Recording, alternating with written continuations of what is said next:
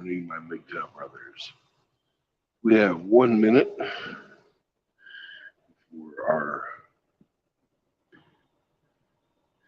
we're ready to legally drive.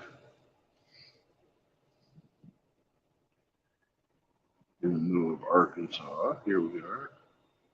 First, we'll be going through Little Rock. We're going to change highways from Highway 40 to Highway 30.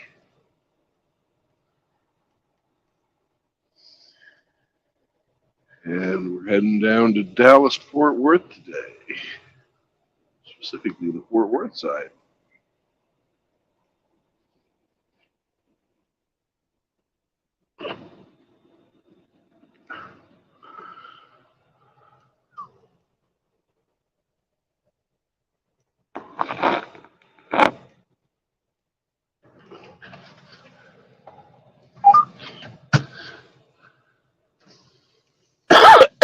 Our 10 minutes are up.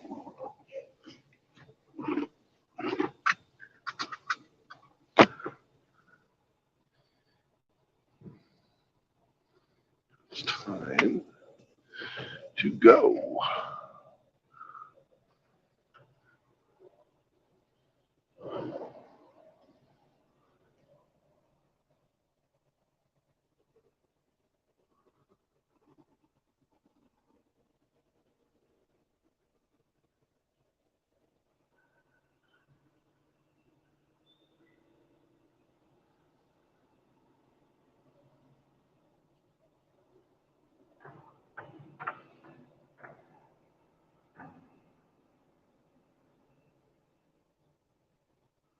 See, that guy reads his signs very well. Do not enter.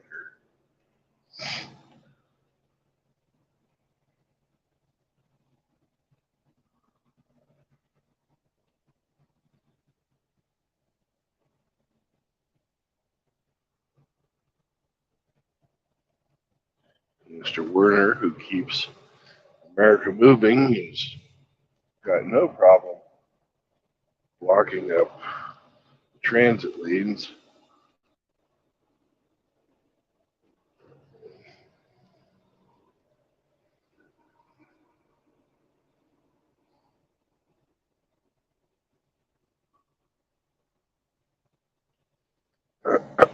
Here in the truck stop.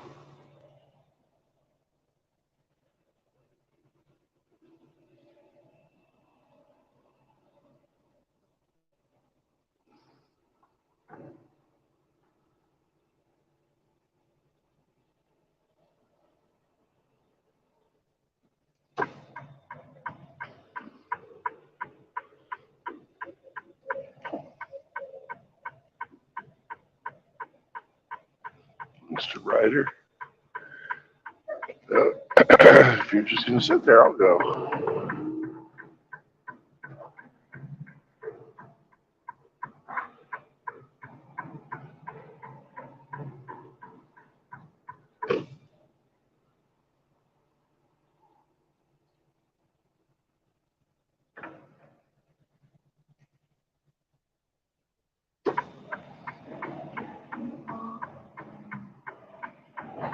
I hear you, whoever got on. I will let you on in just a bit after I get around this corner and onto the highway.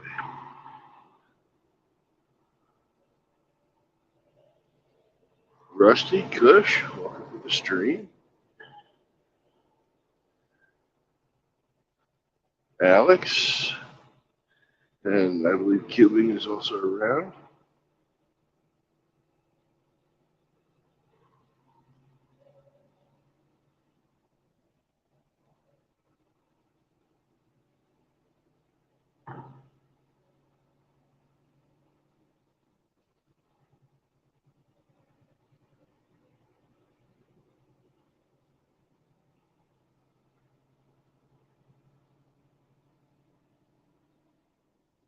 And Ike. Hello. Welcome to the stream, Ike. You're up early. Or late. Up Up early? No, no. Up late is what it probably is. I did a live stream earlier where I made some blacksmithing things, Oh, cool. I and didn't even see those come up on my feed. oh, I'm sorry. The only reason I don't have my camera set up is because I was using it to shoot the blacksmithing thing, and so Yeah. my microphone is the only thing that's set up here, and so that's where I'm at. But it was a fun time. I did about 2.5 hours of blacksmithing. Cool. Well, that's great. I am looking forward to learning how to do that. No, once you come down here, I'm gonna show you like the stuff I made tonight. I did like 3 of them, and I have them down to a science where I have a jig. I have a jig that we use, and I could probably make one about 25 minutes. But if I Cool. wasn't talking, was that What are you making tonight? I made bottle openers. All right. They're really cool bottle openers too. But I have it down to a science where if I wasn't talking to the chat and everything, it took me about 35 minutes to make one. But if I was making it without having to do like talking to chat and all that stuff, I probably could make one in about 15 minutes. But I probably could make one in less time. And so I have it down to a science where I could show one person how to make them in about an hour. Very nice. I was thinking about making a bottle cap opener, bottle opener, and I wanted to put a little like lip on it because I was watching you make yours the other day, and I didn't see you put a lip on it to catch the edge of the bottle cap. Probably Um, doesn't need one, hold on. Let me plug my camera in, and I will show you what I made. And I think but you'll be surprised because let me plug my camera in because I think you'll be surprised because I I actually can't did put really a watch it, so I you're gonna did have put to a use lip your words. I did put a lip on it. Oh, well, the one I watched you and Scotty making the other night was no lip. Oh, that was the easy one that I started out with. So yes, the one that the Scotty and I made has like the heart coming in and the two ends come together. That isn't it is a bottle opener, but that isn't the one that I made tonight. Okay, like Oh, I said, hey, I haven't seen your stream, so I don't know. Howdy, hey, gentlemen. How are hey, you how's guys? it So going? yes, it's the chess bully. Welcome. The chess bully. No, not a bully. Hey, I should have. Uh, I could have taken him up on his $10 a game thing that he wanted to do. He mentioned one time during the stream. He was trying to get uh, Kush to do that too. But how are you doing, Brandon? How are you doing, Ike? I'm doing great. I, Brandon's starting early. He's burning the midnight oil. And by early well, I'm pretty sure it's like 5 or 6 a.m. he's gonna. yesterday I started at 2. Today it's 5. I'm starting late. Yeah, he's late today. He was on the. Damn. You no, actually, I think you were on the road a little earlier than 2, right? Wasn't it like 1:45 or something like that? Something like that. Shit. It all just sort of runs together. Yeah. Yeah, this was a very poorly planned trip, and they overpromised. So your company overpromised, and now you get to underdeliver. Oh Right. no. Brandon, if you don't mind me asking, where are you at right now? I'm in Arkansas, maybe about 80 miles east of Little Rock, and I'm heading towards Fort Worth. Okay. Nice. So, Brandon, another question for you. What are your plans for April when we do the the get together? Like, do you have any plans for that? Well, I was planning on just driving my truck up there and sleeping in the truck. Do you have a place to park it? That's the thing. Do I have a place to park it? I'm trying to find a way to I'm get up there. I'm not going to have the trailer. I'll just have the truck itself. I might be able to help you accommodate that because I've got friends around the area that might have places for you to park the truck. If not, you can park it. You can park it over at the school, and you're more than willing to. I am more than capable in allowing you to just park your truck there and just stay in there. Do you need Well, that'd be power? great. No, Do you I need don't need power? power. Do you need any kind of water accommodations? Well, I would, like to have access to your toilet. Well, yeah, you'll definitely have access to the bathroom. I just don't have a shower. Well, I can take care of that. The thing is, I have a friend that lives a couple miles away that has a shower that I've been using, and he will probably be more than accommodatable to allow you to use his shower too. Well, it wouldn't be the first time I've gone without a shower for a day or two. Yeah, okay. I spent all last winter in a tent, so I'm not exactly a wilting violet. So, like, I can honestly tell you, after living in this caboose here, like, I'm honestly in the caboose right now, but you can't see me because I haven't hooked my camera up. I have gone more than a day and a half. Usually, I've not gone more than like 3 days without a shower. Within the last month, Yeah. I've probably gone at least 5 days without a shower, and I hate it. I hate it so much. Oh, it sucks. It's bad. It's not fun. It's not fun. It's not good. Well, last winter, whenever we didn't have ice, I was taking my baths in the lake that's right by my house. So Are you driving right now? yeah, I'm driving right now. Okay. Zombro, are you still here? Did Zombro leave? I don't know. He goes in and out. I He doesn't talk for long most times. Yeah, I just asked if he was still here, and he said he wasn't. He's other night. Go Zombro's ahead. wanting to come out to the meet too. He hasn't got his plans. He mentioned that. So like I've said before, I can have in a class 6 people. 6 people is the max, not necessarily the max, but the optimal amount of people. But we can't. We have set up for 9. So I don't know if more than 6 people are going to show up, honestly. But if more than 6 people show up, we can accommodate 9. But if more than 9 people show up, I'm thinking we do 2 separate classes and we alternate.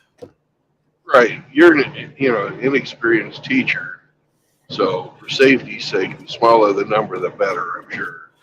Well, no. If the amount of people I think are gonna show up are gonna show up, I'm probably gonna get an actual blacksmith teacher to teach the class.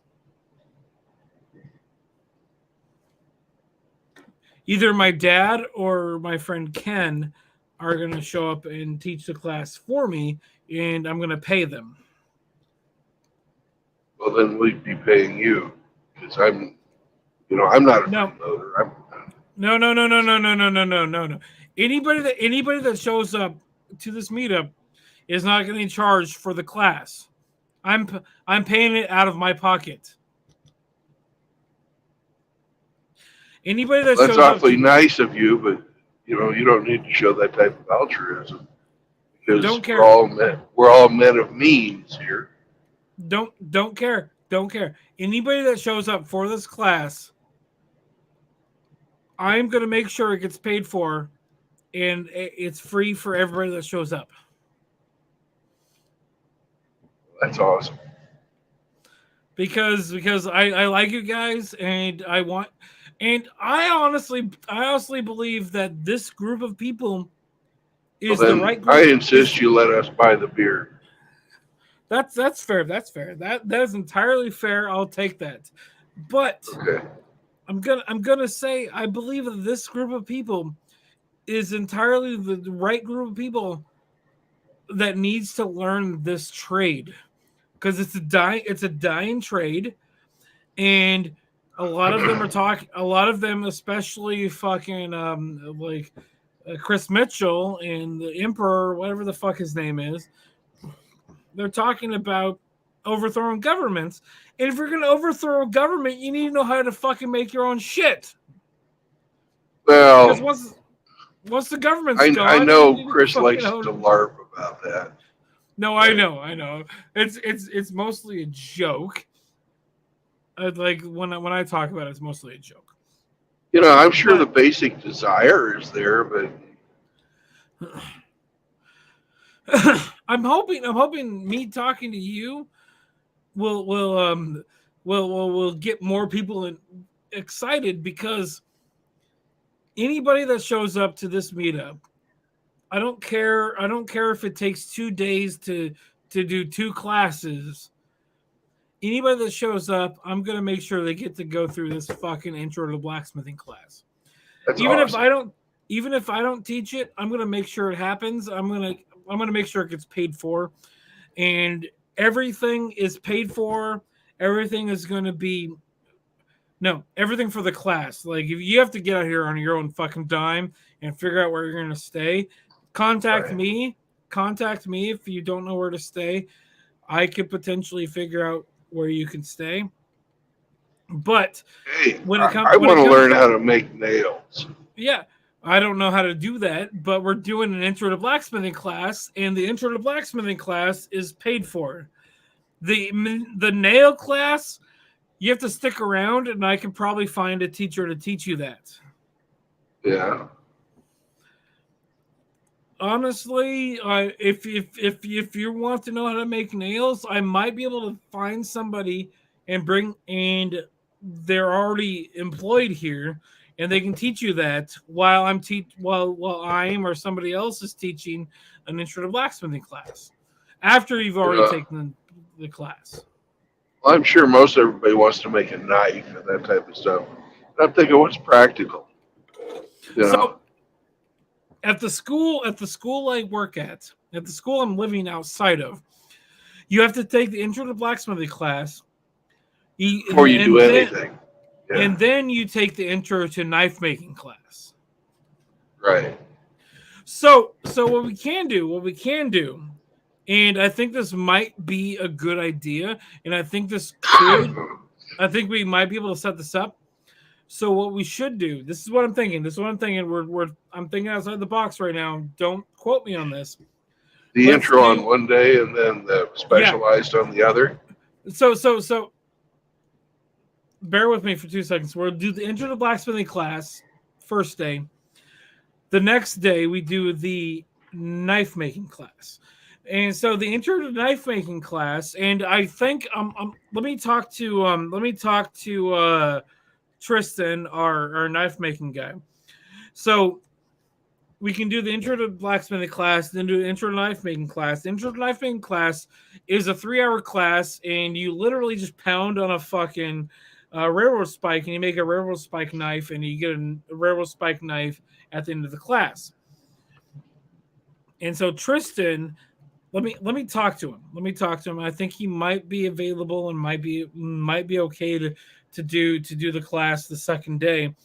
He was a contestant on Forged in Fire, and I think Cool. I might be able to convince him to teach this class. But anybody that takes this class has to take the intro to blacksmithing class, which is another 3-hour class. And I think it'd be a great experience, and it'd be a two-day experience. I think that makes a lot of sense. That'll give it, something productive to learn while we're out there. I'm not opposed to drinking, but I detest going to clubs.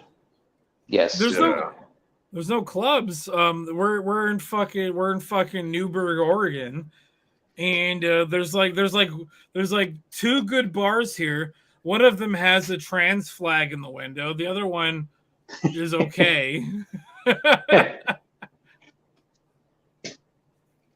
Message received. So I think if anybody, if we get enough people, we can do the intro class the first night. Like get drunk that night, do whatever, and then the next night we do the intro to like knife making class, and we fucking make some knives, and then everybody gets like all of the skills and all, like everything that they just made, and then that night we just go and get drunk, and then everybody goes home the next morning. Yeah, I'm trying to figure out if I can get up there. Cause where are you at, Zombro? I'm in right outside of Tulsa. Arizona. Oh. Tulsa. Oh, Tulsa, Oklahoma. Oh shit! Why did I think Arizona? I'm fucking retarded. I'm sorry. No, I think you were confusing it with Tucson. Oh, you're right. You're right. How many? So my question is, Brandon, how many people are trying to get out here for this event in my area? It's still in flux. No, I know because it's in April. Shit. Hold on. What day in April? What day in April did you say it was? Well, the 22nd is what I've been telling everybody. The 22nd? So like toward the end of April. Okay. I had heard in the beginning it was like the opening. Well, early April. I had said that because Kush was planning on coming, but now Kush is not going to come. So, and Kush has a like a conference or something there. Shit. I might not be available that weekend. Okay, well, that's why we plan early. If we do it, hold on. I have to look into this. I don't know exactly, but I think the oh shit, no, it's either that weekend or the next weekend. I'm going to be busy for like a cycle cart thing with a bunch of teachers. But let's go for the weekend before that. Let me do some research because I don't know if it's the weekend before or the weekend after. So let me do some research. Yeah, and I remember Scotty side mentioning something about early May would work better for him. May would work a lot better for me. I know a few guys said that too. Like May would be a little easier. If May is better, then we should do May. I just pulled the April thing out of my ass because I thought that would be a nice time of year in that part of the world. I think May might work a lot better because April is when a lot of shit is going down for me.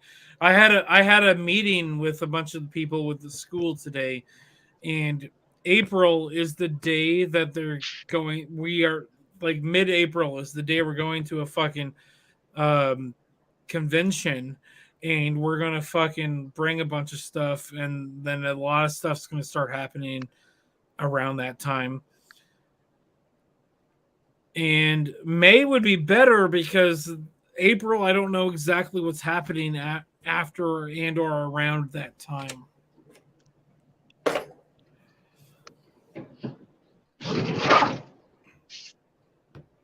Okay. I'm flexible. I can do it whenever. So let's Yeah. still let's can we plan for like late April, early May? Yeah.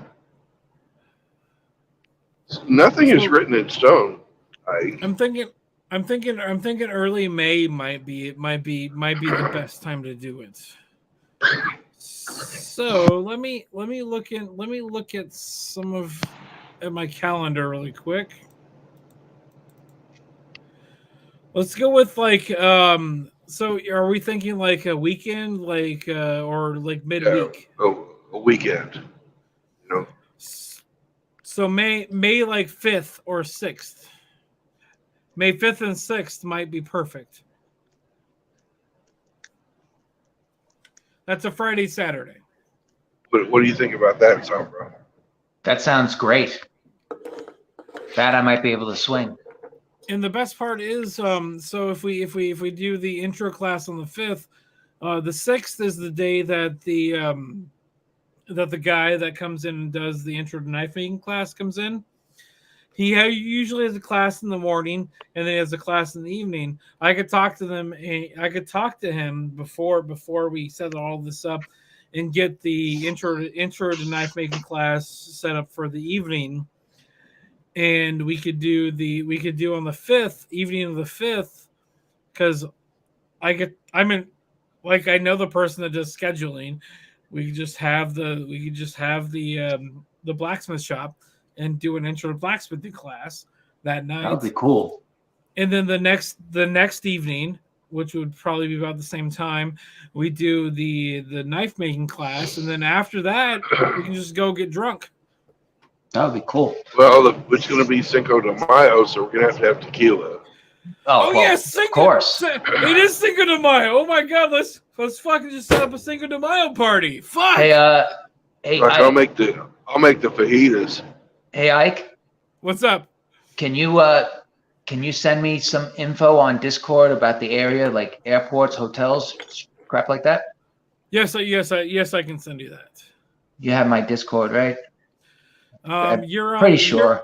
Are you I'm on Shinobi and Chaos. Yeah. Hold on. I think you've commented on some of my stuff. Let me see if I can find you really quick.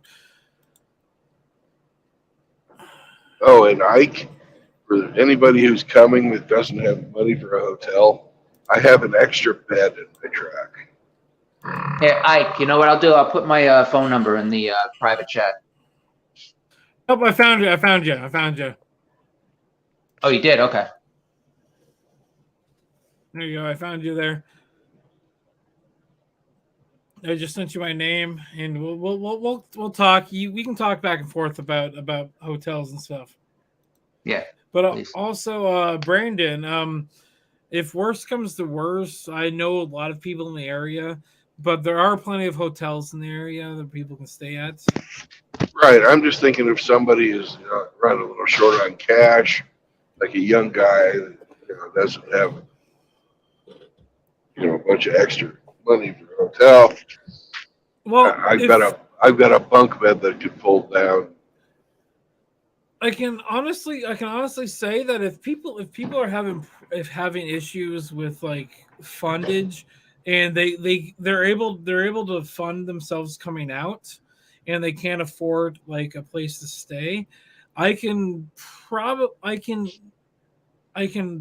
talk with them and maybe work it out where they can stay inside the school, because there's plenty of open space, and there's space that they can stay, and I can get them a shower in the morning if they need it, and we can work. I would caution you against leaving people unsupervised inside. Yeah, that's a big risk. That's a bad idea. Did I say unsupervised? No, I said they can stay there. They're not unsupervised. They're always on camera. Oh, okay. Okay. We have security better, cameras. We have security cameras, and I live. My house is literally right outside the fucking school. Okay. So if they're gonna stay there one night and they fucking try to steal shit, I'm gonna kick them out or shoot them in the face. I like that second option better.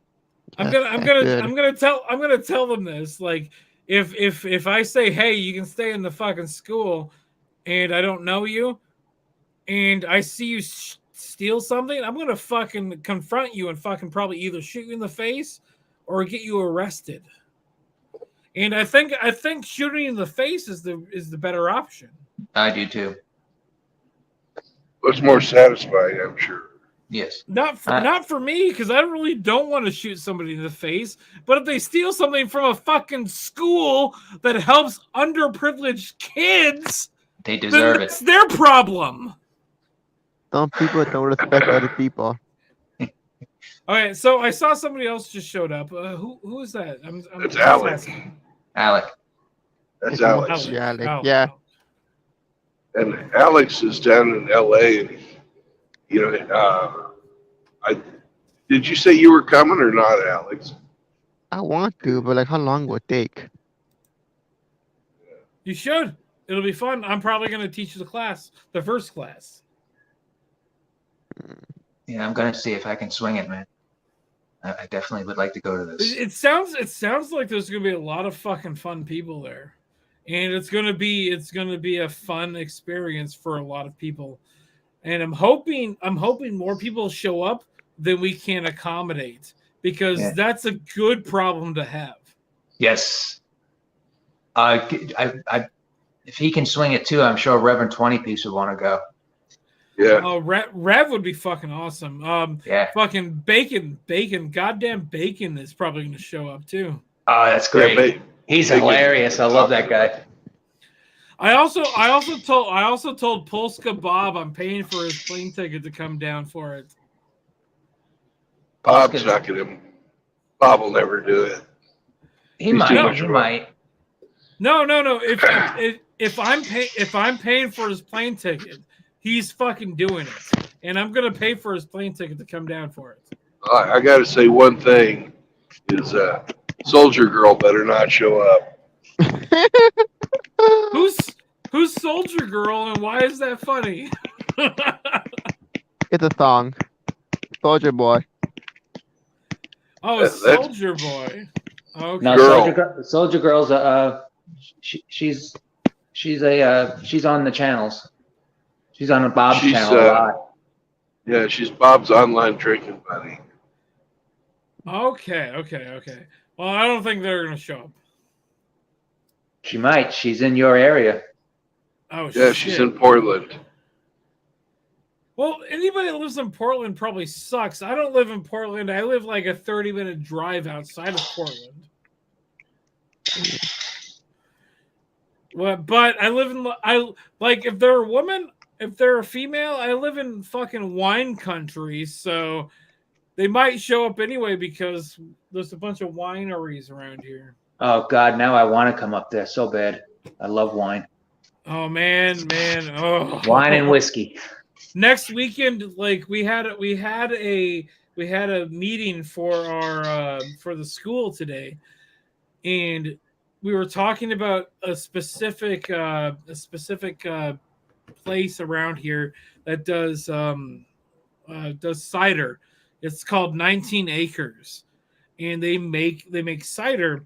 And my dad is interested. They have a fucking train on the fucking site there, and my dad loves trains, and he wants to talk to the guy. He wants to talk to the guy about trains, but the guy doesn't want to talk to my dad about trains, and so he's trying to figure out a way to get in there.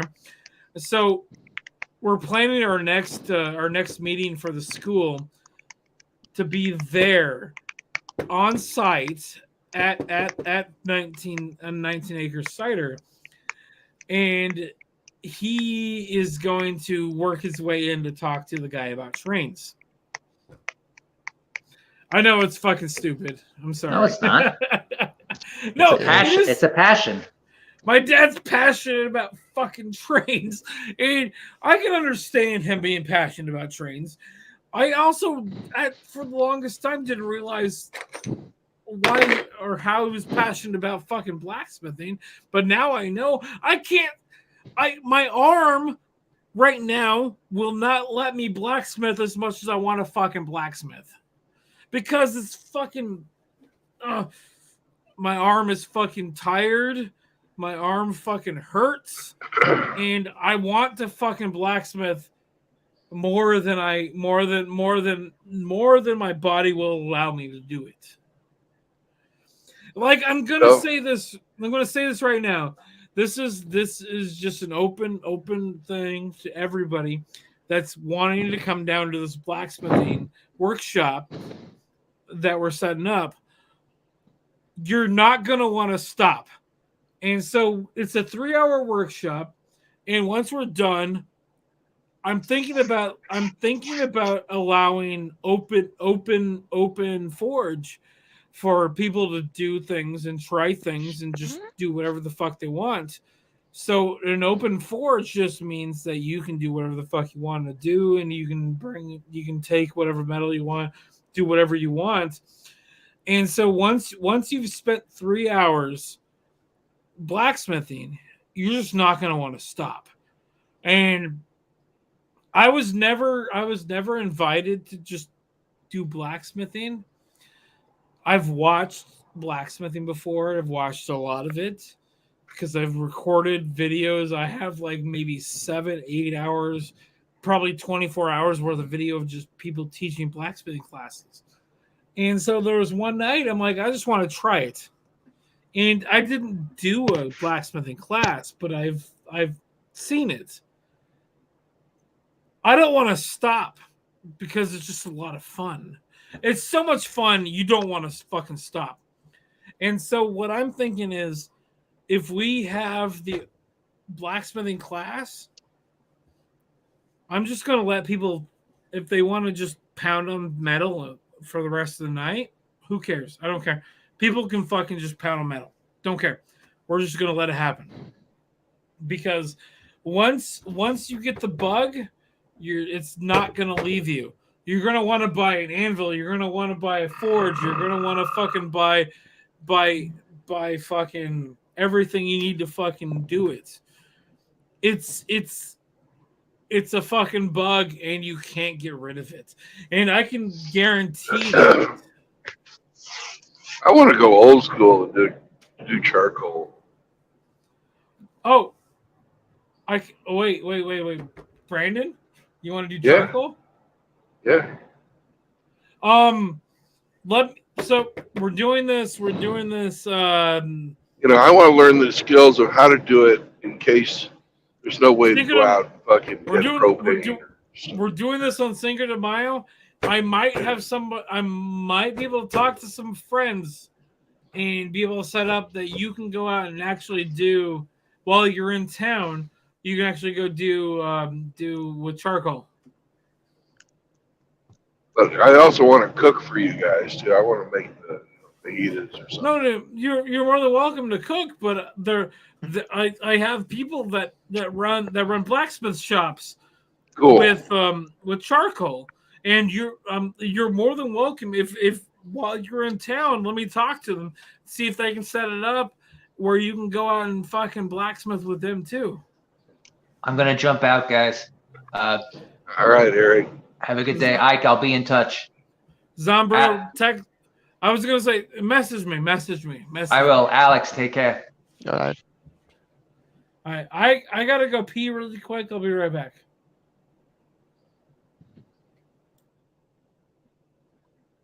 Damn.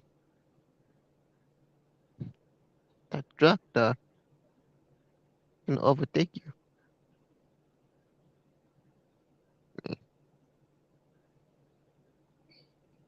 You gotta get a better microphone, Alex. That costs a lot of money. They did like a Skull Canny microphone on a headphone. Yeah, That makes sense to you? yeah. You can get a headphone mic. You can get like a gaming mic at Walmart for $35-$40. Oh, They're not that expensive. that's very true. If you're going off your PC, if you're doing it off your phone and you're doing Bluetooth, they're a little bit more expensive. Not that much. The problem with my phone is I jack up the head jack. Yeah. Well, you can't do Bluetooth? I could do that, yeah. Because that's what I'm running right now. Is I'm running a Bluetooth headset. I don't know how to run it that way. I think my sound quality is okay. Yeah, it's okay.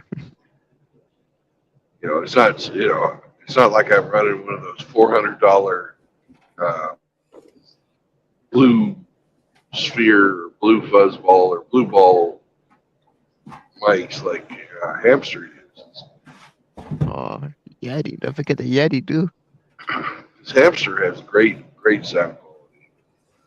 No, Hamster has great sound quality, but he also has great audio quality Equipment. because no. He has a good voice. Like it doesn't matter about your equipment. It just matters how you sound and how it's recorded. Never mind, you're right. He has good equipment. Hmm. Hey, what do you think about forging aluminum? Aluminum? Yeah. I have somebody that can talk to me about that. One of the instructors here at the school is a contestant and came in like third on an episode of Forged in Fire, and she forges aluminum, and she's really good at it. I want to bring like a piece of grind gum, from a bike, and forge it into the knife. Is that a good idea? An No, aluminum edge won't keep it. Won't be very sharp. Won't stay sharp. Maybe do what the Japanese does. I'd steer to the shop at a at a like a at a meta. honest, Make some type honestly, of Damascus. I think honestly, the melting honestly, temperature is too different, isn't it? yeah. Well, melting temperature is definitely different. Honestly, I don't know anything about aluminum, and honestly, at this point, I don't know if an aluminum can hold enough of an edge for it to actually be an effective knife. That's true, huh? But if you want, if you want to Go ahead. if you want to try to forge it, you can ask me the question now. I can ask one of the people that forges aluminum, that uses aluminum, and then I can relay it. Maybe like do what a Japanese does, like add add steel to the blade spot with the So the, you with the want sh- you want to do like what the Japanese do with steel, but with aluminum. yeah. I think there's a reason they don't use aluminum. I'm pretty sure the Japanese has had access to aluminum. So I don't think aluminum would work for what you're asking. Mm. But you can try. You can try. Aluminum would make a really good pommel or a handle, Maybe, but the maybe. actual blade itself, I would not use aluminum for a blade. it wouldn't last. It's too soft. The one of the teachers we have, I hung out with them last weekend. They had a bunch of stuff for sale, and one of the things they had for sale, they forged some aluminum into like feathers. They look like feathers, but they were quill feathers. And at one end of the quill, they had a thing for using it as a pen, so you can Cool. dip it in, and it had aluminum is fucking light as shit, but it is not. It does not have the quality you need to make it into a blade. Yeah, you're right. You cannot make an aluminum blade. As far as I'm concerned, if you want to talk to somebody else, Definitely talk to somebody else. I don't know anything about making knives, making swords, or anything. But as far as I know, you cannot make a blade out of aluminum that will be strong or have any kind of integrity. You might be able. You can try. You can try. You definitely can try, but I don't think it'll have enough strength to keep anything. Okay.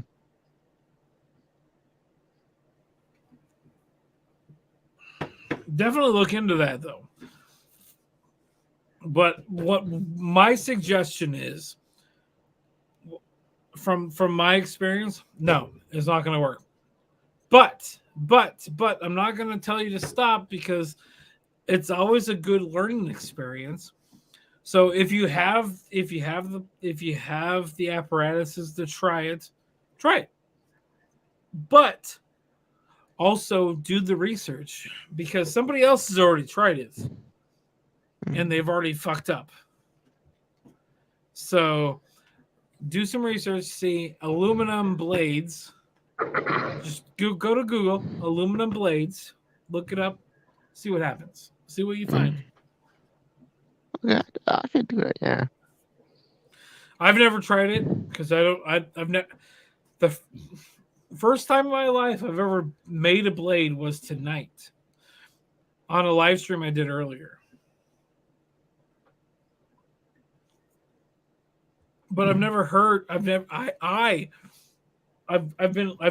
been living this world with like people that make blades for like maybe a year and a half, and I've never heard of an aluminum blade. So that's the best thing. Like even if I wasn't in this world, the best thing I would tell you to do is be like, just being 100% honest. Just be like, do some research. And Yeah. No. when it comes down to it, what I'm doing with like blacksmithing right now, I haven't taken any classes. I've watched like 3 or 4 intro classes, but everything I've been doing with the blacksmithing that I've been doing on the live streaming I've been doing is like I've just been it's just I don't know how to do it. I'm just learning on the fly. So the best thing you could do, like honestly, the best thing you could do is get a forge, get an anvil, and try it. That's true. Huh? But the other problem though is somebody's probably already done it, especially with aluminum, because aluminum has a low melting point. I don't think people make knives or anything out of that. They do, but they don't forge it out of that because it's a melt. Because the melting point is so low, they pour it. You pour it. So You they cast it. Yeah. they cast it. You're right. You're right. They cast it because of the melting point. Because cast iron or not? Yeah, cast iron is such a higher melting point. It's easier to forge, and it keeps its edge easier. That's why they make things out of cast iron or like spring steel. Spring steel has a higher melting point than cast iron.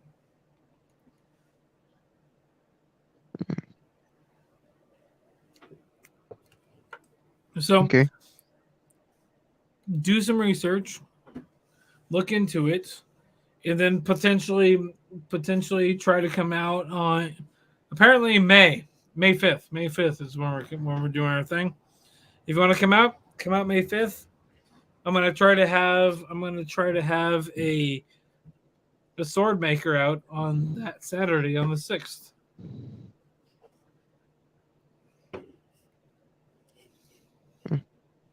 If you want to, I'm not saying you have to, but we're gonna be here in Oregon. I'll give the information to Brandon, and Brandon can give it to you. Okay.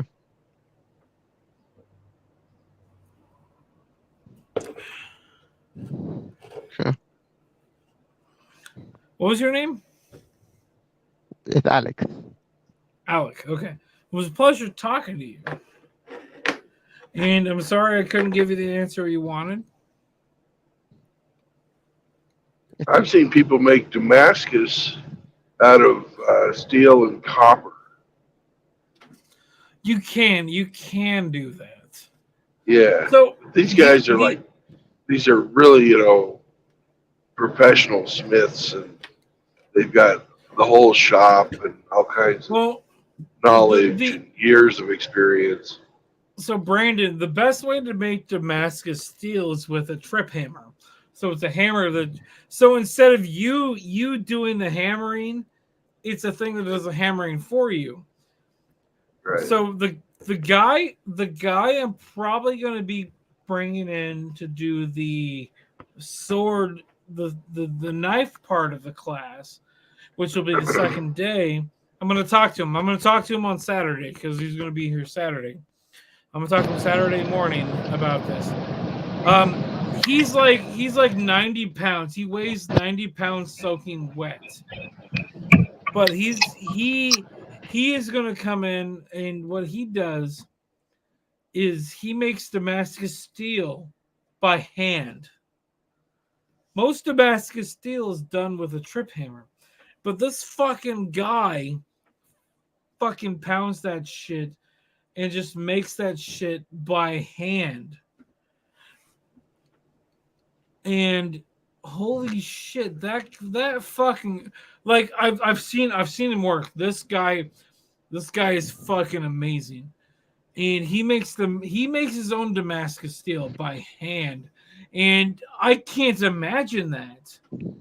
Cause I just make a fucking, I just go over here in the fucking blacksmith shop and make a fucking dinner triangle, and my arm is already fucking tired. That guy fucking does that shit by hand. And I think he also came in second on Forged and Fire. If he's not available, I'm gonna talk to Rochelle. And Rochelle came in like second or third, but she also did an episode of Knife Fight or something like that. And she makes her own fucking armor, and she fucking fights men. And oh my god, Rochelle is cooler than fucking what I'll get you guys a fucking a knife person that was a Forged and Fire contestant to teach you how to make knives. At the end of the day, that's what's going to happen. I'm sorry. Like, one of the things that happens to me when I get drunk is I take over and I just start talking. It's fine. I don't care. I know you don't care because occasionally when I show up to your channel after like 7 hours, it's just like a video of a fucking other truck in front of you because you're done driving. All right. Either Brandon, and I don't know who I'm talking to. Who else is here? Alex. Alex, do you guys have any questions? Oh, wait, no, about the what it called, like a 14 tire, 40 meter.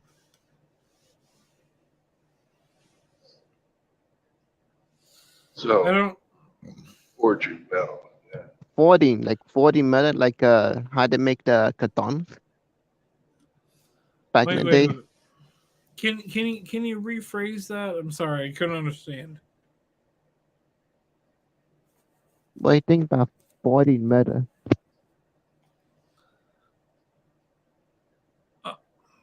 40 meta? 40, like how you fold a paper. Alex, you got to get a better microphone, man. I can't understand. It sounds like you're saying the number 40. Yeah, that's what I'm hearing is 40 meta. That's what I'm hearing. Uh, So can you describe what you're trying to ask? or Or can you type it in chat? Type it in a chat might be good too.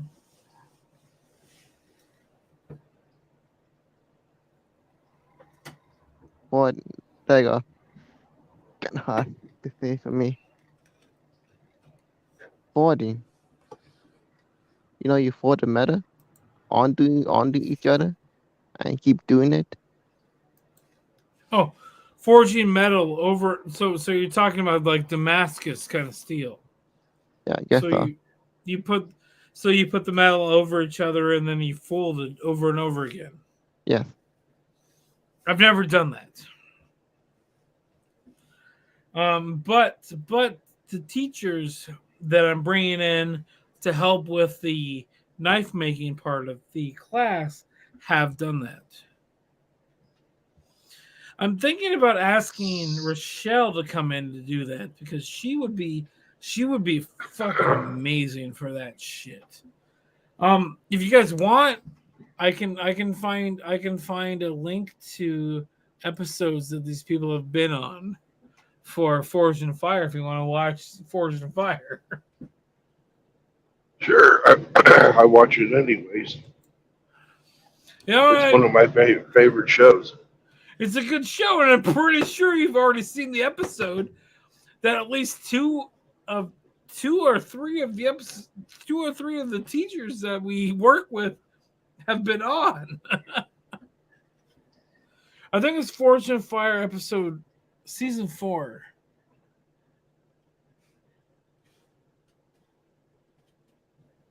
So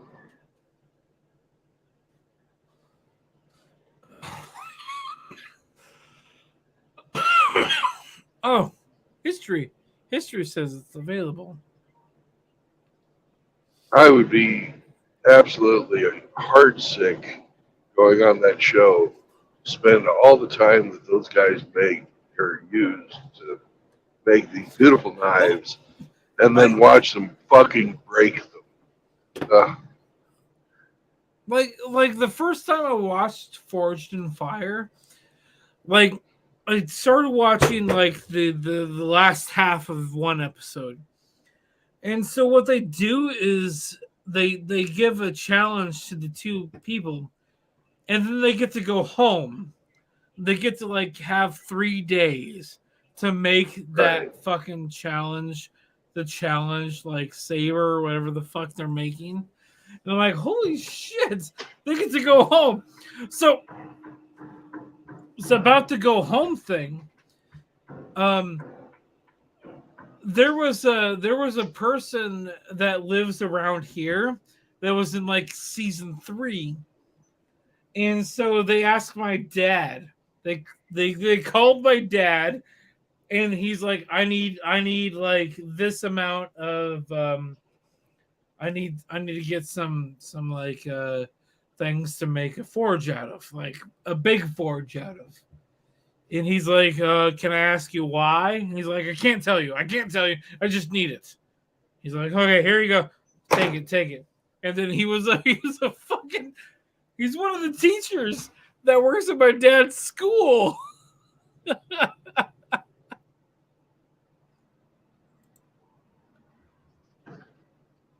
Which episode? I want to find the episode that fucking Rochelle was on. Hold on. Let's see. Deer horn knives? I think this might be it. To get the billet made, and I was happy to see the ball. My name is I don't care about any of this. Answer a couple questions. No, I'm not answering questions. Fuck off. Yeah, I don't know if I can find this. Well, it doesn't matter. Doesn't matter. I have people that were on this show that I could probably convince. And by convince, I mean we're going to pay them to come and hang out with us. So what I'm thinking is we do an intro to blacksmithing class one night, and then we get drunk, and then we do a knife making class the next night. It'll be a intro to knife making class, which will be a what's it called? A railroad spike. You take a railroad spike, and in 3 hours you make it into a knife. And so I think we'll bring one of our teacher one of the contestants, one of the people that won, not won, but we don't have anybody that won Forge and Fire, but somebody that's been on Forge and Fire is going to teach us how to make railroad spikes into a knife, which I think would be a good fucking experience for everybody. So what do you think? What do you think, Brandon? I think that's a great idea. So I'll talk to Rochelle and say, hey, May 6th, we're gonna pay her, but you guys aren't gonna be charged for it, but we're gonna pay her for teaching the class. I'll make sure she gets paid, but I want her to come out, and after the class, if she wants to teach you how to do anything else, let her. Do not stop her from teaching you how to do anything else. And so I think May 6th, so 5th and 6th, I'm going to reserve the everything. And I'm going to try to get Rochelle to come out to teach an intro class. And honestly, I'm going to pay for everything. I'm going to pay for her to come out. I'll pay for her to be out there. Whatever it costs to get her out there, just to teach you guys to fucking make knives. And I think it'll be a great fucking time for everybody. Rochelle will have fun. I'll have fun, and I'm paying for it all. Excellent. Howdy, Ape. Oh, Ape's out. Oh, fucking off. Fuck off, Ape. Hey, I gotta go. I'm Later, drunk. Ike. I'm drunk, and I just agreed to things that I probably shouldn't have agreed to, but I think it'll be fun. I think it'll be And fun. if you have second thoughts, take them back. I'm not gonna. Honestly, everything that I just said tonight, and just me in my drunk state thinking about sober Ike, I think that everything I just said, sound. It's sound. So we're gonna do 2 nights. So let's do the 5th and the 6th, and then the night of the 5th is gonna be an intro class. The 6th, I'm going to pay for having a contestant from Forge and Fire come out and teach the intro to knife making. And I think that's the day she normally comes out, and I think it's going to be good. And I'm hoping a lot of people come out, but I'm hoping no more than 6 people come out.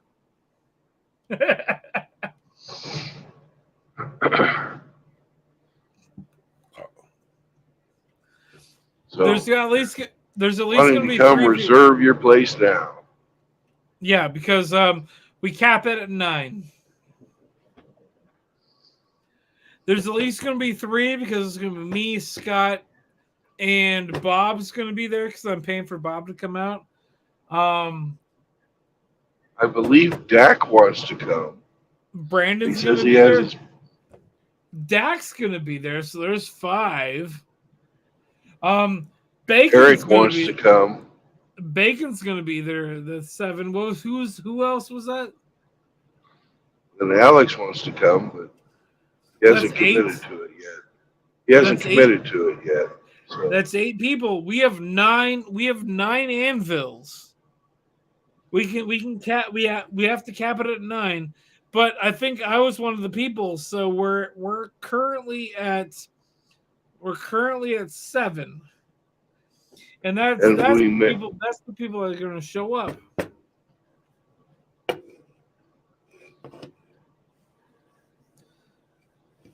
But the cool thing is, we can always do the class twice, and it's a 3-hour class. But I'm going. We're going to push the limit. We're going to push the limit because normally they cap it at 6 people, but if you have more than 9, we're going to make it happen because we have at least 9 anvils.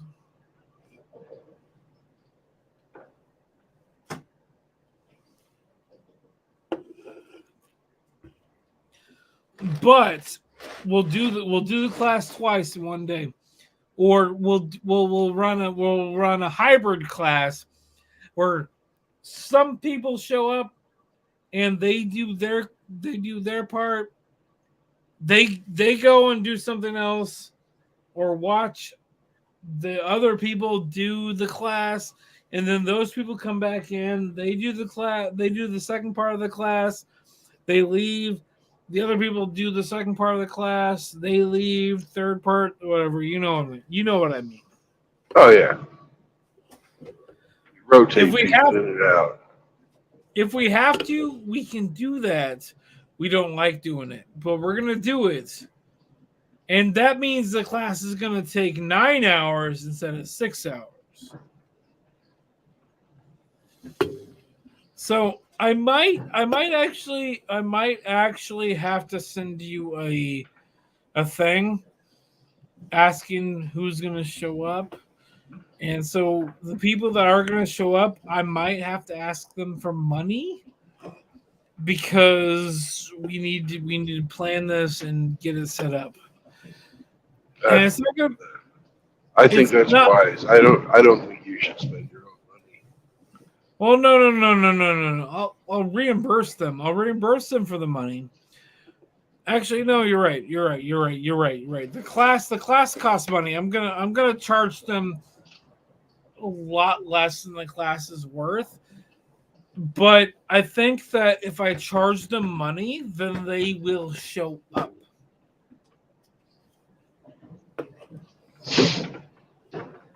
So I'm thinking of charge like the class we're going to be doing is like a $250 class. And so I'm thinking of charging like $30 a person for the class and then reimbursing them after the fact. I don't think you should do that. I think you should just charge us the money and keep it. So I'm thinking so it's like a $250. It's a $250 class. And I'm thinking about charging $30 per person for the people that are showing up for the MGTOW or whatever. And so I think a $30 is more than fair. Oh yeah. And so I'm thinking about charging them before they show up, just to make sure that they show up. Because if you're invested in money into something, you're more inclined to come and show up for it. Because if I'm sitting here and saying like I'm gonna pay for it, you don't have to pay for it to show up, people are gonna say, oh yeah, I'm gonna show up. No, I think you're right. You are right. $30. I'm gonna charge everybody $30 a person to show up for everything. It doesn't matter.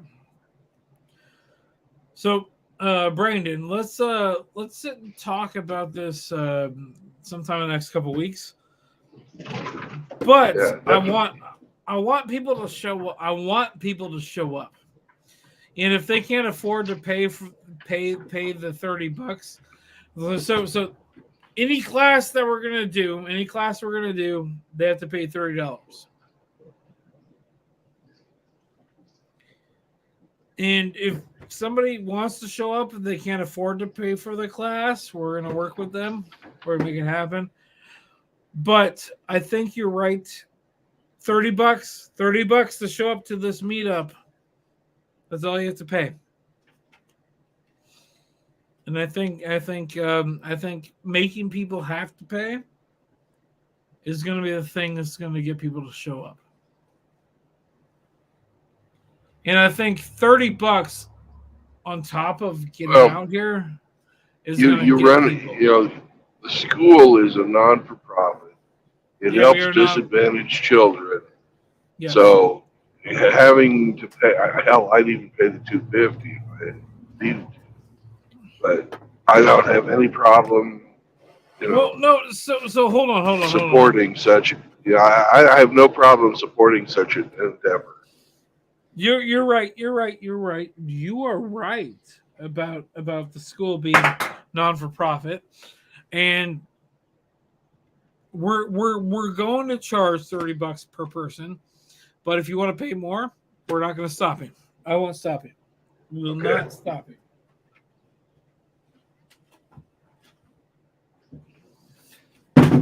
If anybody wants to pay more than $30, then you're fine to pay more than $30. But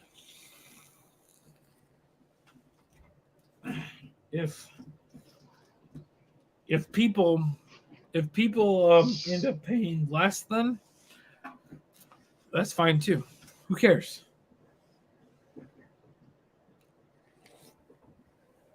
The entire point of this school is not is mostly to teach young people how to do blacksmithing and that kind of stuff. But we're also trying to teach people that don't realize that they didn't need to go to college. They didn't need to go to college. They didn't need to go get that degree. They didn't need to go do that. If you went and learned a fucking trade, you would have made just as much money.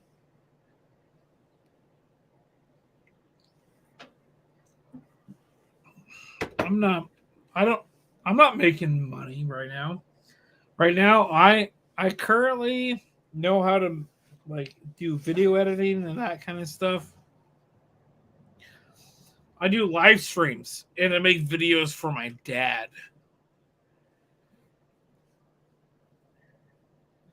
Well, Dak paid you. Did you ever get his shit finished? Say it again? Dak paid you for something. Hemi paid me for Dak. Oh, Hemi paid you for Dak.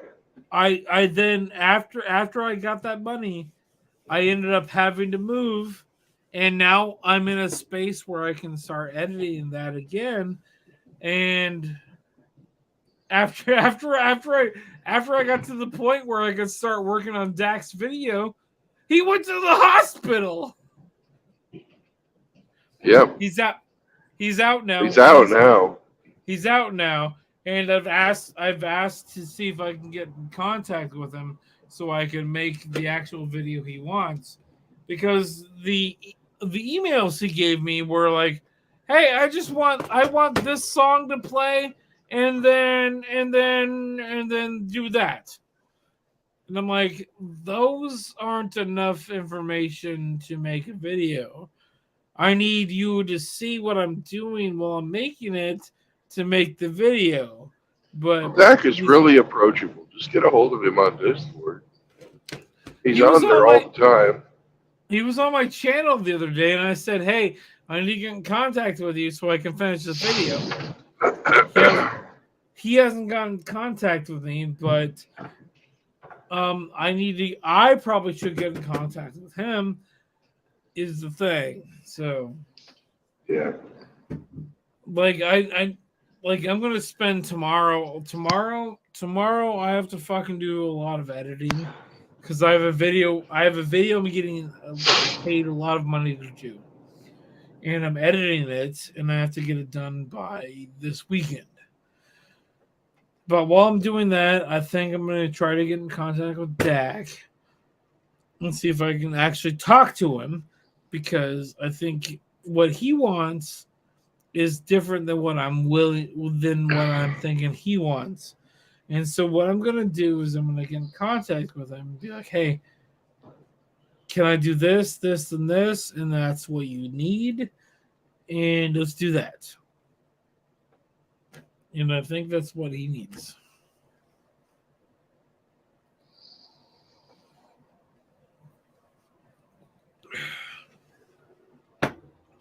Because for the last like 6 months, I felt like a fucking mook. Mainly because I told Dak I was gonna make him a thing, and I haven't made it for him. The problem is I ran into the problem that I don't have my system to fucking do that, to make the thing for him. And then he went, and then as soon as I got my system available to do it, he was in the fucking hospital. Yeah. So it Well, was that's just life. like it's like a comedy of errors that I wasn't able to make Dak's stuff. But even when I was available to make Dak's stuff, I wanted and needed more information from him, or I wanted to know exactly what he needed. I don't want to get into this because there's a lot I could have just said yes, no, maybe to all of this. And I need to say that to Dak and not just out to nobody.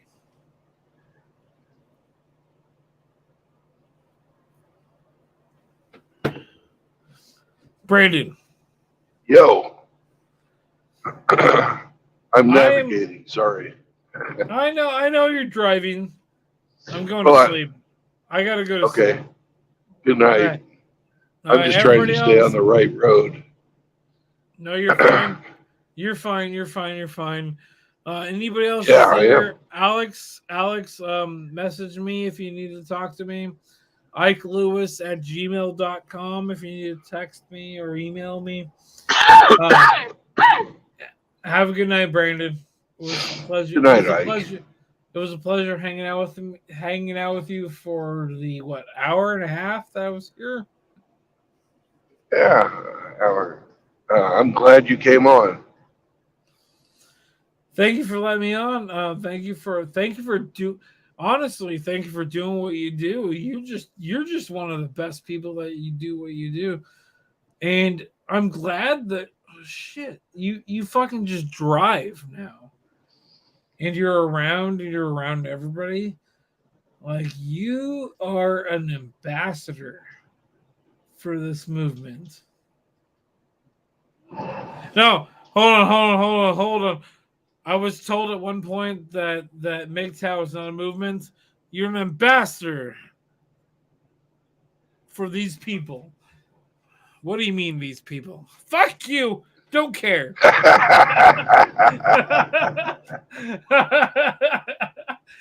Do you know what I mean? It's not a movement, but it's not a group of people. It's just a way of We are a group. No, you are a group, but it is just a way of life. Like, there are people It's that a philosophy. MGTOW's a philosophy. yes. There was one. I was actually asked. And you also said that you're not MGTOW, so. Yeah, I was asked, like you just said. I was asked the other day. I'm like, why do you agree with these people? Why are you in that group? I'm like, what do you mean that group? Like, I'm not in that group. I'm like MGTOW adjacent. I'm like, I understand and agree with the movement. Not I a don't even movement. think it's not a movement. I understand and agree with you guys, with what you guys preach. But there's some of you and there's some parts of it that I don't agree with. And so That's fine. You go your own way. that's the best part about the MGTOW name. Men going their own way. So if there's a man going their own way, then that's not wrong to the movement.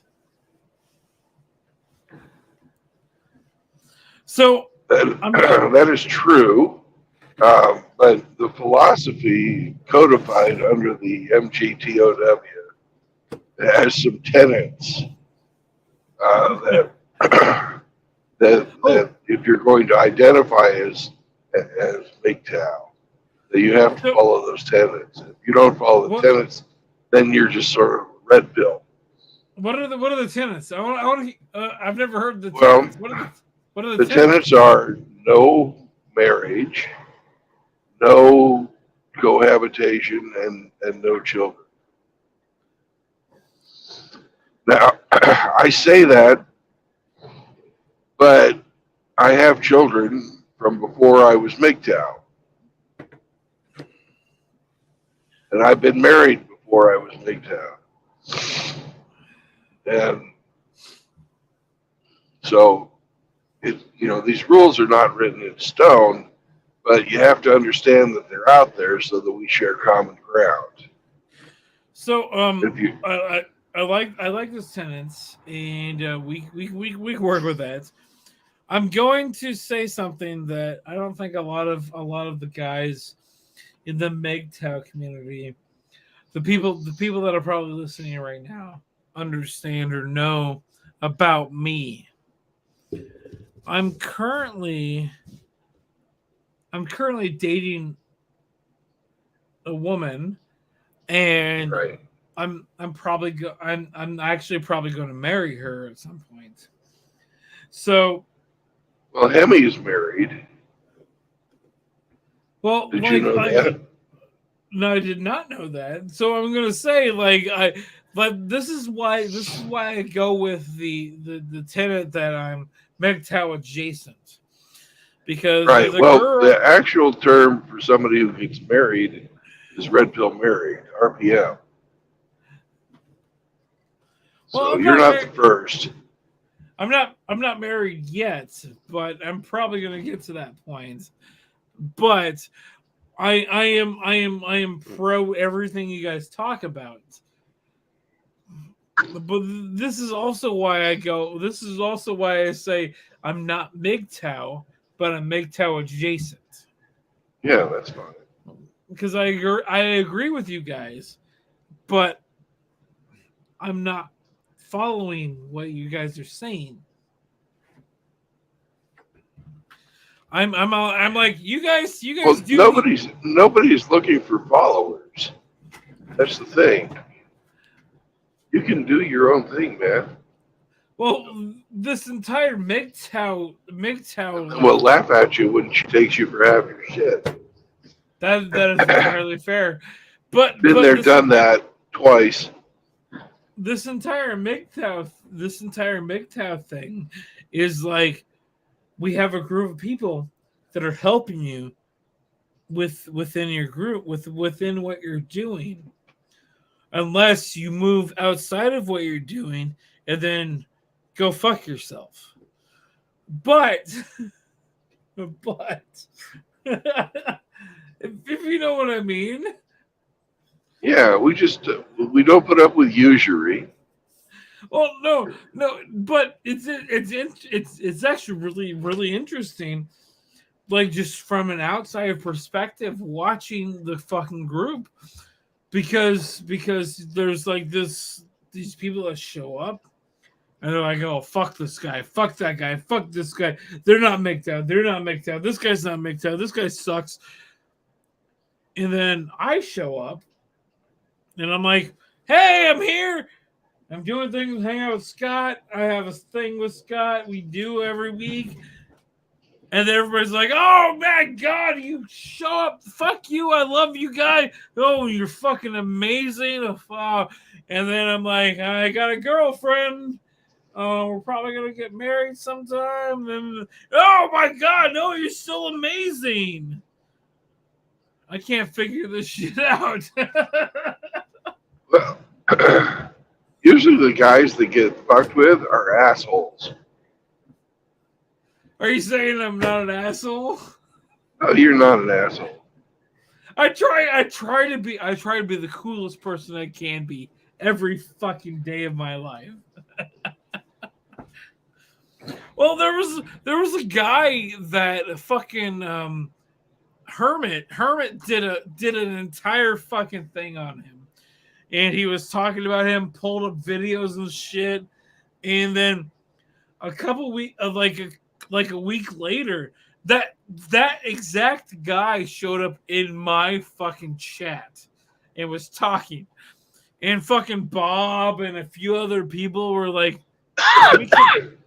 we need to kick him out. I'm like, we need to kick this guy out. They were asking me. They were asking me, and I'm like, Bob, I'm trying to fucking make fucking like metallurgy shit over here. I'm moving metal here. I have you guys as fucking chat moderators for a reason. If you want to kick him out, kick him out. So they kicked him out. And I'm like, it was either Angler or Okie. you know, it was Dude Bro or something like that. Whatever. Oh, that guy. I don't even know that guy. He showed Yeah, up. He showed up. I've heard he's sort of an agent provocateur. Yeah, he showed up in my chat after. The only reason he showed up in my chat is right after fucking Hermit's thing, and Hermit fucking banned him from his chat's shit, and so he found people that were in Hermit's chat that didn't ban him that do stuff, and so he showed up in my chat, and these and actually in the benefit of the people in the chat, they actually voted to kick him out. And no, seriously, it was like 7 to like 2. They're like do vote to kick him out, and they were like, how many people are watching? And so the vote came out 1 to 6, and then it came out to be like 12 to 2.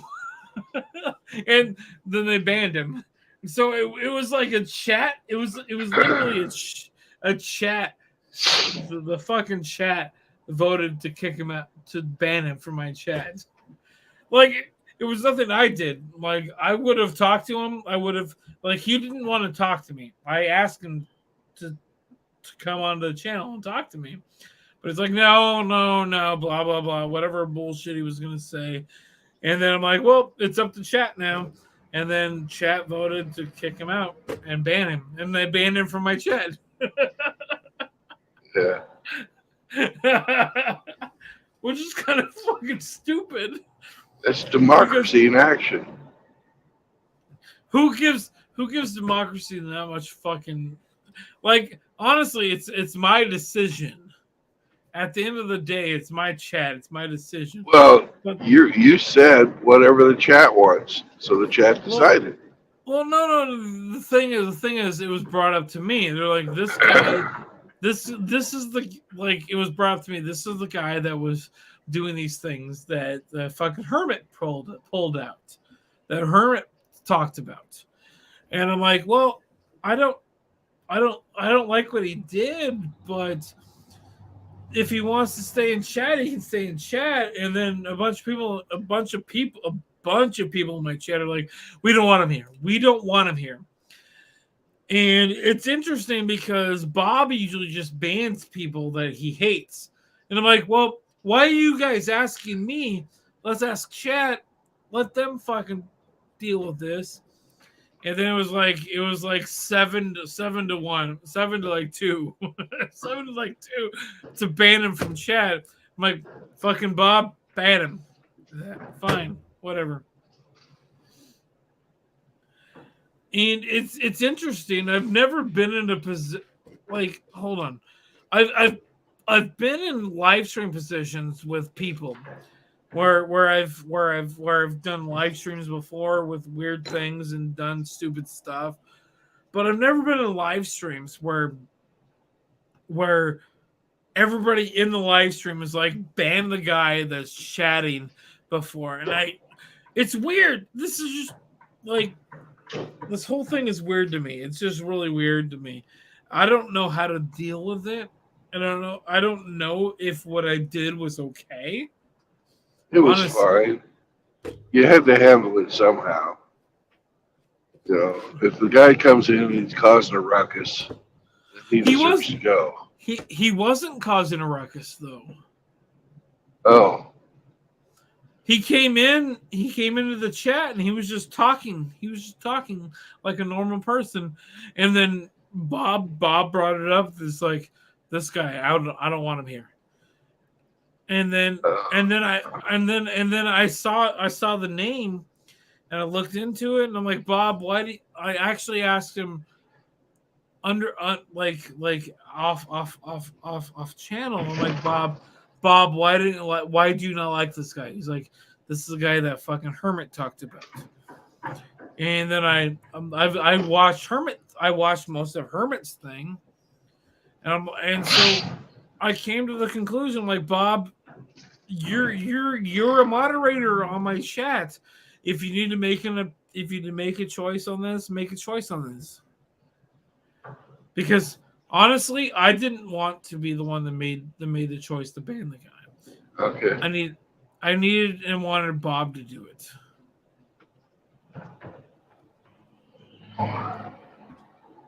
The main reason I did that is because if they came to me, I knew they wouldn't, but if they came back to me and be like, why did I get banned from your channel? One of my moderators did it, even though I told him to do it. You understand, right? Yeah. And I think Bob's the best person to fucking tell somebody to fuck off. Even if I agree with him, Bob's the right person to say, hey, fuck off. And if they come back and be like, hey, why did you tell me to fuck off? I'm like, oh, moderator did that. And then if they come back, I unban them. They come back, and then I ban them. Why did I get banned? Oh, you did the same thing. You did the same thing we already banned you before. I just wanted to do it myself. Yeah. Because if you're going to have people as moderators, you got to support them. Or you have to take their moderator status away from them. Well, if they're abusing it. I 100% believe Bob has been abusing his moderator status, but only because he was doing it because it was funny. Because he does a lot of that. Yeah, he does that a lot. But everybody knows it, so it's sort of like your badge of honor. You got banned by Bob. But I believe I have several people who've been banned by Bob who want the next time that Bob comes on, they want me to unmoderate him so they can ban him from my chat. No, I'm not going to do. Yeah. It'll be funny. I am not going to unmod Bob because I think that a lot of the fucking drama is hilarious. No, I would just unmod him for like a day, an afternoon or something, and let everybody fucking ban him whenever he shows up. Honestly, I'm never. That would be funny. I actually think with my channel, I'm never gonna unmod Bob, ever. Even if I pissed off at him, even if I fucking ban him from my channel, I'm never gonna unmod Bob. Only because I think personally, this is my personal opinion. I think Bob is one of the best things that's ever happened to me. Bob is awesome. Because he's like, your drunk uncle. Yeah, drunkle Bob. Yeah. Okay, Brandon, I gotta go to bed. All right. Sun's coming up here. It's time. Yeah, I'm literally drinking my last beer, and I need to fucking go to sleep. Okay, so have a good night. If you go live tomorrow at some point, I'll probably pop in for like 2 seconds, but I'm Okay. probably gonna be hungover as shit. Probably. Let's talk off stream about the meetup. Sounds good. All right, have a good night. Sleep well. Bye Or wait, hold on. Have a good morning. bye. Thank you. All right, good luck. Well, I hope the luck that Ike was referring to was seeing the blue sign of urination. We're looking for a rest area right now. I got to piss like a racehorse.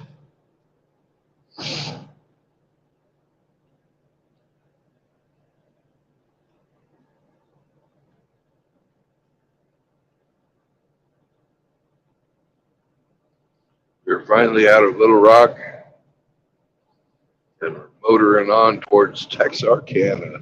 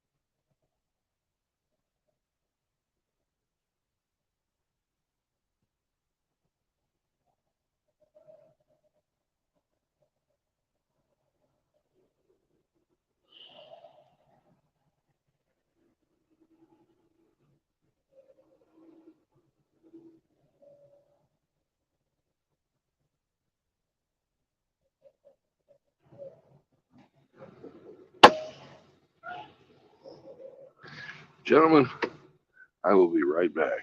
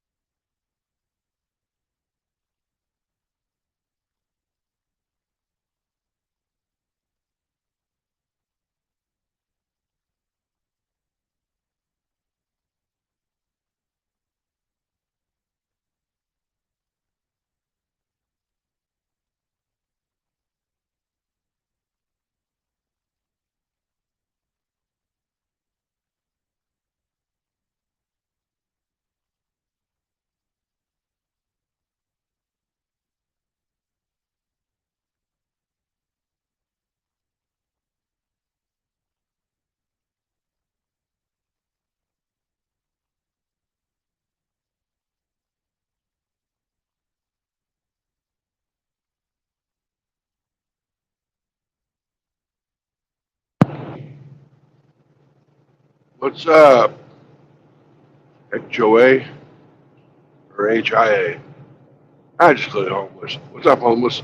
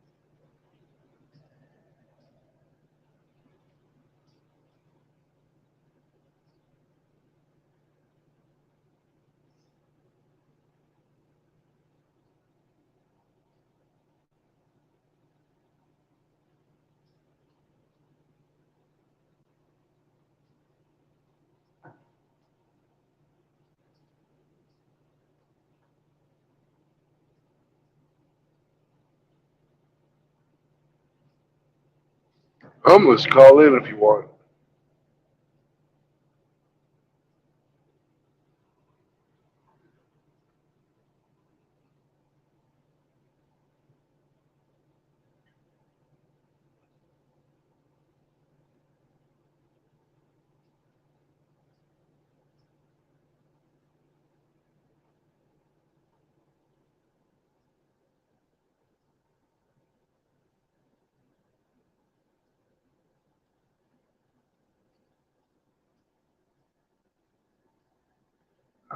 Oh, be dead.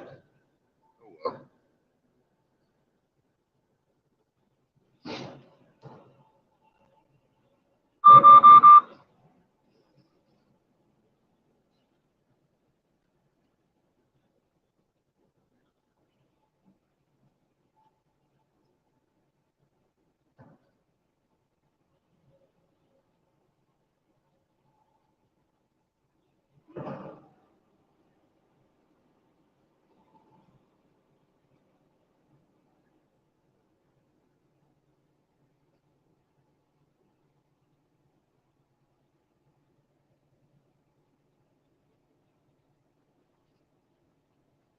What's up, Shiite?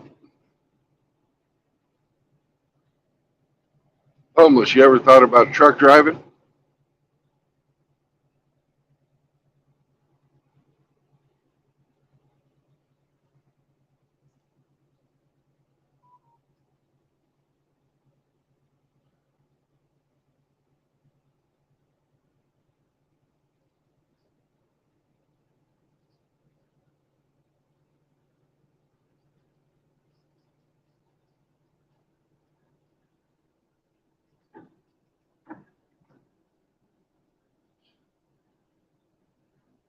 All right. Later.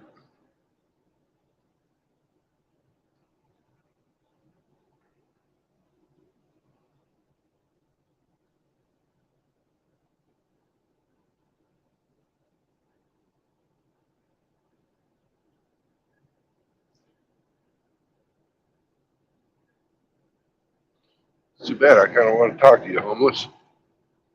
Maybe next time you can get a charge on your phone or something before.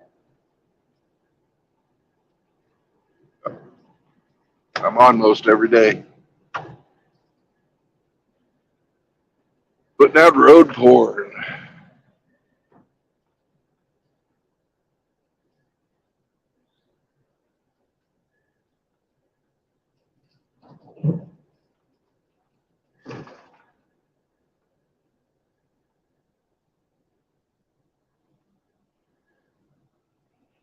Later on, Shiite.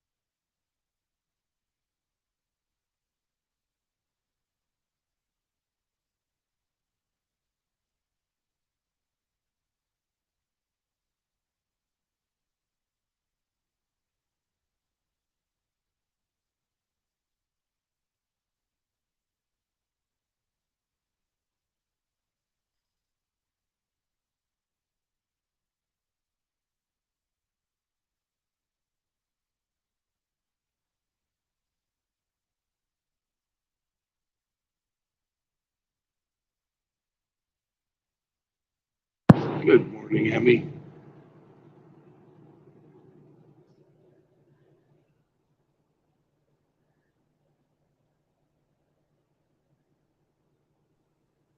Good morning, Brandon. How are you today? It's Friday. It is good. That means Dungeons and Dragons is tomorrow.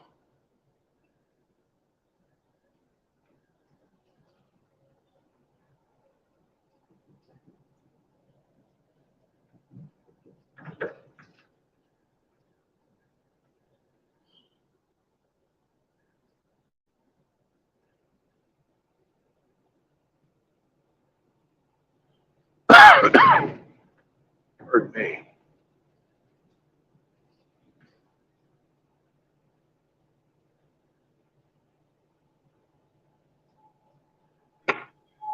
Hopefully your D&D goes on and doesn't get canceled. Yeah. Where are you at this morning? Well, I am between Little Rock and Texarkana in Arkansas on Highway Okay, cool. 30.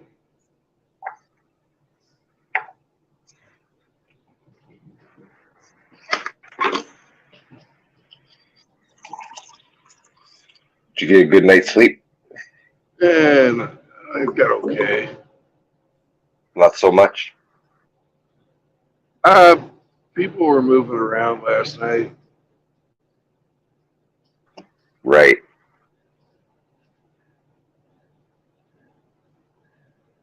Lots of people were there. It filled up after I parked.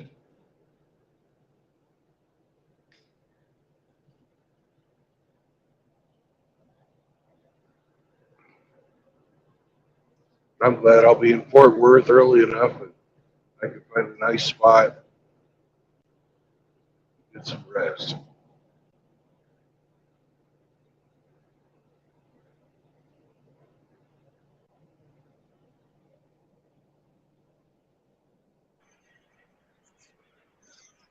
Have any breakfast? I ate some stuff, but it wasn't really breakfast.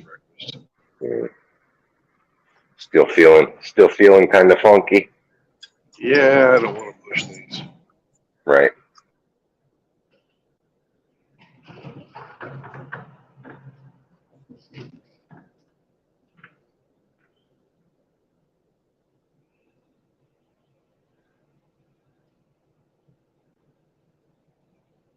Came up with a couple of good first lines for Rudolph the Red-Billed Reindeer. Awesome.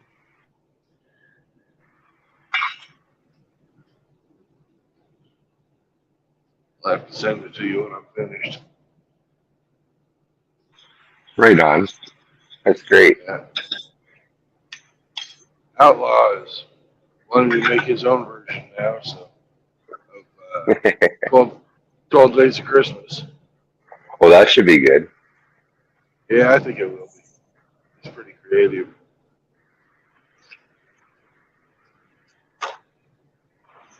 He's a good kid. He's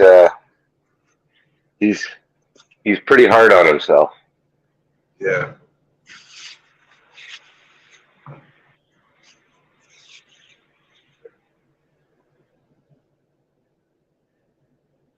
He's just got high standards, that's all. Yeah. Had a new guy come in today and post a few things, homeless in America.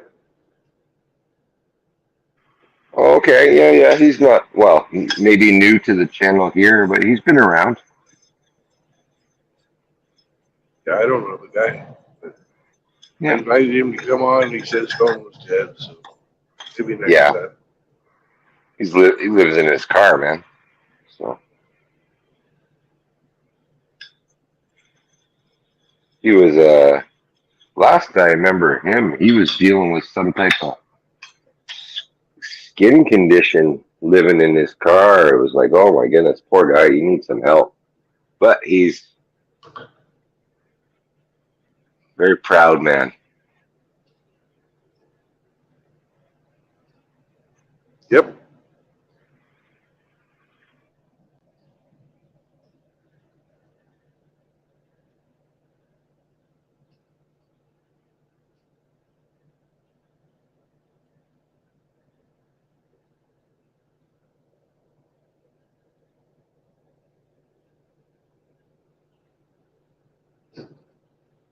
I don't know him, so Well, thought it'd be interesting to hear what his story was. well, he's got a very interesting story. That's for sure. Yeah. I don't know him either, other than internet know him. You know, like as much as I know you. You know, but yeah, I've seen. Yeah, he's been around for a while.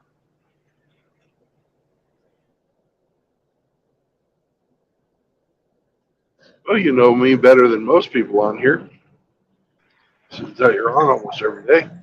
That's true. Like, yes, there are degrees of knowledge. I would say, you know. Um, I know your real first name Yeah. because you slipped. Yep. Several times.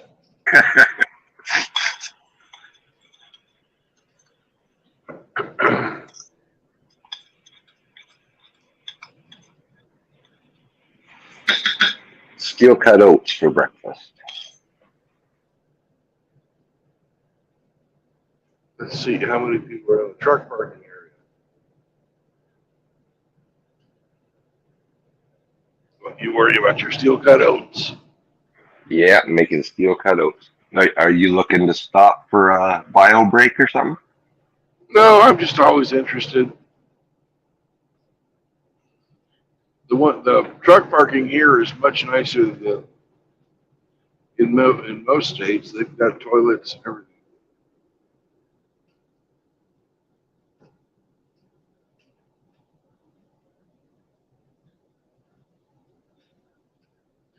Most of the time, when you see trucks are parking, there's just going to be that's it, truck and parking.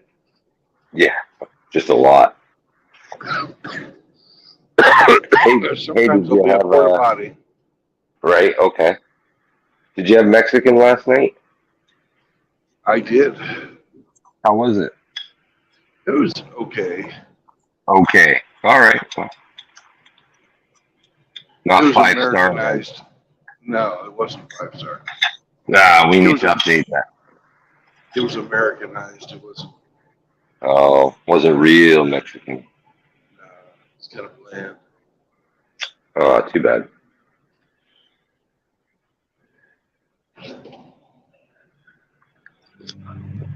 I was getting worried last night seeing all those lots filling up. And your clock running out of time. Yeah, Highway 40 was super busy Mm-hmm. because it feeds, you know, it feeds Little Rock, Memphis, uh, Nashville, Tulsa, Oklahoma City, and then it doesn't have any big cities after that until you get to New Mexico, and it feeds Albuquerque, and it goes all the way to LA.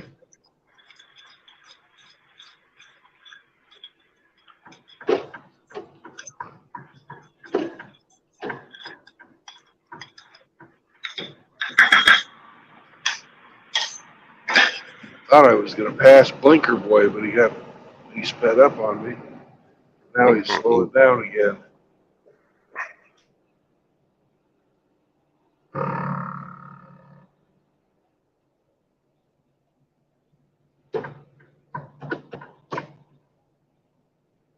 This guy get by me.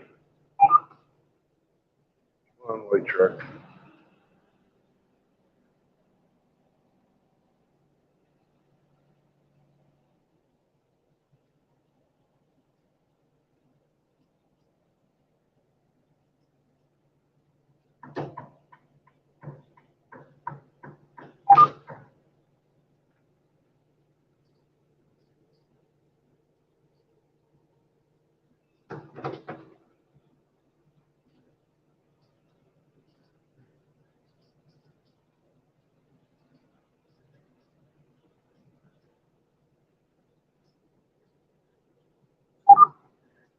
Bet you this flatbed up here with his blinkers on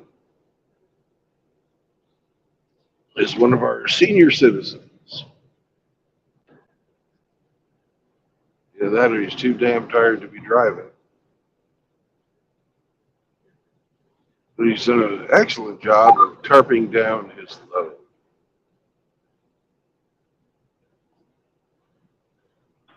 That big old float for one coil? Fuck. Depends on what that coil is made out of.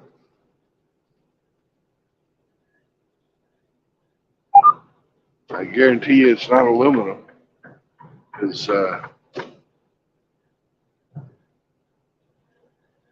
his truck was sort of bent.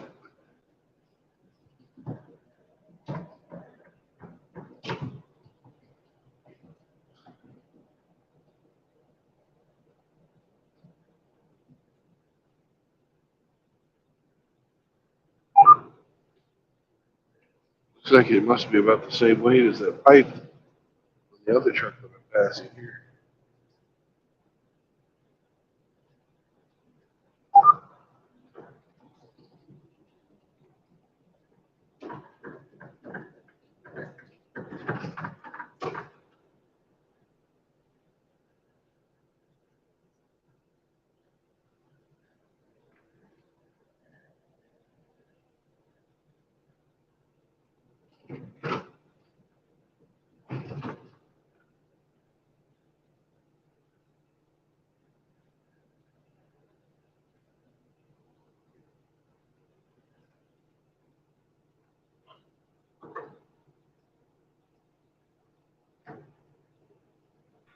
Let my monkey in when you have a chance, okay? All right. One dick-nosed monkey coming up.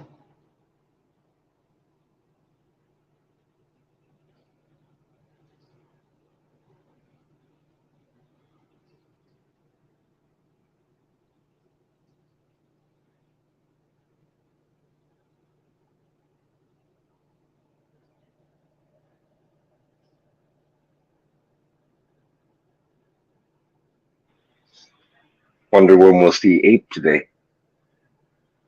Oh, Ape has been in already. Has he? I didn't. Mm. Yeah, he didn't join the chat. I mean, he didn't Okay. join the panel, but he said hello. He'll be back. Today's his Sunday, so. Yeah, I thought it was Wednesday and Thursday. Of course, I couldn't. I thought it was Thursday and Friday, but I don't know. Maybe you're right. I don't know. We'll ask him when somebody shows up. Ike was on earlier. Well, he had a late night. Yeah, he hadn't gone to bed. He was drunk. He had a lot of. He wasn't that drunk.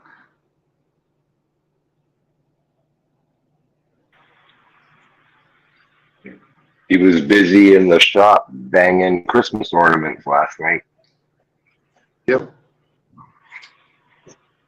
He said he had a stream. Yes, he did.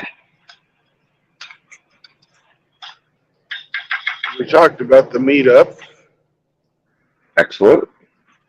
and apparently May will be better for him. So we moved the date from April 22nd to May 5th. Okay, that's what, 2 weeks later. Yeah. Probably So we're gonna probably have- won't line up for Kush though, eh? Well, Kush backed out. Oh, so okay. We decided, so we decided that we could move it to whenever was best for everyone. Sure. It's good for me anytime, so I'm flexible. If Mike wants to teach it today, that's May it shall be. And what are you gonna do? Take some vacation time or something? Yeah, I'm just going to say, hey, I need to go up there, drop a trailer, and then take the truck over to Ike's house. I'll work it so I get a load, and then I'm going to take, because I don't take family time off. No, but you still, um, you still get two weeks a year vacation time, right? 3, but yeah. 3? Okay. That's pretty good. 3 as a new employee. That's not bad.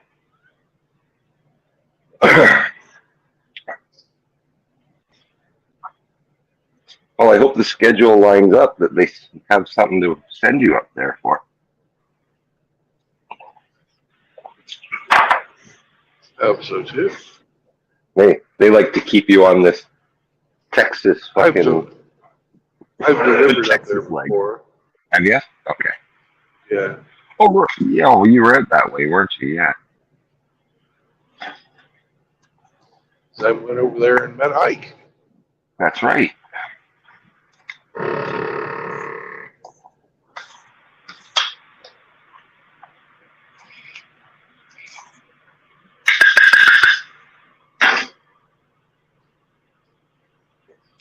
I'm jealous of all the brothers you've been able to meet.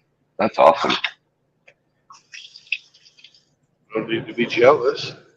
You're lucky. Yeah, I am. I wanted to go to that Western meetup so bad, but it's just too far. It was Chicago? no, the one with Mitchell. I wanted to see Eric, eh? Oh, yeah. And then it turned out that it was like, fuck, it might be Dak, the one that I need to see. You know? Well, Dak is coming to this one too. He said, That's awesome. said he has his passport.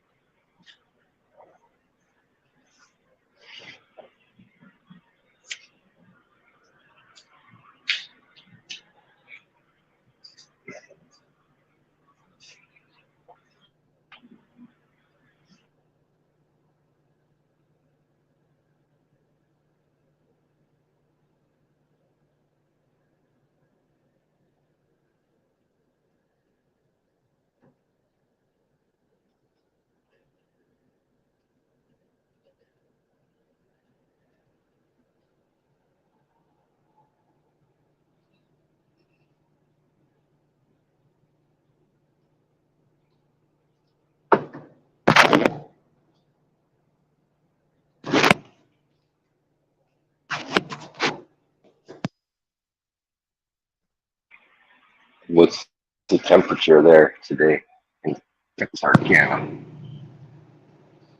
Oh, I'll tell you how far Texarkana is in just a bit. Should be about 50 miles, not a little less. It's right on the border, so I just look at the road numbers. Right. We're at Highway 4, or we're exit Is it- 44. So we're about 44 miles. Excellent. What's the temperature there today? It is 36, so it's warmed up. It was 31. Ooh.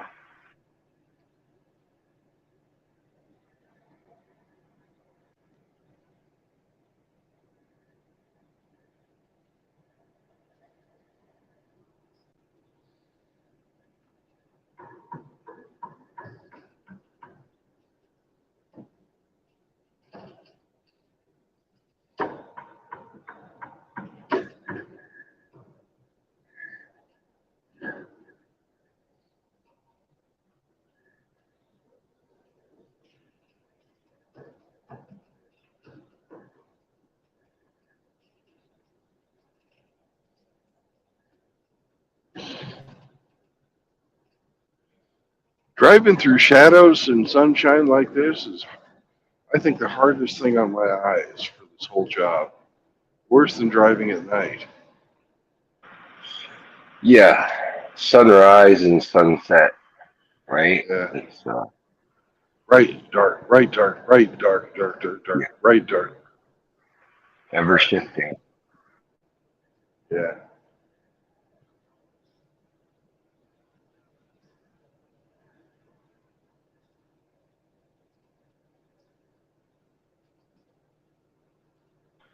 These glasses keep tinting and then lightening, then tinting and lightening. Yeah.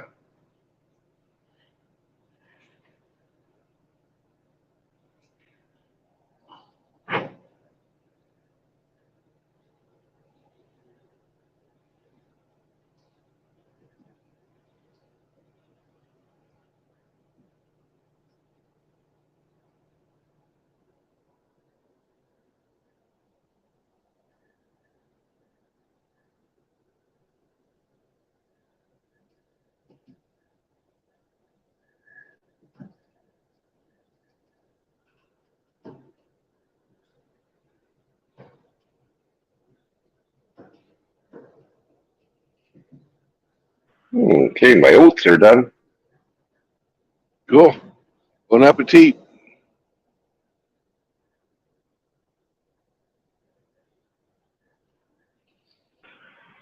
I'll try. They're not the most tasty things to have. Just Duck eggs? blah. Just blah. No, the steel cut oats. Oh, steel cut oats. Okay. Yeah, But maybe you've done eggs as well. not today. Steel cut oats, I always put a handful of cranberries and a handful of whatever nut I have. Walnuts Ooh, are my favorite. Cranberries are a great idea. Yeah. I just drown it in maple syrup. Yeah. Yeah, if you put in the berries, though, you don't need all the extra artificial sugar.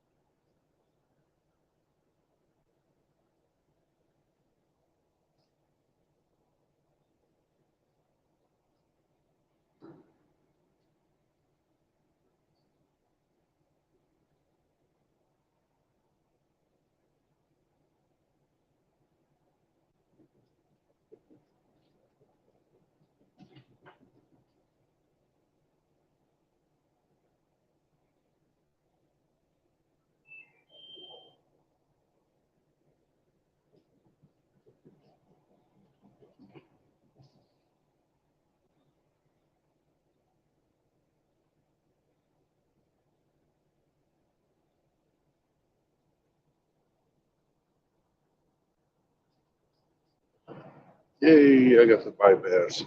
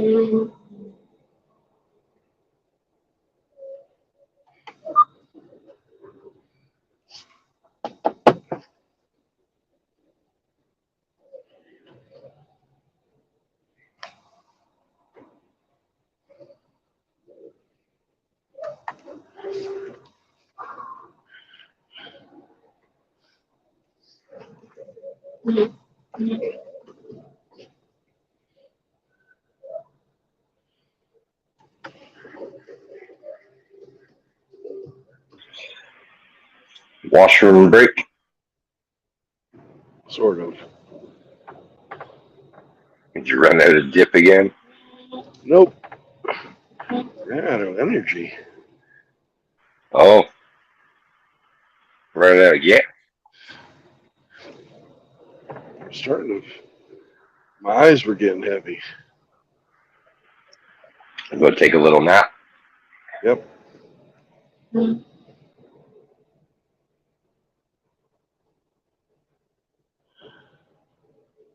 Yeah, nice little area for me to back up into. So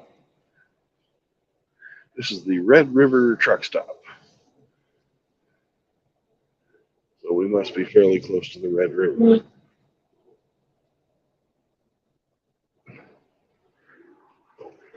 The Red River flows once a month.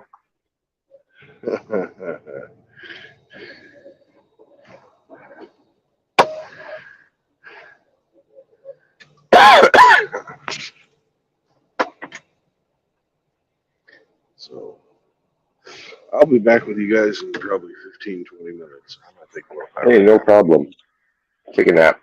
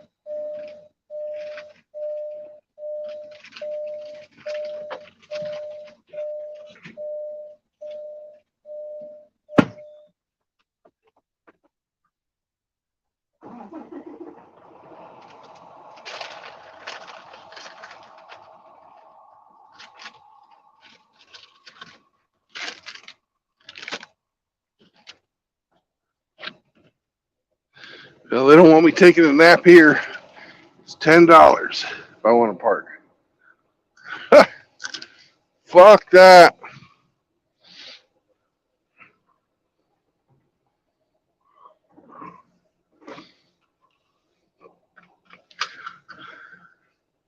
So I dropped a log off for them.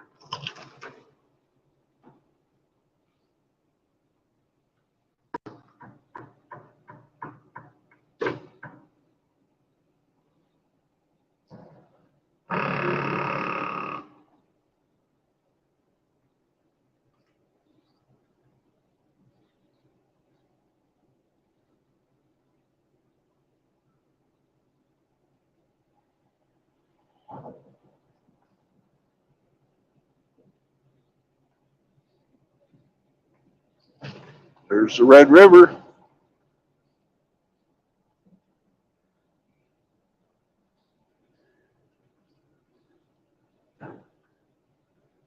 Looking very red.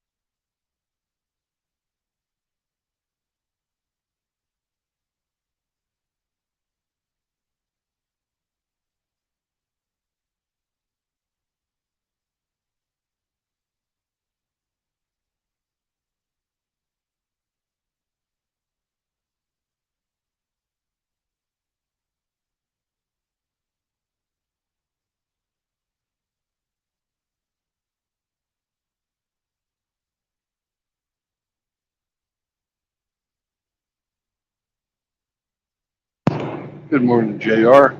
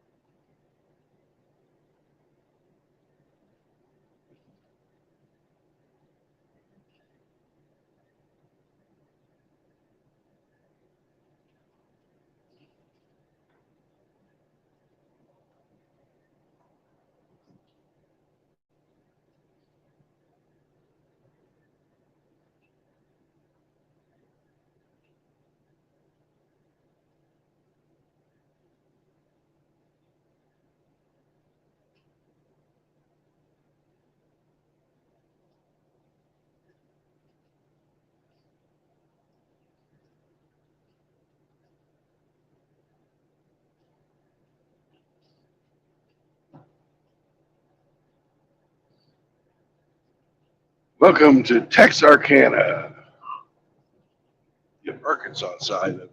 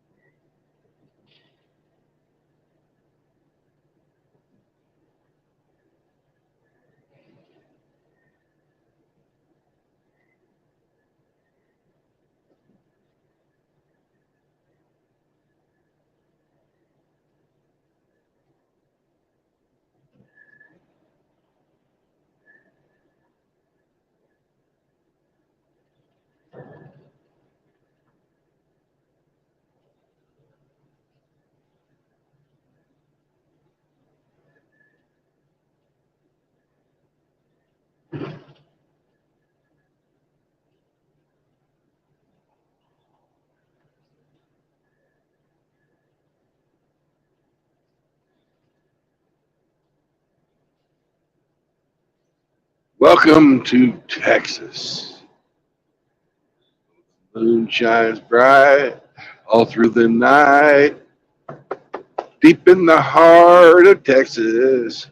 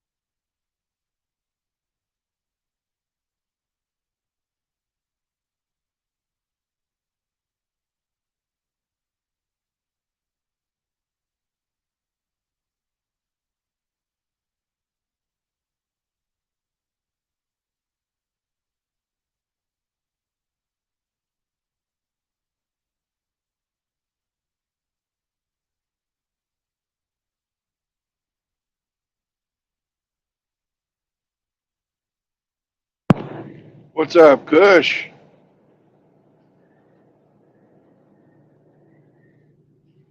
Kush, hop on for a second.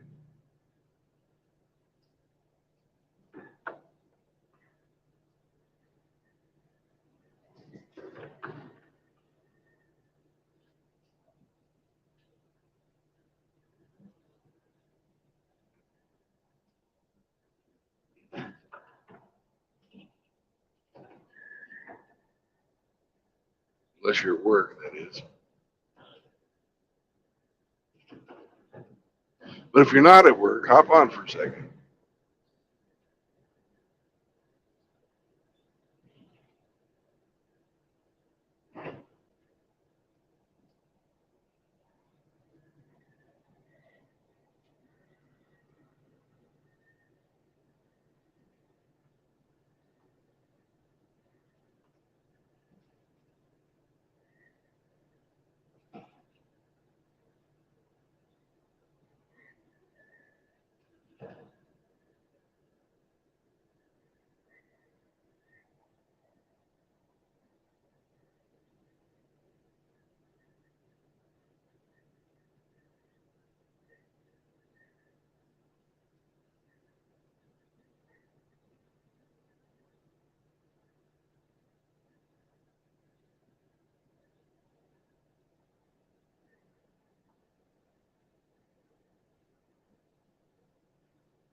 All right.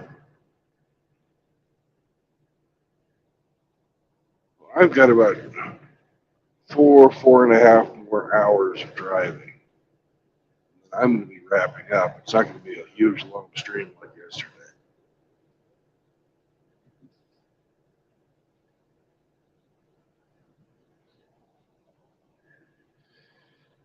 So if you want to take a break anytime after you finish your clerical stuff up, or between different clerical jobs, come on back.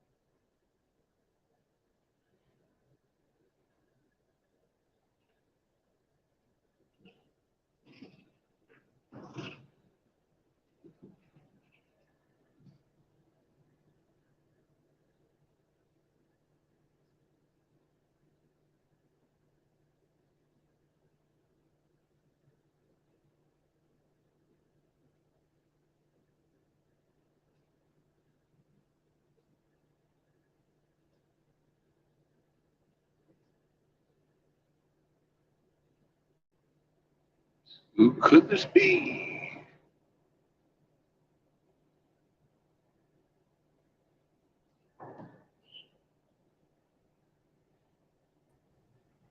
How's it going, Brandon? It's going pretty well, Iridium. How are you doing Hey, today? doing good. Doing good. It's just Well, I'm glad you reconsidered and took a break from your paper. sorry, I got to turn my YouTube off here. There we go. Sorry about that. Yeah, I just got my I just had to turn in medical expenses and shit like that, so I was just in the middle of doing that. got that shit done. So yeah, it looks like you're traveling down south somewhere, wherever you are. Yep, I just got into Texas. Okay. You're coming from where? Arkansas or from Oklahoma? Yep, I came from Arkansas, Texarkana. I was in Memphis yesterday, and I'm heading to Fort Worth Yep. No, I can to tell by drop off 38,000 pounds of Cool Whip. cool. Okay. Yeah, That's an interesting shipment, I guess. A lot of holiday parties there. yeah. Well, just the logistics of running this country are pretty amazing when you get down into the weeds like this.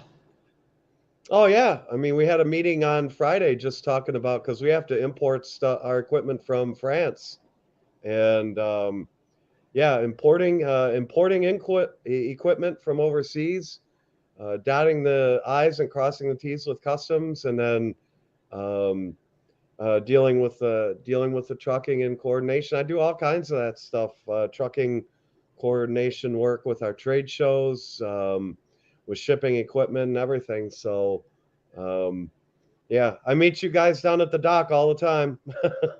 Yeah, I feel your pain. Back when I used to work for Raytheon and Beechcraft, we had external suppliers. Some of them were like, especially at Beechcraft, we had a lot of imported equipment or imported gear we put on the planes. Like our landing gear had come from Brazil. The wiring harnesses were made in Mexico. We'd get uh, our avionics systems made in Japan, and bringing all that stuff together was a major undertaking. No, it is not a minor undertaking because we do that with our equipment. We import it from France, then we integrate it with electrical equipment here to meet USA standards. Um, and then we gotta coordinate that shipment yet again, and then we also have the fun joy of shipping stuff into Canada. And I don't know if you've ever dealt with that, dealing with like CSA and all that bullshit. Yeah, I've exported aircraft to different countries as well. That's all kinds of fun, especially the Oh, yeah. placarding. Placarding was like the biggest nightmare of all. Yep. You wouldn't Yep. think that just little signs that you put on, the finished product would be such a headache, and people would pay so much attention to it, but they really do. Oh God, yes. Oh yeah, and that's a big deal. I mean, whenever we're dealing with a Canadian customer, and my understanding is this: you can't unscrew a light bulb if it doesn't have CSA written on it.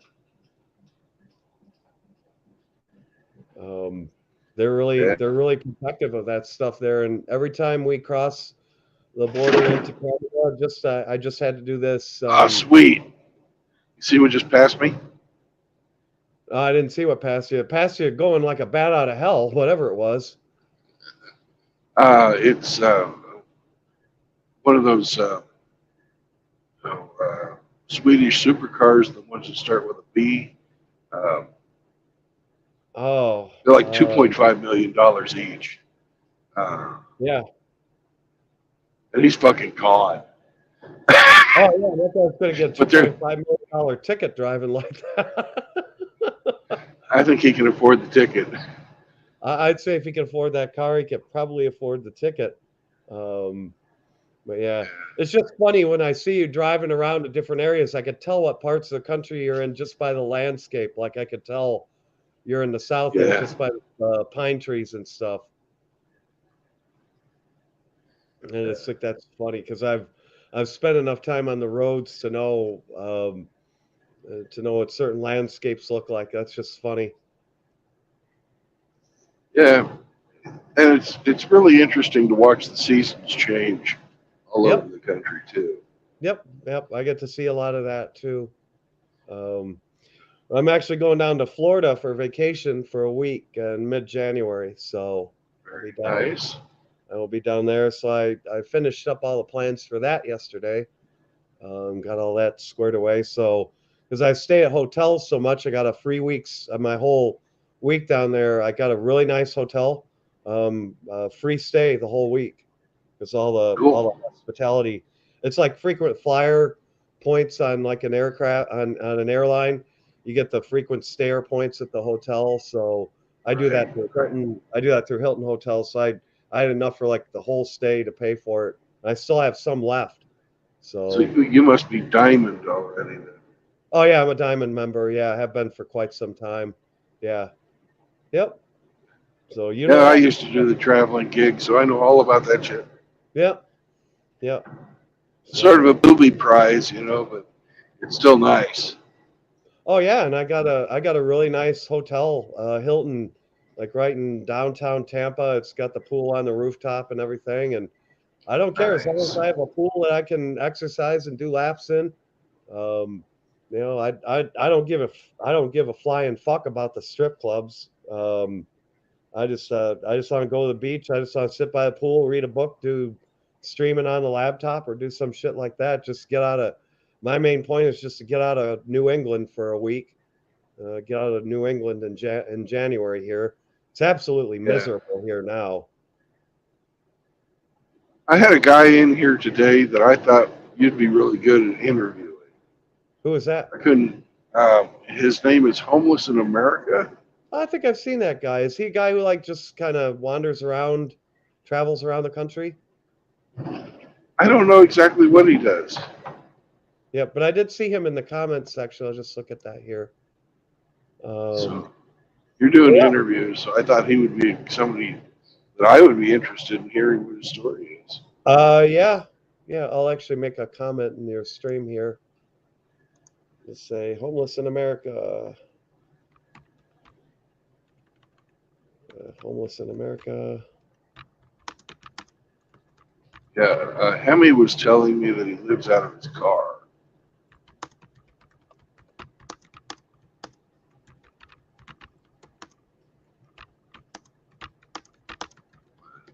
All right, I sent a message in the chat if he'd be interesting. He lives out of his car. I knew it was something like that. He didn't. He was not. He did not have like a technically permanent place to live. I knew that was the understanding. Is that, but it sounded like he did that out of choice. From what I can tell, yes. Yeah, that's what I ascertained too. And you know, to find out somebody who's gone that far their own way, you know, I think it'd be really interesting to hear what he has to say. Yeah. So I just I left a note in there, and you can always. I tried to get him on today, but he said his phone battery was low. I think I saw him earlier in the comments in your stream. He made a few. Yeah, he was there. He commented. Yeah. He commented a couple times. So yeah, that must have been. Yeah, maybe he needs to find a place to charge his phone. But is Mr. Hemi 4-speed in here? It looks like I see 2 instances of you. Yes, Hemi's so nice. We have him twice. Yeah, I'm here. So what's up with the orangutan or whatever that is? That is a dick-nosed monkey. That's my PC. StreamYard has a tendency to drop connections quite frequently, and Brandon sometimes will yeet himself. So if I leave a profile on my PC running, the stream constantly keep the stream stays up. Yes. Gotcha. Okay. Yeah, Hemi is incredibly helpful. You know, he does this where he'll, you know, in case, because if anytime I get a phone call, it shuts off my StreamYard. Sometimes if I'm going across a bumpy road, I'll just fat finger the buttons and yeet myself. You know? Yeah. So yeah. I've actually never done the StreamYard. I've never done StreamYards from the phone before. I can't imagine it's that hard, but I just do no, everything. it's not. No, I figured it isn't. I mean, I have it set up on my phone and everything, so I could do it if I want to. I even posted my freaking Cash App in there, and just because like somebody said I should. I'm like I'm not interested in making money. Like the time I spend with you guys is more valuable to me than any donation you guys give. But I put it up there if people really want it, because I do have the Cash App account. Yeah.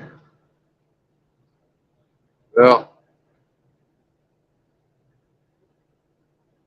everybody has, what the fuck is that up there? Oh, it's just, So what are you hauling today, if you can tell me? oh, I'm hauling Cool Whip. Oh, yeah, that is what you're hauling. I thought you said you had just dropped some off. I wasn't paying attention. Cool Whip. Huh.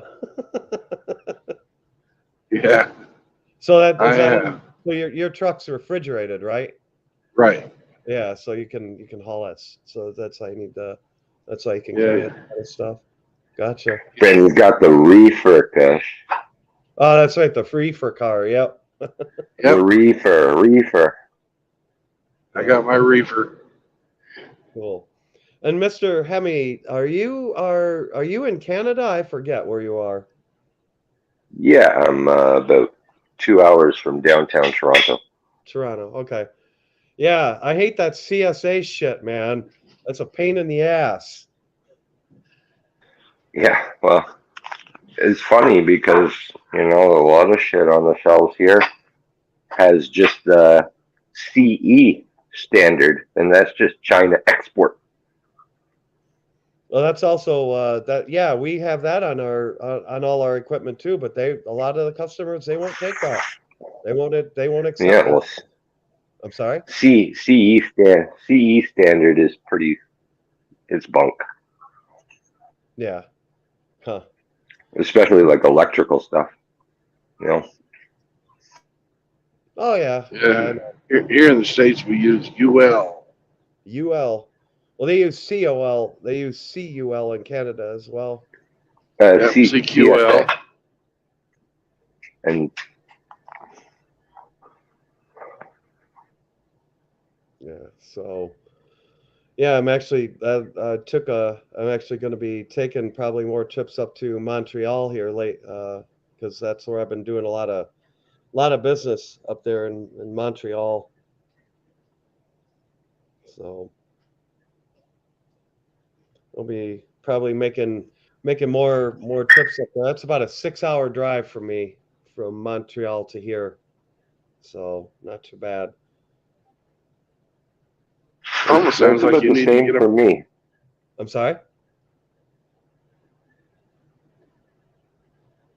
You guys Hemi walk. said it's about the same for him. Yeah. I was going to say it sounds like you need to get yourself a private pilot's license. Who, me? Yeah. Oh, I've actually wanted to do that. I want to be a pilot. I mean, more than just an armchair pilot. I mean, Right. Now, the reason I'm driving is so that I can save up money to build a shop. I've been spent most of my life working in the aviation industry. oh, that's cool. That's very cool. Yeah. No, actually, I rode in a helicopter in Vegas several years ago, and the guy actually let me work the controls on it because I was in the front. I was in the co-pilot seat, and he liked to let me fly the helicopter. Yeah. That was fun as hell. It is fun, isn't it? Yeah. Those things are powerful too. Going. If you pull that collective up and you got the engines pulled up, you shoot up in the air like a rocket sometimes. Oh, really? Yeah. He wasn't going. He was about to let me do that. And it's a good I'm thing going to be. because when we were sitting there hovering over part of the strip, you could see above us a Southwest 737 coming in for a final approach over us. So it's like, yeah, I wouldn't want to be shooting up in the air right then. No, that would have been a bad time for everybody. Yeah, yeah. I'm going to be building ultralights Cool. when I get my shop ready. Now those ultralights are like the paragliders, or those? I've seen guys Well, do those. Those things yeah, would scare the hell out of me. that's one type of ultralight. Yeah, Yeah. and all per part 143 of the FARs, an ultralight is 245 pounds or less, has a stall speed of less than 27 knots, and can only carry a maximum of 5 gallons of fuel. Mm-hmm. So any flying vehicle that fits into that category, except for gliders and hot air balloons, uh, is an ultralight. The paragliders, sailplanes, whatever you want to call them. Yeah, I mean, I've watched YouTube videos of some of those guys going up like some of them going up like 10,000 feet in those things. They're just sitting in Yeah. that little harness. I'm like, holy shit, that's not me, man. Well, they're more fun closer to the ground. Well, I imagine it looks like it would be fun flying low in those things, but Yeah. at any kind of altitude, man. If something happens, man, ooh, ugh. I like to fly the rivers. Yeah, that would be fun. Um, Actually, my colleague at work, he used to fly hot air balloons. He actually had a license for doing that, and he said a real popular thing that people would do is skydiving off of hot air Right. balloons because instead of jumping off a plane, it was because you don't have the side motion of the air of Right. the plane, so it was very quiet. And the skydivers like that because it's just a complete dead fall. You don't have the force factor of the wind. But he said that was a huge pain in the ass to control a balloon because you had that instantaneous weight loss. So he would have to like be gunning it as he's going up and then wait until that guy jumped up and then just quick, I think, let off the throttle so that Yeah. it would guy to compensate so it would go back down to the proper altitude. Yeah, a lot of those balloons have a big vent up top that you can open too. Yeah. Yeah. But I guess one time he was actually so good that he actually gave a ride to somebody and he dunked the basket in the Connecticut River, and it was near a major highway bridge, and the cops and somebody like a bunch of people freaked out and called the cops because they thought it was crashing, but in fact Oh, he skimmed it off the surface of the Connecticut River and then came back up. And yeah, like he landed and there were like 15 cops there and they're like, "Are you guys okay?" And they're like, "Yeah, we got like 20 calls on this that you crashed this thing." And I was like, check this out. You got a building on fire. "Oh wow. Another food processing plant?" No, it says Cornerstone Metal Products. Uh, They're having a bad day.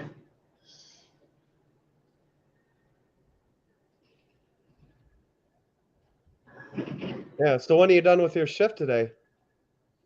Well, I am driving to Fort Worth today. I am. It says I'm 163 miles distant from my destination. Okay, so you got another what, 2.5 hours or so? Something like that. Yeah. You know, with stops and everything, figure 50 miles an hour. So Yeah. it's 3 hours. Cool. So I should get there right around 1, maybe a little earlier. so you're gonna get there around 1 and then or you have to take your mandatory rest or whatever? I will eventually. I've got to take a 30-minute break here, pretty quick. Oh, you gotta take Oh, a forced break every so often? yeah. Yeah. Well, that's probably a good thing. But I think I could actually get it there and then take the break while I'm there. That'll reset my clock. Gotcha. Gotcha. So are you gonna be streaming until you're done driving, or how's that go? Yeah, it just depends on how I feel. Yep. If I'm sitting at a distributor waiting to get unloaded, people are just looking at parked trucks. it's not very exciting. Well, I think I made a comment about the one where you had the porta johns. Oh yeah, yeah. Yeah, that was pretty funny. But are you working through Christmas, or are you gonna? No, I'm taking Christmas off. Okay. Okay. Good. I love to cook, and Mhm. I've been working with my mom planning out the meal. She's not in very good health right now, so I'm going to be doing cooking for Christmas. Oh, good. Good for you. Good for you. So, yeah, I'll be doing some of that myself, I think. So, alrighty. Well, I think what I'll probably do is I'll probably do a stream this afternoon, kind of later. I'll do like an afternoon chill stream or something like that. Yeah, I should be off by then. I'll try and join Yeah, that's what I try to do. So I'm not crossing streams with you here. well, that's all right. Yeah. See, I'm on as just sort of the background noise. Yeah. Well, that's kind of what I do too. I'll just come on for a couple hours. Anybody wants to stop in, and I'll talk about this, that, and the other thing, or if something's on my mind, I'll talk about it. But I do kind of the same thing. And plus, some of the other creators, like Gone with John, he's not going to be doing any streams this weekend because he's with his kids. And Yeah, John got a job. yeah, John has a real job now too. He's been doing his morning sessions. So like, since he won't be doing one tomorrow morning, I'll do a morning wake and bake or something like that in the morning. So I'll do that kind of stuff. And Hermit's, I guess, not streaming either because he's got stuff with his family as well. So I'll fill in the gaps. Approach it that way. Yeah, Hammer's been putting out some good stuff this week. Oh, really? Really I enjoyed haven't had a chance to see any of it. Has he been doing it through Pop Rocks? He's done a little of that, and then he released some videos, like he did this one on, all it was girls, looking beautiful and then taking off their makeup, and Oh no, I've seen a few of those, sir. Yeah. yeah. Then he did this other one on trans, and I think that's what got him his hit. Oh, he got a hit? Yeah, I believe so. Oh, geez. Oh, everybody's getting knocked. Yeah. Yeah, they are. Yeah. I'm certainly shadow banned myself. Oh There's no- yeah. There's no doubt about that. But Welcome to the club. oh yeah, I don't even care. It's like whatever. But I'm not gonna water down my narrative for some, for 10,000 subs. That's not what I'm here for. No, because they're just banning you anyways. They're just what? They'll just ban you anyways. Look what they did to Ribby. Oh yeah, 100,000, and they yeeted him. Yep. Yep, indeed. So, that's why I don't lose too much sleep over it. The only thing that would really get me rattled is if I lost all it. It's just the amount of time I put into that. There is an investment in time I put into that. I'd like it to stay up, but that's about it. And Do you mirror yourself? I've been doing some of it to. I believe I've been doing some of it to Odyssey, but I haven't done all of it. Yeah. And then I have like a 4 terabyte hard drive, and I'm just going to download all the content to that as well. I should just do that, and just have a place. I do the Odyssey because it's free. Yeah, that's what I do too. Yep. Yep. The problem is nobody goes those platforms, and they're. I mean, the problem is they're not as user friendly. They're not as they're just not as straightforward to use either. Right. Yeah. So. Right now we are looking for the blue sign of urination. Blue sign of urination. All right. Well, I thought I'd jump on and talk to you for a few minutes there, Brandon. I'm gonna hop on off. But as always, I wish you safe travels. And Thank you very much. yeah, and maybe I'll jump on And later. if you get that interview with Homeless in America, let me know about it, because I'd Will do. really like to watch that. Yeah, I'll tag you on it for sure. All right. Cool. Safe travels. Peace out. Peace out.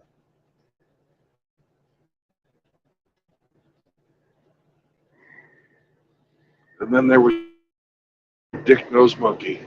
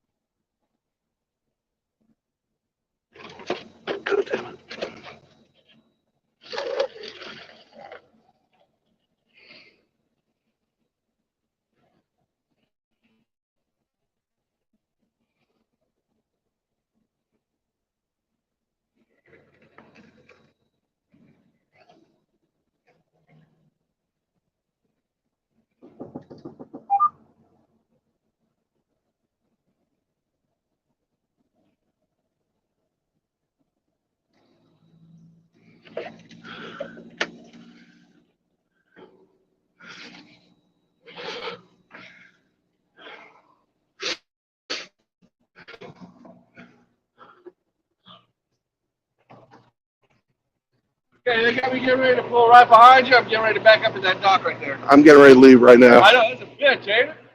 Yeah, I just had to fucking piss like a racehorse. The best way to do it, man, go down that way, pull back out, go around and shit. They come around and they block it each way.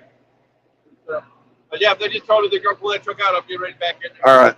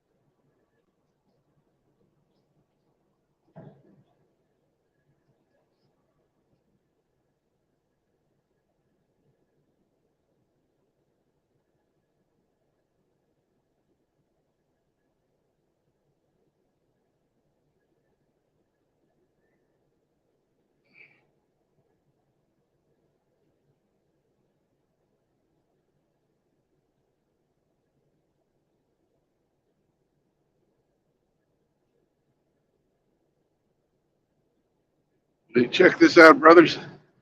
Somebody decided to take their truck four-wheel it. I don't think it worked out too well for them.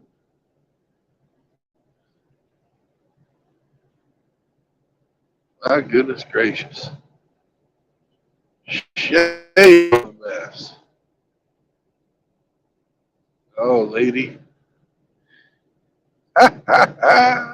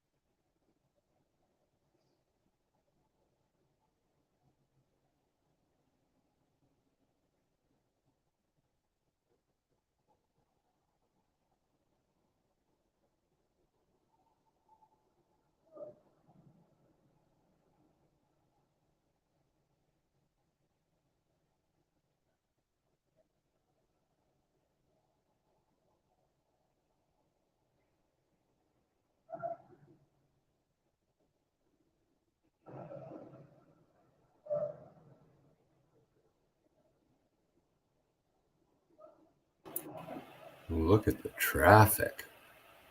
Yep. I see.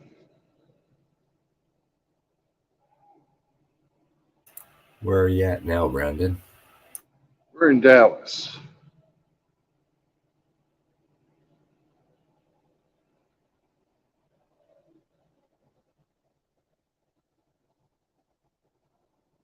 I can't hear you if you're talking.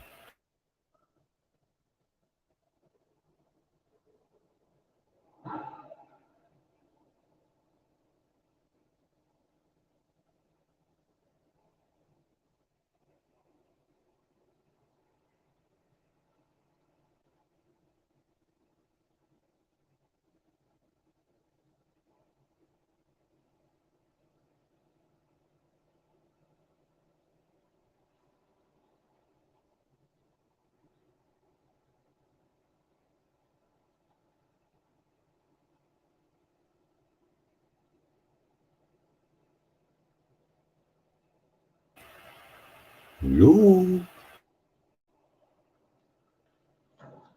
Mm.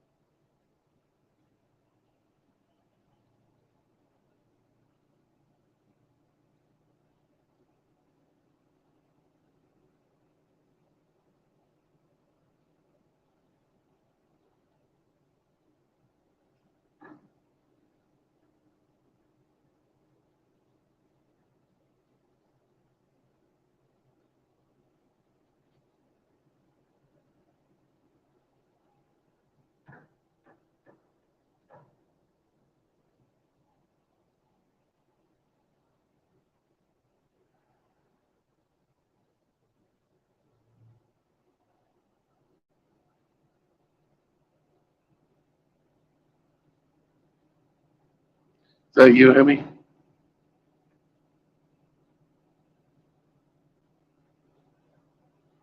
Yes, sir, that's me. Okay.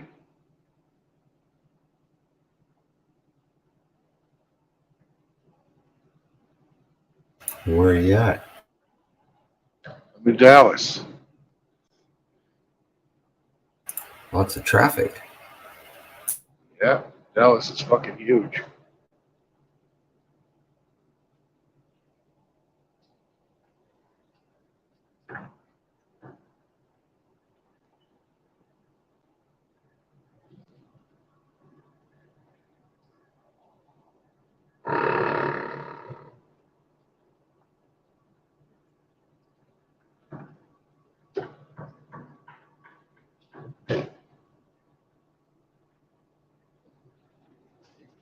Fuck. Just missed my goddamn turn. Whoops. Or did I? No, it's stupid fucking toll road bullshit where you can pay money and not have traffic.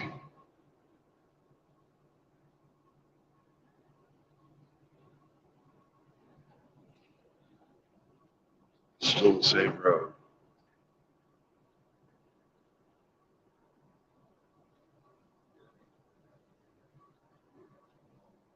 Just really fucking confusing sometimes.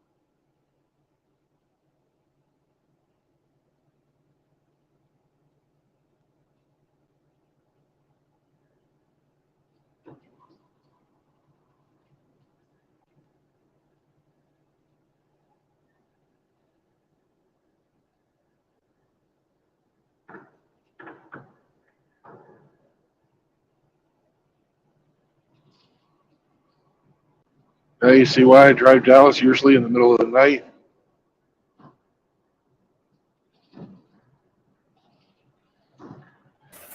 Yeah.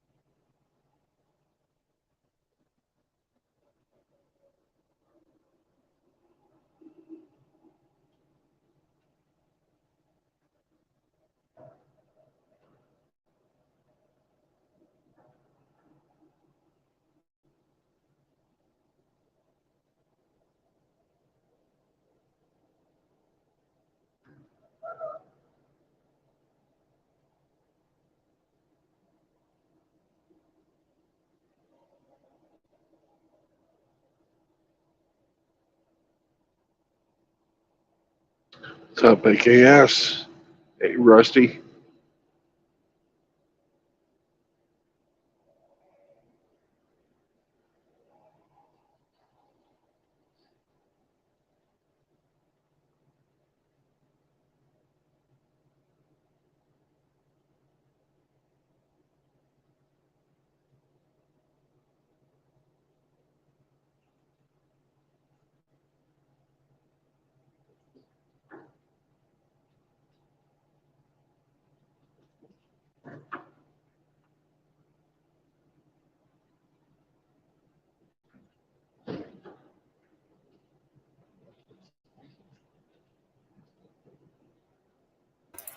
Well, there's eight.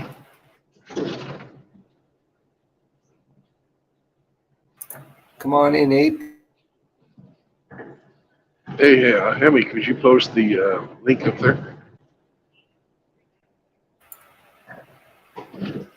It's still there.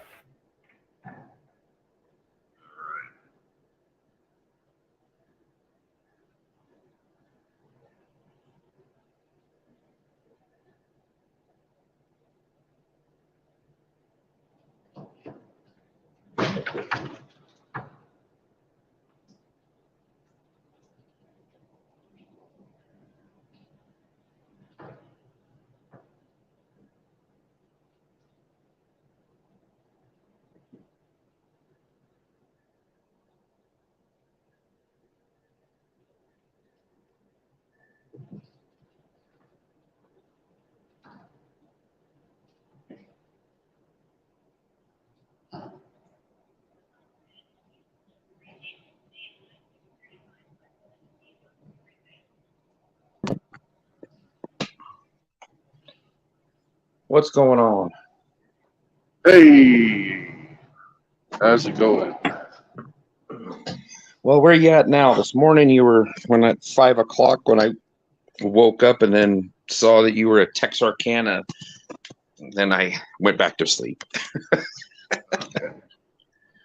I'm in Dallas now. On my way to Fort Worth. Trying not to piss my pants. Way of the road, Brandon. No way I'm taking two hands off the wheel in this traffic.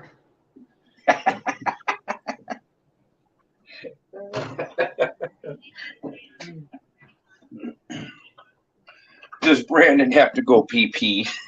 He does. Just think of things that will relax you, like waterfalls. Yep. And dripping faucets. Uh-huh. So Fort Worth is your final stop today, then? Yeah. You didn't make your 11 o'clock thing then, did you? Nope. I told him yesterday I was going to miss it. Did they say, you're fired? I've had 4 different flavors of manager call me starting last night. And finally, one guy today, about 10:30, decides he's going to tell the customer. Oh, he's going to be late. Yeah, that's nice. when you run out of time, you run out of time. They didn't give me enough time to do the job. It's not my fault. Yeah. It's not like And I you can- fuck off. Yeah, you could prove that with your records. Can prove it. Yeah. They want people to fudge on the stuff or to step their bounds, and with an electronic logbook, that's awful hard to do. I'm not going to do it. Yeah. It's not worth my license. Yeah, you know, there's jack wagons that do it though, and that's what they're counting on. And that's why that company has a high turnover rate. And you get people that just abandon stuff and leave it, and then you have to go pick it up. They get tired of the bullshit. What's Hema 4-speed doing today? I don't know. He hasn't said. He's here. He's just sort of. He's just keeping your stream alive. Yes, Dishes. he is. Right now, dishes. He's doing dishes. Stick those monkeys always clean up. Well, they're a clean monkey. I give them that. Much cleaner than the vagina nose monkey. Yeah. The vagina nosed monkey's always got a post nasal drip. Yeah.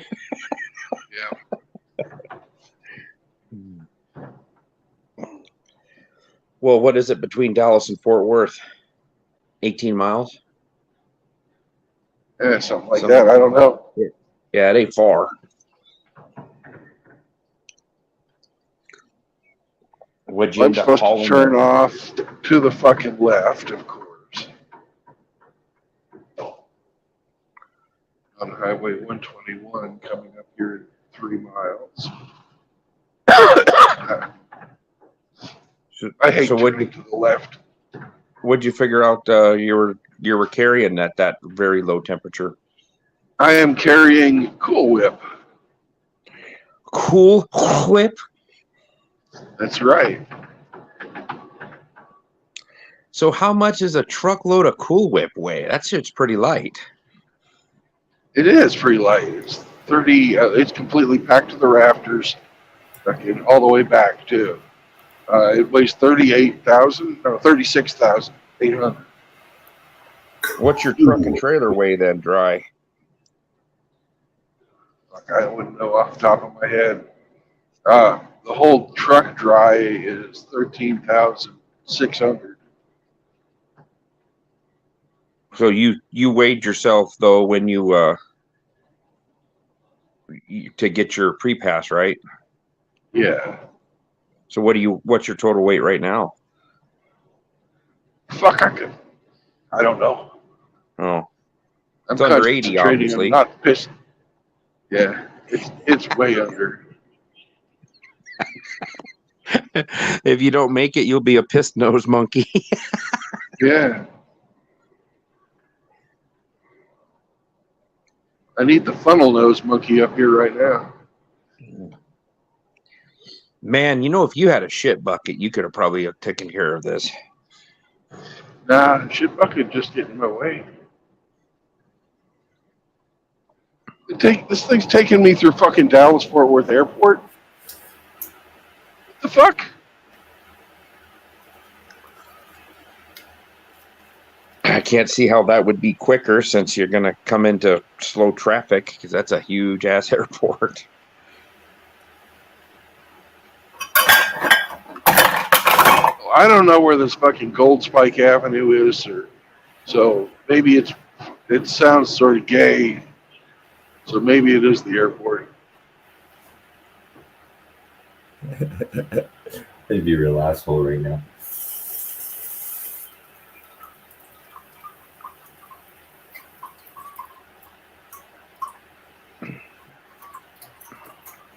You'd think a monkey could do them dishes with those thumbs they got, but sounds like they keep dropping them.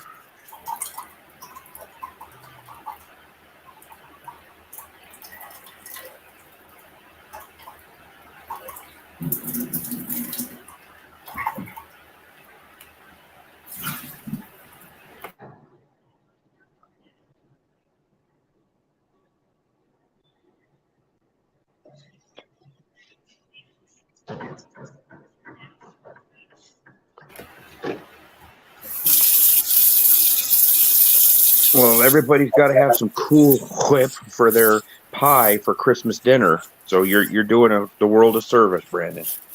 You know it. Does that help, Brandon?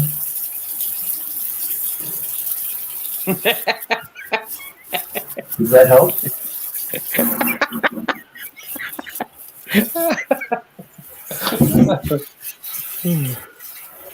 That's something a Dick Nose Monkey would do. Yeah, that's for sure. I couldn't resist. Cool, fresh, clear water. Water. Water.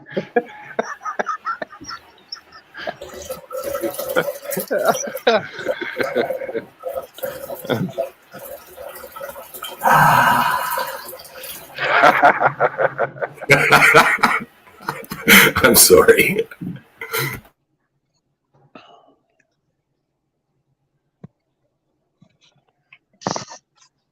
I wonder what the pressure on someone's urethra is when their bladder's full of water. Water. Yeah, I'm drinking a big old mug of coffee. I'm gonna have to piss here pretty soon. Good thing I can just walk over there and do it. Yeah.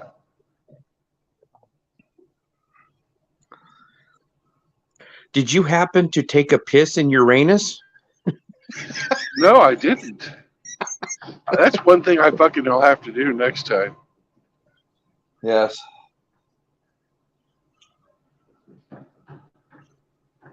I heard Uranus has some very clean bathroom facilities.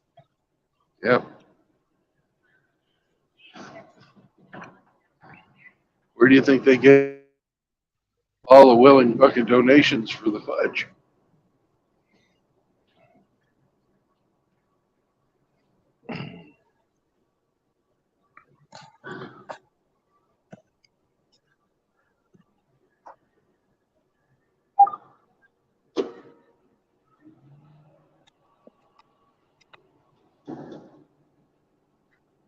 And Hemi, the link appeared right after I typed no link and I hit it. So I did open my eyes, butthole.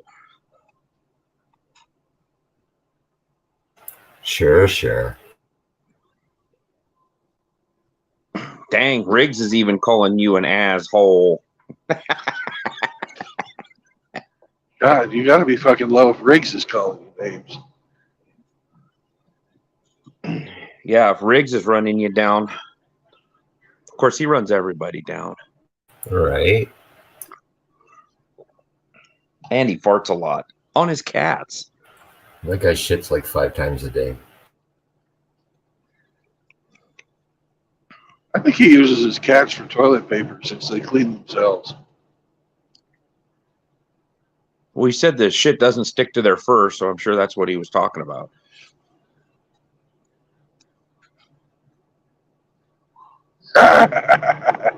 See this guy in the flatbed? He's got a Tonka truck. He's got a Tonka truck tied down. That was it, huh? Yeah, I think it's funny.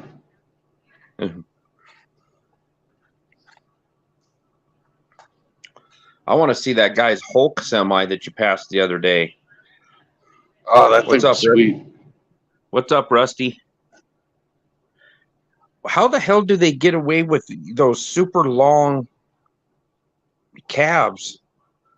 And do they run a shorter trailer? Because the overall length of that rig can only be so many feet. There's a way around it. I don't know how. Because man, some of those things are huge. It's like a freaking studio apartment in there.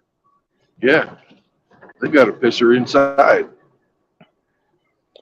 Yeah, I seen one some guy was in, and holy crap, man! It had steps that come out the side, like descending steps that come right out the side, on the right side, and it was like an RV, or like a really, really nice RV inside. But he lived in it, and full time. He didn't have a physical permanent address. Maybe a PO box in his hometown or something, but yeah, I couldn't believe that thing, how nice it was inside.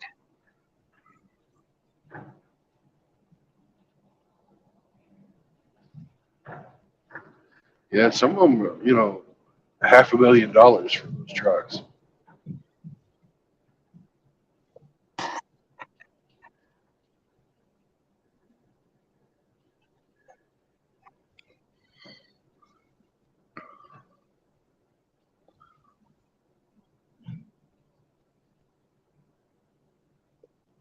Well, at least you could claim your living expenses as a business expense if you That's lived in the true. truck, you know. And all of the of course all of your maintenance and tires and fuel and is all business expenses. So if they weren't making money, they wouldn't be doing it. So obviously he's making some coin. Yeah.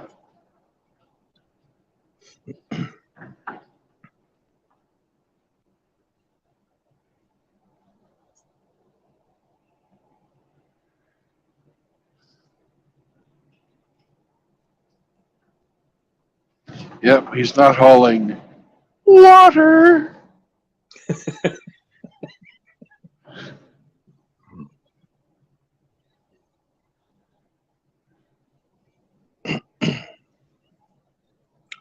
Speaking of that, I got to go take a piss. I'll be right back. Ta-ta. All right.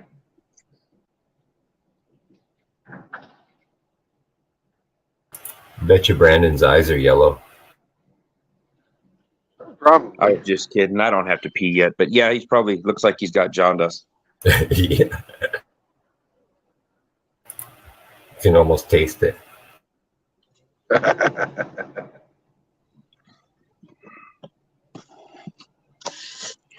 Well, it's a good thing you're strengthening your piss muscles there, Brandon. Come in Yeah. handy someday. What do they call these muscles? Kegels? You're doing your own kegels. You'll be strong like bull. Yeah. I'll be able to cut wire with my sphincter. You'll be able to cut wire with your piss stream. Your piss stream will be like a laser jet, a water jet.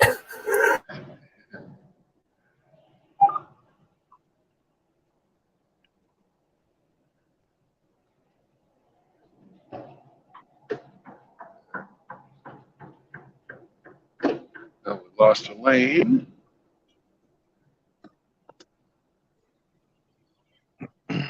So are they sending you out by the airport, or is it just another road that goes near it? It's a road that goes north-south right next to it. But I'm wondering why it fucking routed me this way. Because I could have stayed on I-30 and got to where I'm going and saved 40 fucking miles. Well, the GPS knows you have to piss too. Yeah. But it's had this fucking same route since yesterday. And then it changes it at the last minute. No. Don't add words to things. It just causes confusion and delay. It's sort of like this GPS. That was a Thomas the Tank Engine reference, by the way. Never watched Thomas the Tank Engine, so I don't know what you're talking about. No, you missed out.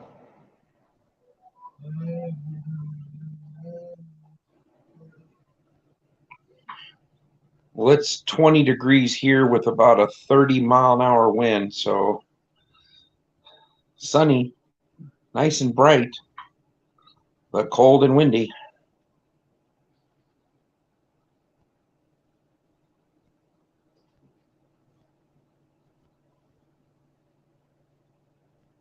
Talked to my grandmother this morning, and she said she's in eastern Washington State near the Idaho border, and there's 2 feet of snow in her yard. Cool. Snow in Greater Washington. I mean, in Greater Idaho.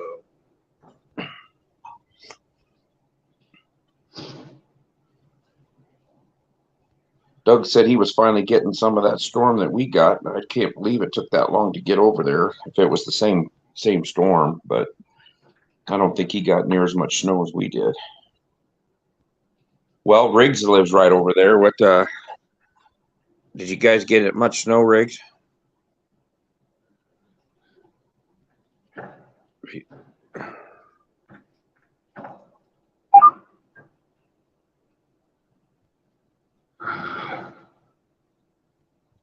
And Rusty Rivers says it's 80 degrees where he's at and he's sweating. I feel so bad for him.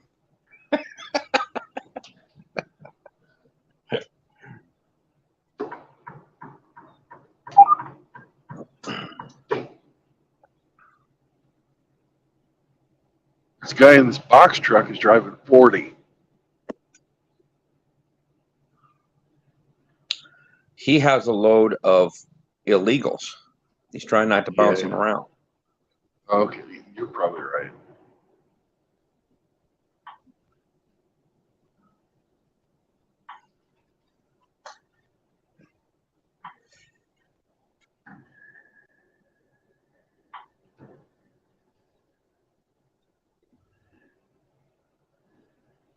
Rick says he got all the wind and the blowing snow, but not very much of it built up.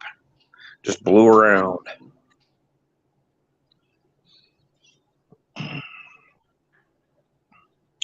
And Doug starts his new job again on Monday. Right. That snow sounds like dust in Uranus. All we are is dust in Uranus. Yeah. That doesn't quite roll off the tongue as easily as the original version by Kansas. Dust in Uranus. All we are is dust in Uranus. I don't see it going anywhere.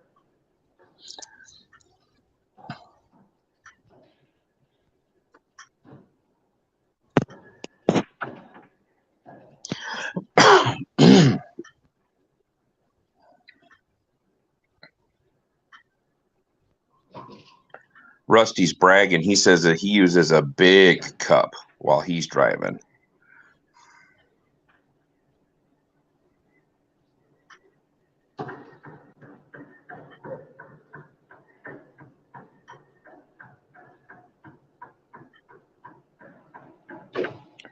Hey, A's here.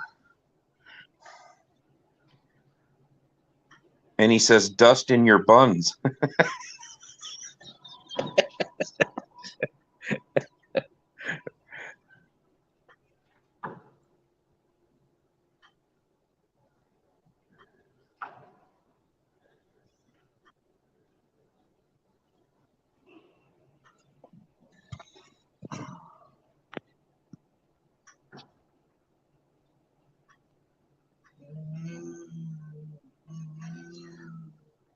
Oh, Rusty says he uses a big cup because his aim is crap.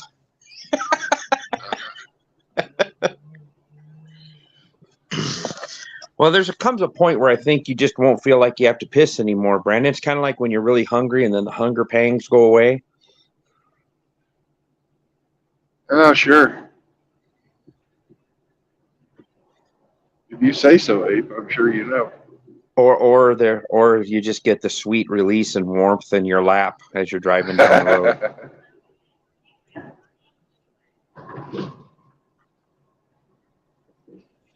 You know, it's America. Anything can happen. True.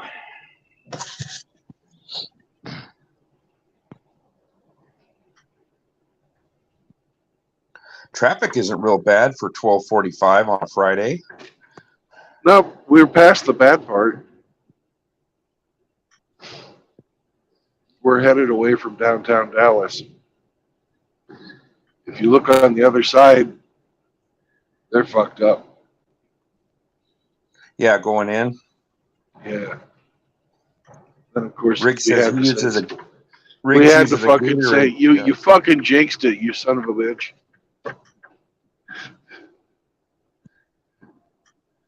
Riggs has to use Gatorade jugs because he can't get the tip in a pop bottle.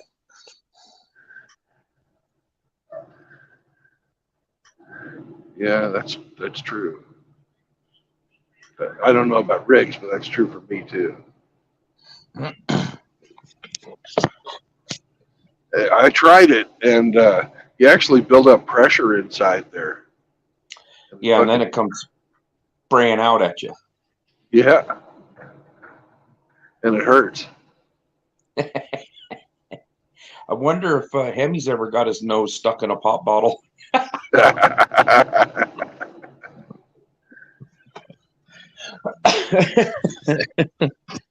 Don't stick your nose in there and get aroused, Hemi. You're going to end up in an emergency room.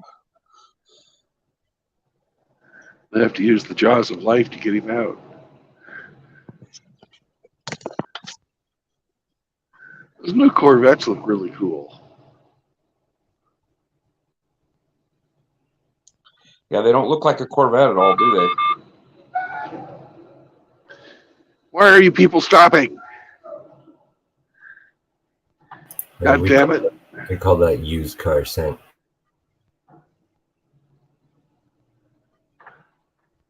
That was Finally your braking applying for you? Yeah, finally for once we had a collision avoidance that actually was a collision avoidance.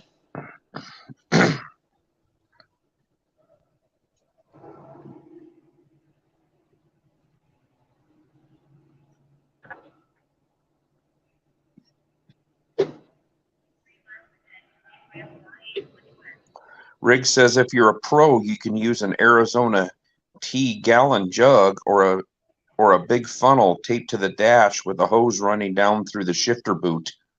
Ah, well, I've got an automatic. Then when he's speed shifting and pissing, he's throwing piss all over the dashboard and the windshield. Third gear, you spray your windshield.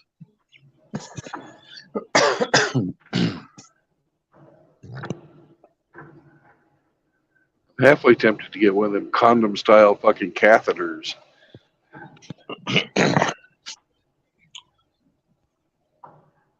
Yeah, you could just piss down a tube down your leg into a bag and then just hope you don't step on it getting out of your truck. I've got a couple of holes underneath my seat. I could just run it right on out. That's sure nice for the guys that need to work on your truck to have just piss and grease all over the bottom of your truck. Yeah. I think that would make it extra special. They wonder why every time they climb under your truck, it smells like a porta potty. I'm pretty sure they've fucking run into that before. Oh, yeah.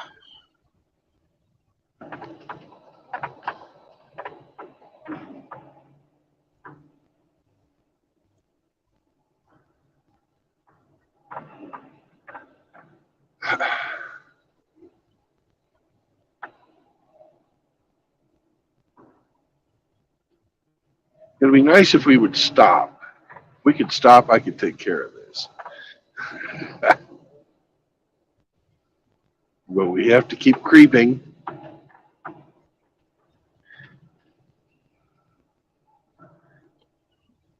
Just think, every inch that you creep is just an inch closer to you being able to go pee. That's true.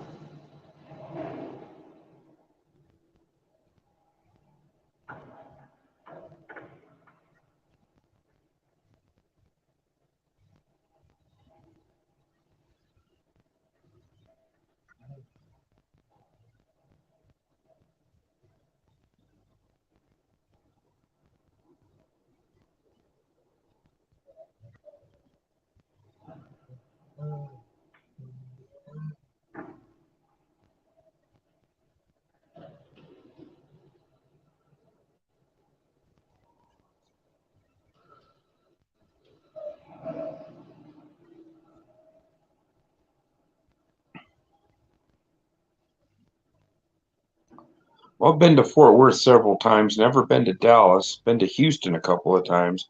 Can't say that I'd want to live anywhere near Houston.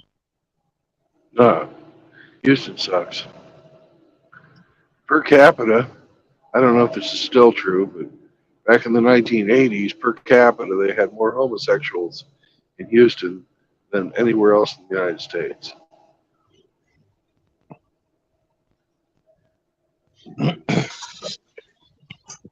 Houston is the first time I've ever seen a Planned Parenthood clinic, and it was a 3-story building, and it's right off of the interstate south of Houston, heading southeast. More than San Francisco, Brandon? Per capita, yeah. Yeah, Oh. Houston, I think is the is it the 3rd or the 5th largest? I think they have 5 million people in the metro area, something like that. It's big. All Brokeback Cowboys. Yeah, Brokeback Mountain. I was driving in a rental car there, and we were, I think it's either 4 or 5 lanes each way on the interstate right there. And I looked around, and as far as I could see, I was the only Caucasian in that group. I was like, this is a diverse city. Diverse, unless you're Caucasian, then it seems like you're the underdog.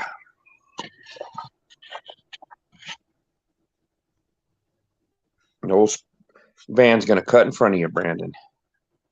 Yeah, he did. ProMaster. We still maintain our safe driving, even if we have to pee.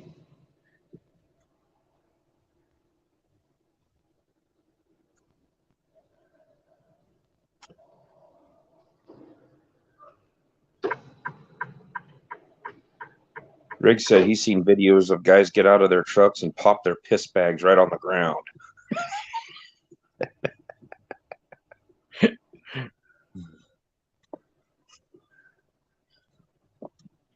What he means is he probably did that, and he's just saying that he's seen it. He's a dirty birdie. Yes, he is.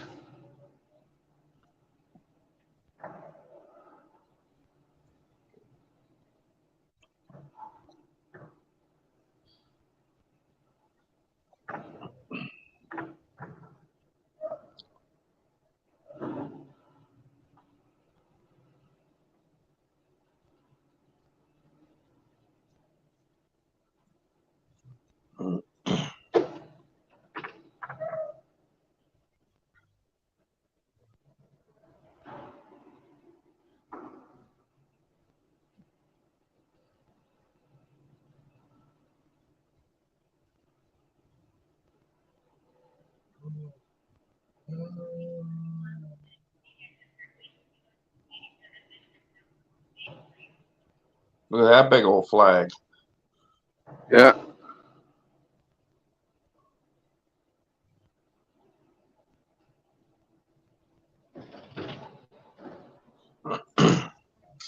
That big statue of Sam Houston when you're coming out of Houston going north. Have you seen that one, Brandon?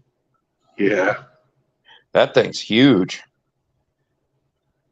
Kind of surprises you. Just driving along, look over, and there's a giant statue kind of sticking out of the trees.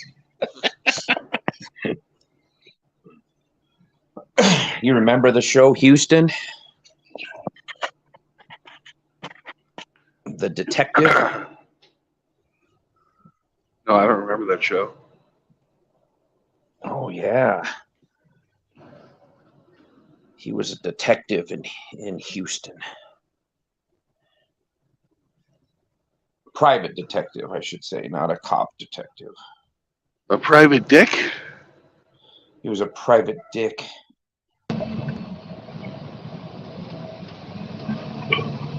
Private Richard.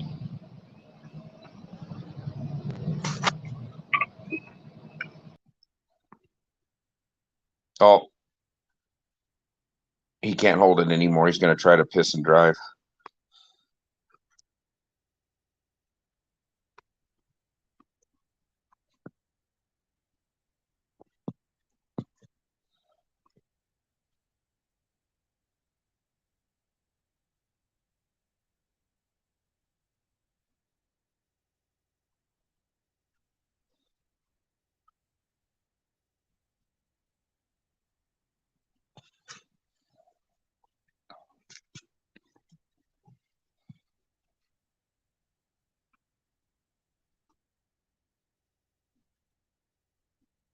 Hemi, you still here?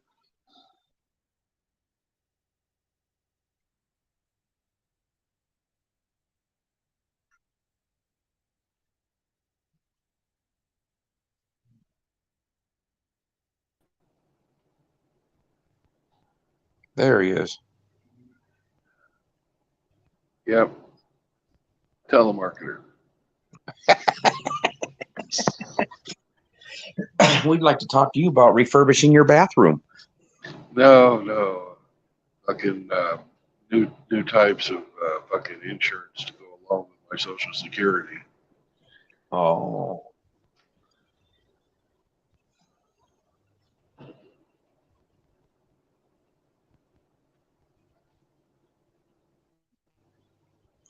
So what time did you get on the road this morning, Brandon? Oh, about whatever the time on the clock says, count backwards. 7 hours and 51 minutes. So about 5. 4 or something.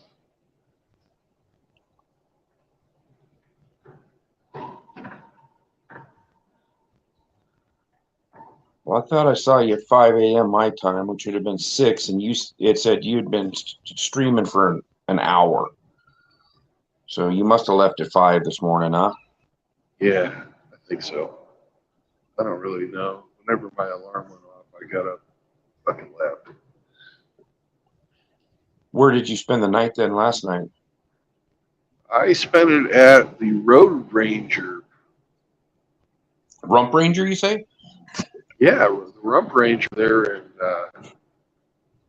middle of bumfuck nowhere, Arkansas. So you actually stayed at a hotel? No. Oh, it's a truck stop? Yep. Oh.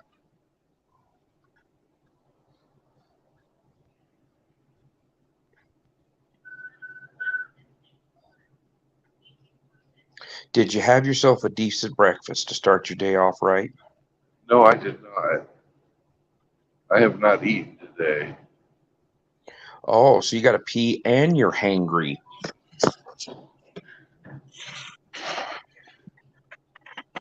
Yep, and I'm coming up 30 minutes left on my clock, so I better fucking reset. Quick. 6.8 miles from my destination.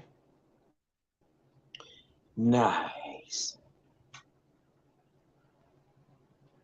Hey, there's a place just outside. It's in Fort Worth.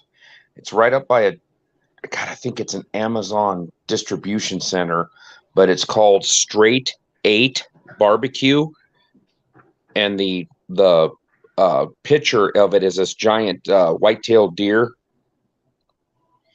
But it's called Straight 8, and you buy by the pound. Basically, you go along and you tell them I want sausage, like smoked sausage. They have brisket. They got everything. They got bacon wrapped shrimp, and you just tell them how many you want, and ribs, how many you want, and then they just put it on this plate. You go along the line. They weigh it at the end, and that's what you pay for it. But oh fuck, is it good barbecue? If you get a chance to go to one there, I think it's just in the Dallas Fort Worth area. I think there's 2 of them in Dallas and Fort Worth, but there is one right just in the Fort Worth area. If you get a chance to try one of those, it's pretty good.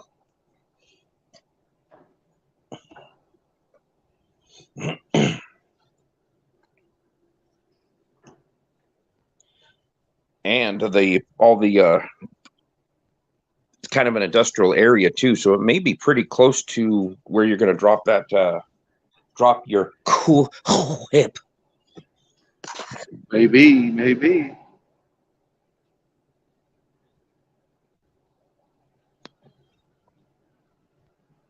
It's pretty cool. You walk in there and they form 2 lines that split and go around both sides. They have a bunch of charcoal grills going. And if you want a steak, they have these little one person running these little grills that are about 40 or 50 feet away from the main ones. And if you order a steak, they say, what kind of steak do you want? How do you want it? They put it on a ticket, and they have steel cables that go to each of these different grills, and they just take that ticket and just zing it down the zip line to one of those grills, and then somebody comes over, grabs a steak, and starts cooking your steak for you right there. Cool.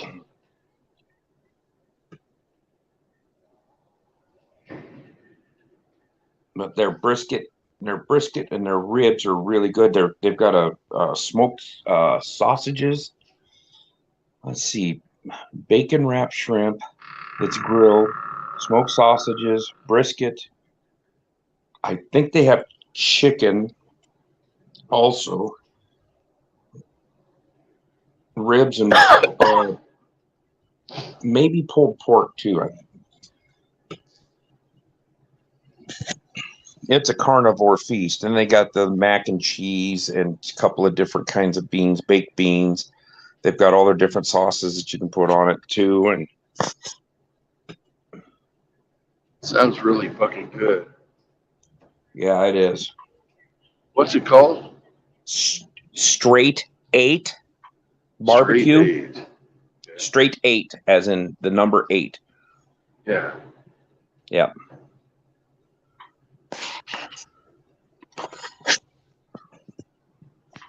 Well, Hemi could probably look it up. If I try to do it on my phone, I'll lose you. But if Hemi's around his computer, he could look it up.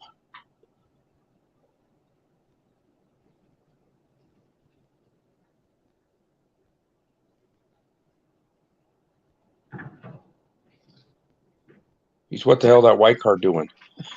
Idiot. Jesus. People are so stupid. 4-wheelers.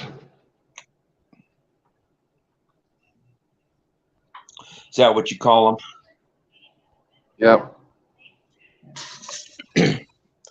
And then when you were in the military, they were silly villains, weren't they?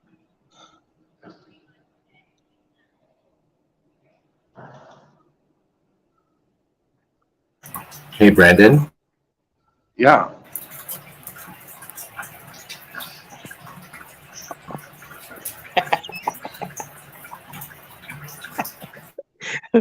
Water. I'm glad I'm not a 5-year-old girl. Hey, Hemi. Yes, sir. Could you look up Straight 8 barbecue, spelled straight, and then the number 8 spelled out, in Fort Worth?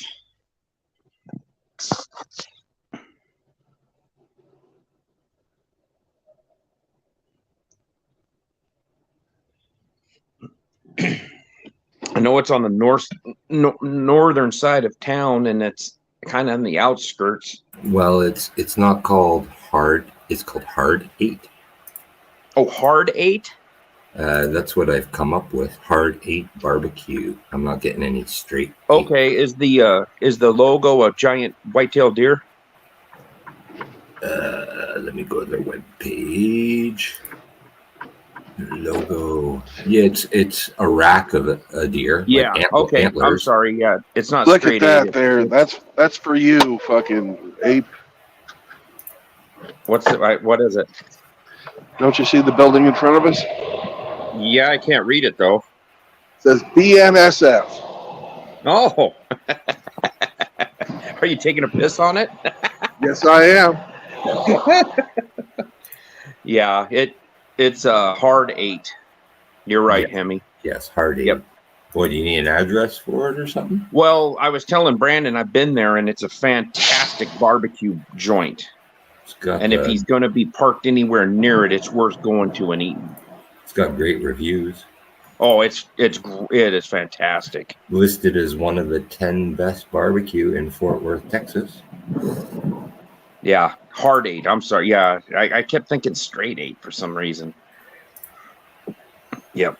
Yeah, right. just hold on to that address, and when he gets parked or something, drop it to him, because that's right. That was quick. South on 35. Dude, I probably put out 2 liters. Shit, he's talking to us from outside the truck. Yeah, he's wireless. Oh. 35W, Interstate 35W. Yeah. Okay. Yeah, Brandon. Yeah. It's called hard 8, not straight 8. I'm sorry. Okay. Hemi's got the address, and it's voted one of the top 10 in Dallas, Fort Worth area. Yes, BNSF. Piss on them. Yes, sir, I did. Nobody in the parking lot. Not much going on. I can see some locomotives in the background, though. It looks like, huh? Yeah. I'll about guarantee that I worked on all of those at one time in my life.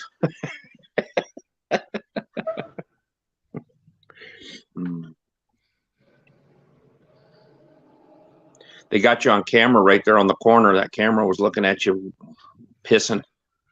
Good. Now they can see what a real fucking man looks like.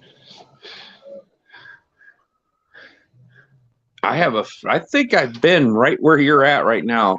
I don't think I can fucking get across here.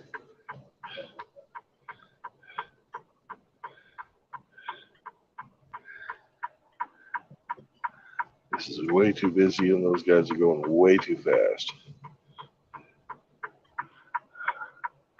Might have to go down here and turn around in another way. Kind of disappointed that you couldn't hold it, Brandon.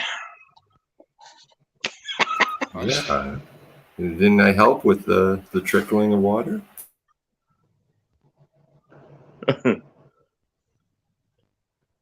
Oh, Jay must have got on the Hard 8 website, and he goes, "That's a pile of meat on that main page." Yeah, it's probably, I would put it up there with the best barbecue place I've ever eaten at. Of course, I haven't had a whole lot. I've eaten in Memphis, and I think we did in Arkansas too, and Kansas City barbecue. Did have some barbecue in South Carolina, and it was pretty good. But I think that Hard 8 was the best.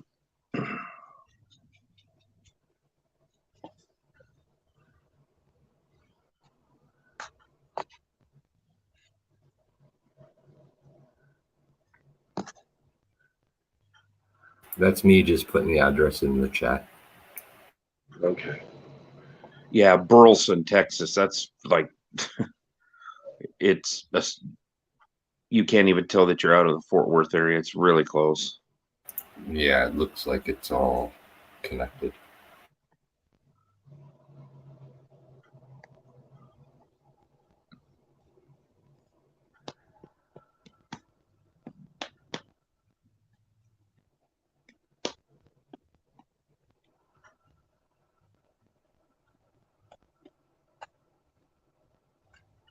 Yeah, I don't know how many of them they got around, but that definitely was Looks the like best only barbecue 2. place. Looks like only 2. That's it, huh? Mm-hmm. Is the other one over in Fort or Dallas?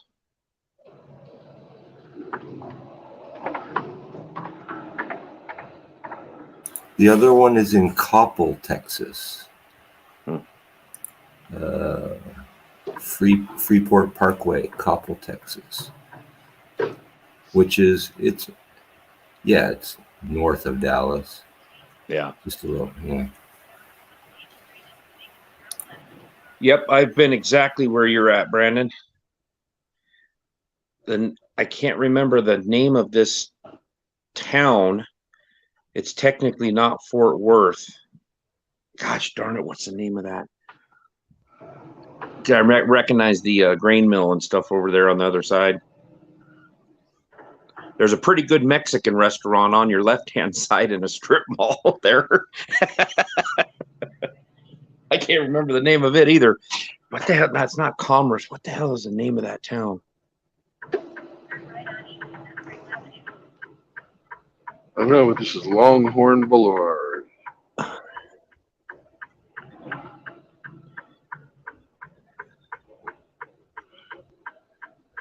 Yeah, if you go up to where all those big grain elevators are on the right-hand side. Oh, on the this is left- Saginaw, Texas. Saginaw. Yep. That was the Saginaw yard where you stepped off there to go take a piss. That's the Saginaw, Texas yard.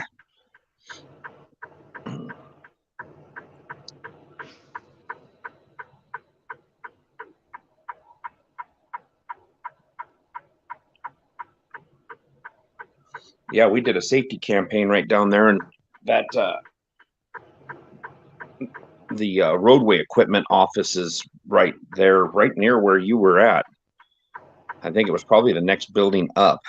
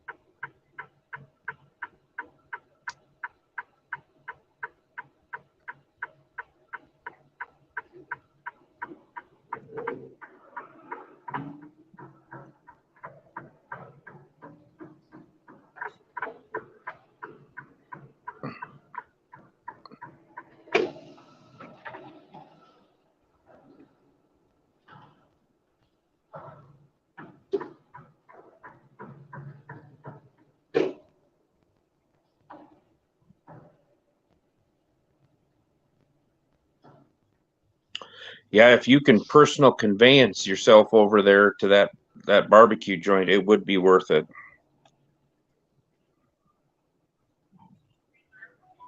Because you're running out of time, aren't you, Brandon? Yes, I am. Yeah. We got 15 minutes left. And I've got to fucking turn around. How far are you from your destination? 3.2 miles. Well, just slam on the brakes and spin that trailer around, pull a Dukes of Hazzard or Rockford, or they're right there in the middle of the road.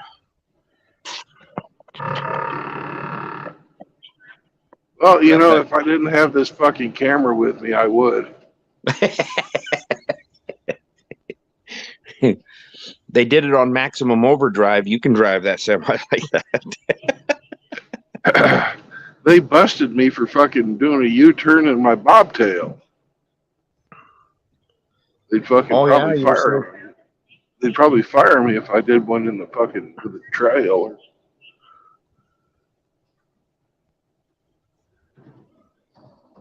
Ah, shit! That would have been a great place to go. No trucks. The whipped cream splattered out onto the highway. Yeah, that'd be a really cool wreck, though.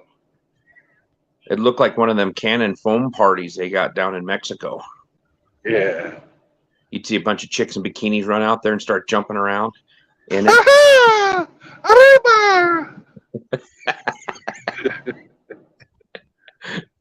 Someone come out there with their fucking whistle and a bottle of tequila.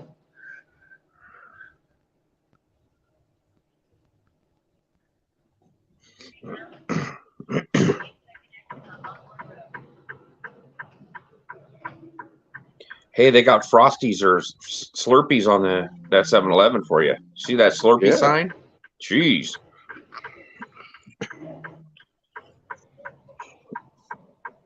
I told you that story about that friend of mine that whipped his dick out at a 7-Eleven and said he'd take a Slurpee to go.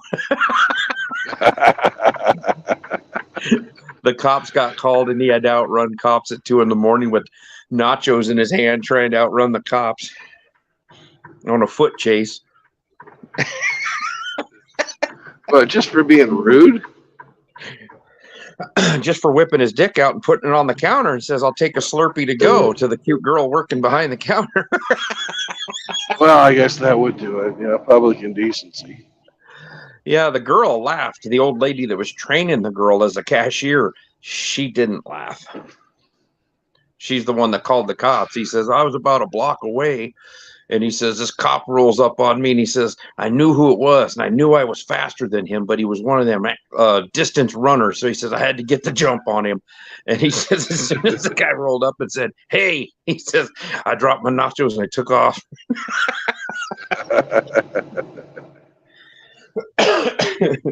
He said he was the only cop in town that could keep up with him. But he says, if I got a lead on him, he said he could never catch me. He could just stay so far behind me. He says, "Damn it, it was that guy, so I had to run." And when you're drunk and you're craving nachos, and then you got to abandon them to take off. That hurts worse than anything. Yeah.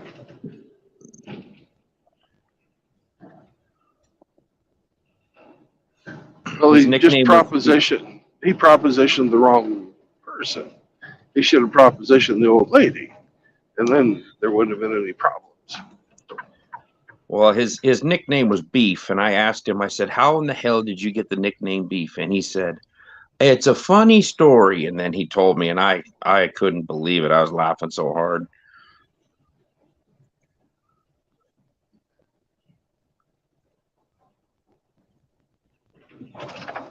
And alcohol was involved. It was a contributing factor.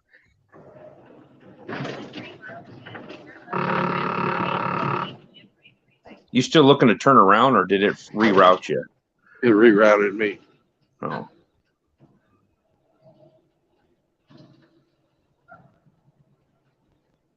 What the? A dude in the Raptor, he's kind of an aggressive driver. Just a bit.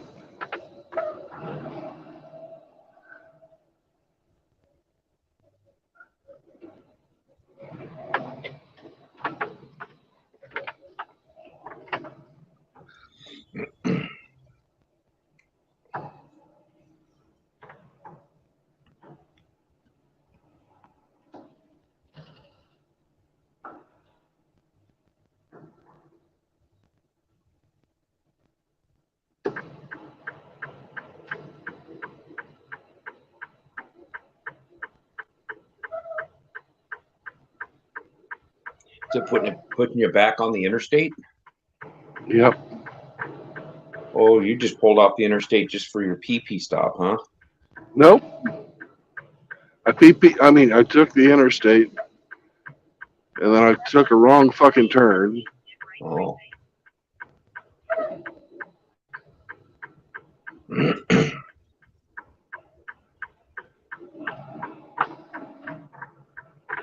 Now I've got to get back on the interstate. Take out that Honda. No, that's a Hyundai. Could have got him. Yeah. Maybe next time.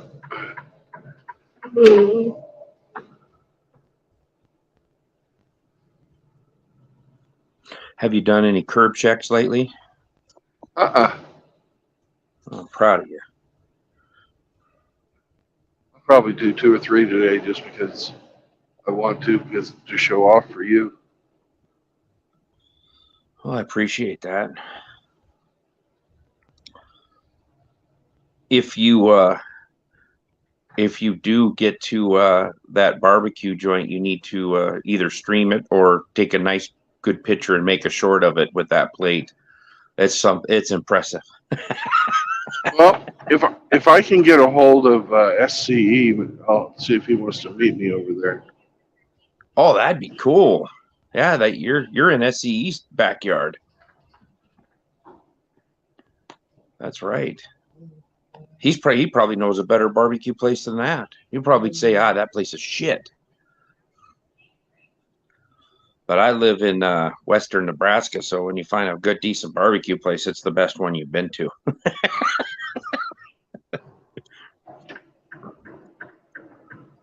He's probably been there.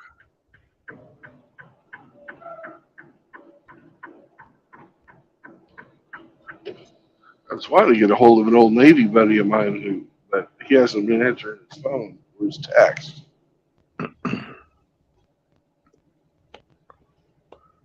When the ones you served with on the boat? No, he's a guy from the squadron. He was my pilot, actually. Oh. He was an officer. And a Okay. gentleman? Not really, but he was an officer. Oh. I've been to the He was the guy that was flying the only fucking aircraft wreck I ever been in. well, you We walked went- away from it, didn't you? Yeah, we were in Yeah. Panama and we rented a fucking Cessna. Oh, and we shit. went out to go fishing.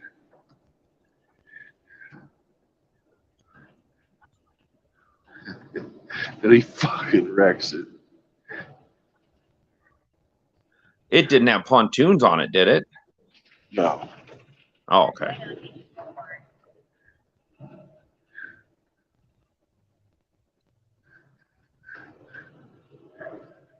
He fucking clipped a cow when we were coming in for a landing. Did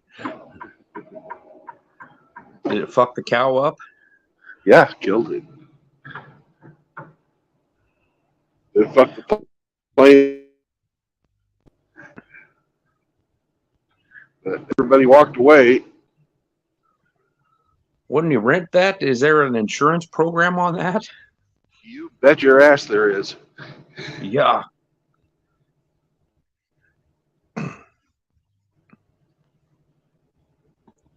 Yeah, that would be cool if you could get together with SCE. Yeah.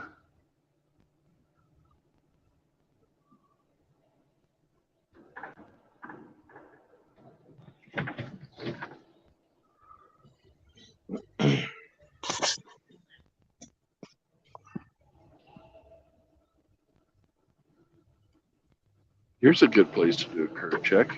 It looks like 10,000 people already have. But we're going to pull way the fuck out. And avoid that curve check. There was a ton of them on the curb you just went by they're turning right into there. They rode over that curb a few times too. That thing was black. Yeah, that corner was 6 ways of fucked up.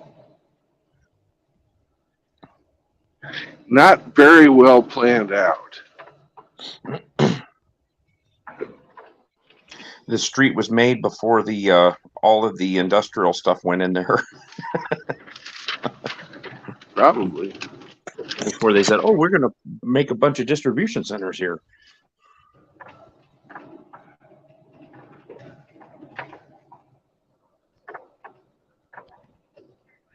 No.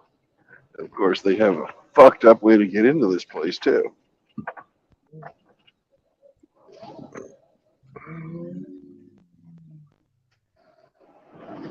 It's all part of your lineage.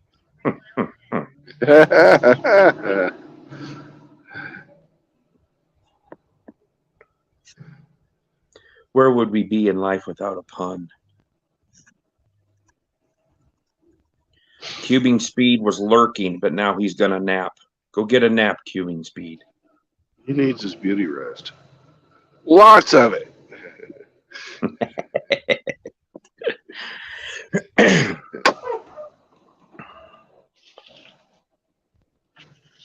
What kind of situation is this? This is a situation where we put ourselves off duty, 30-minute break because we have 4 fucking minutes left. Confirm changes, then we don't drive faster than 5 miles an hour. Then we're going to go to our fucking workflow and we're going to, I don't want to review the job. We're going to say, yes, we have arrived. Yes. Because we had to be here by, our new time was 13:30 and it's 13:25. Woohoo! So this is called getting it in barely in time. Why the hell was that Mini Cooper parked in the middle of the fucking road? Because that's what the guard drives. Oh, They don't that's let the the guard? Yeah. Generally, when you got a car parked by the guard shack, it belongs to the guard or his boss. Well, I can't see the shack. It's up there. in front of this truck, huh? Yep. Okay.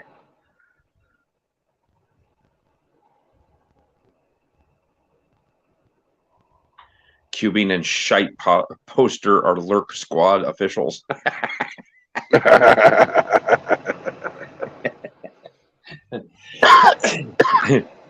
Always be lurking. I need my fucking. I had a fucking stalker for a while, but she gave up after I didn't get mad at her. Rusty Rivers is on a Coors break. Oh, the banquet of beers, huh? At least it's not Miller High Life. That's the Champagne of beers.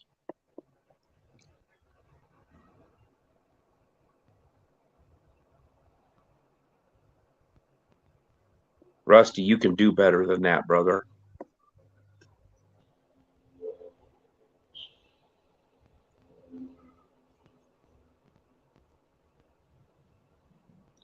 Oh, hell, you're ready to roll.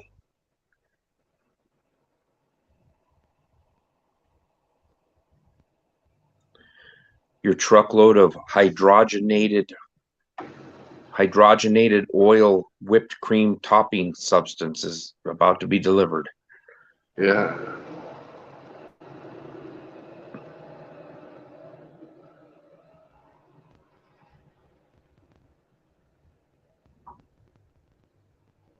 Ask him for fries when he opens the window. Hello.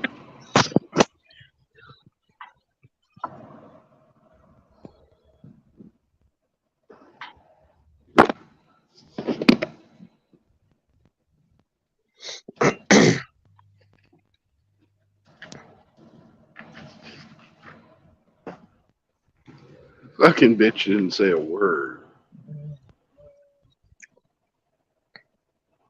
Usually they're pretty nice. Pleasant one, huh? Pissed off that she has Say to that have again? a job. William?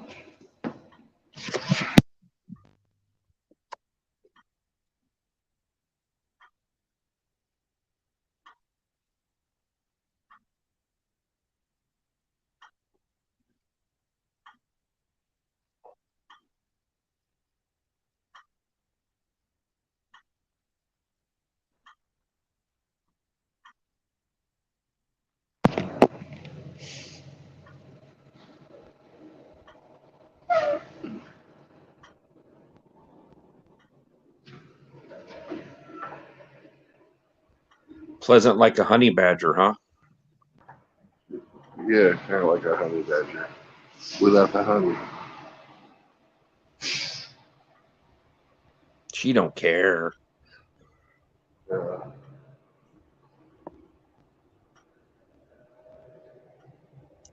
Rusty Rivers said, yes, the banquet.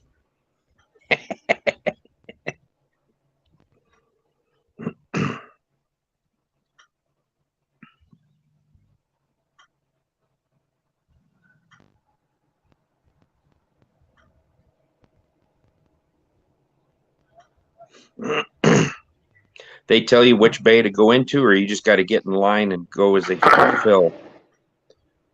I gotta get in line and then go inside. Ah.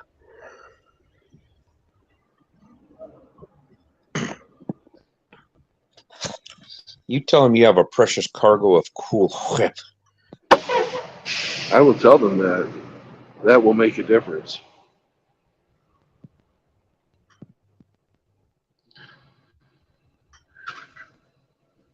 Schlitz Malt Liquor says a cold, refreshing Schlitz. It has to be good if it's named after you. You know it. Anyways, I will be back. Don't run off without me.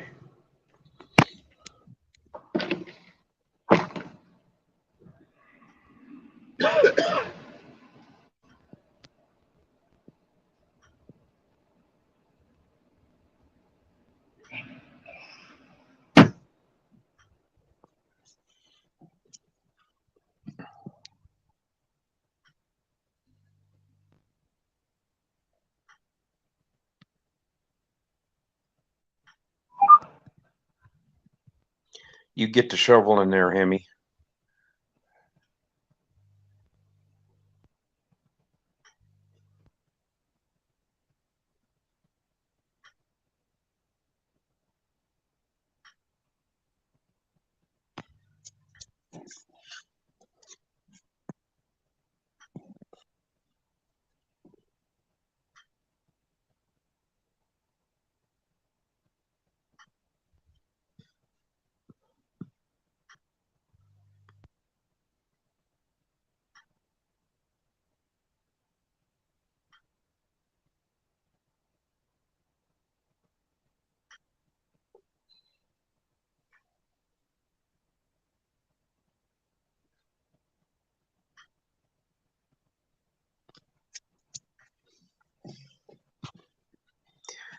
Hey, Rusty, did you get any damage to any of your property down there? Did you get like trees blown over or anything in that storm you guys had?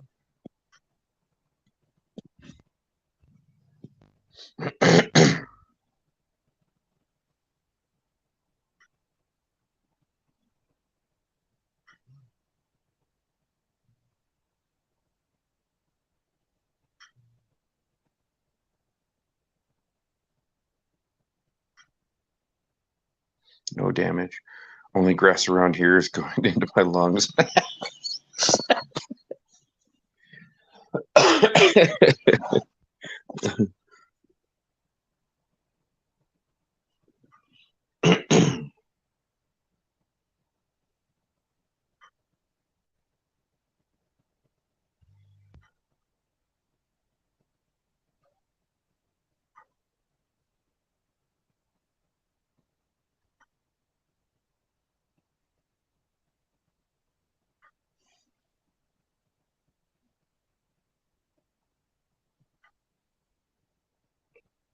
Well, glad there was no damage.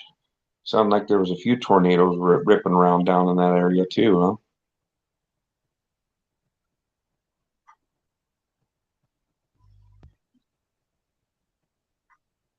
You're gonna go shoot some pigs tomorrow, Schlitz? That's cool. What part of the country are you in? You down in Texas or down south?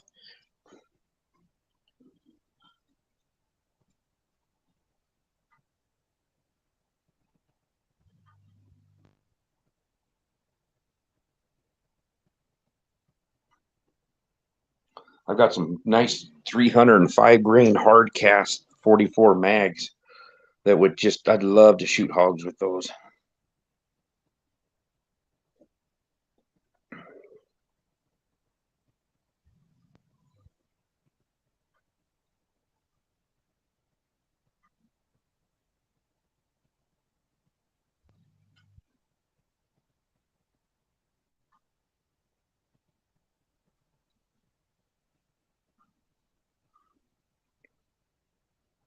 It's amazing how much damage those pigs can do. Boy, they tear up some land. I never seen a wild pig until I went down to Texas, near in between Houston and Dallas, and we're going down a 2-lane highway. And I looked over and there's about 6 pigs, and that one hog was huge. I was like, "Holy crap! You hit that thing, it's gonna total your car out." It was one of the biggest pigs I've ever seen that wasn't a domestic hog at the county fair.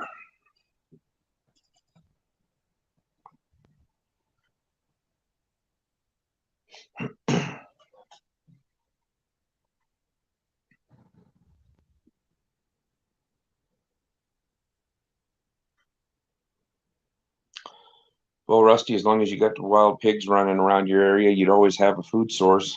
Deer and pigs and possums and raccoons.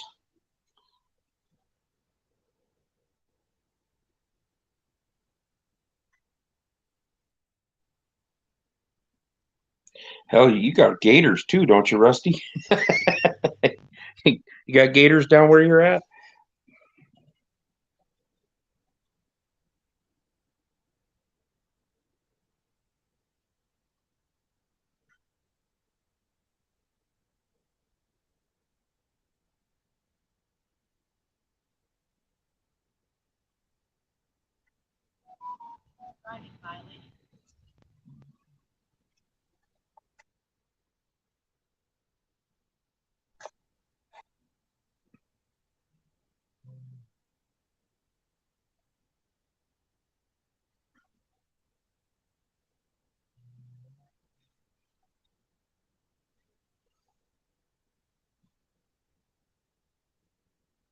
You've got a 6-foot pet female gator. Nice.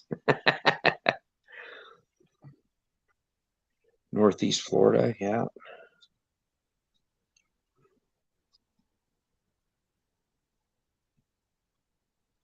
You're pretty close to the Georgia line then, Schlitz?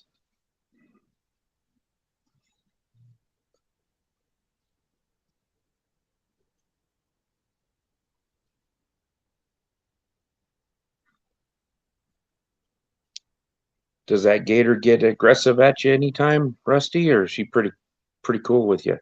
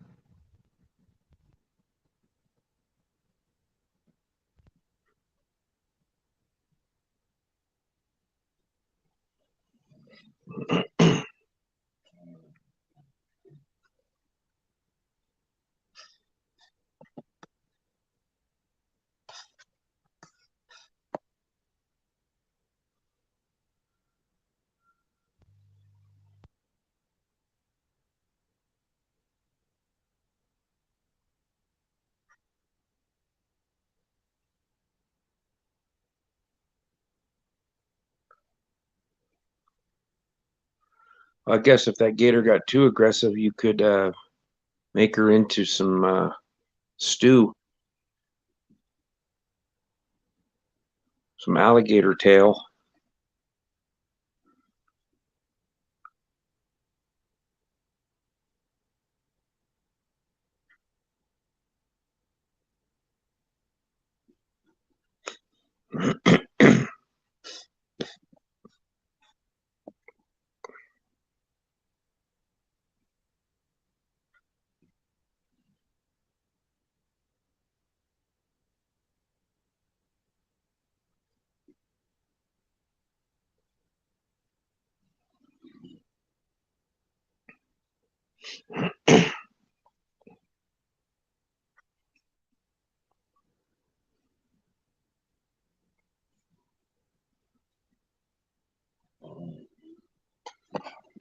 If you ever had to live on that 14 acres, I think that gator would be the first trespasser to go.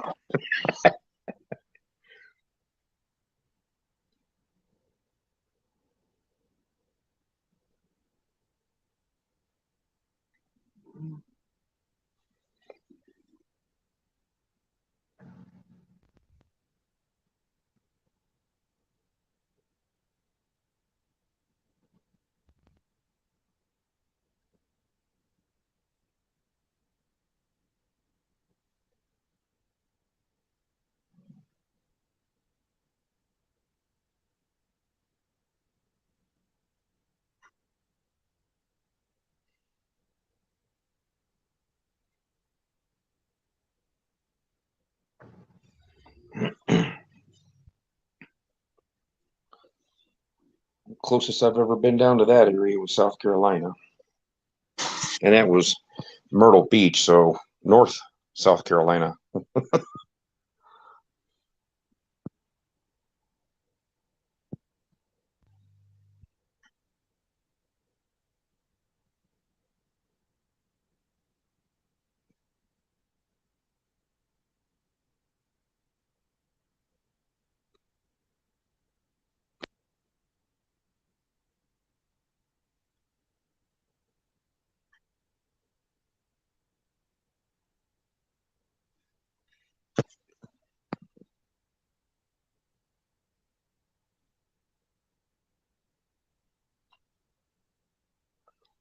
Well, at least you're not supporting a single mother with a bunch of little gator babies.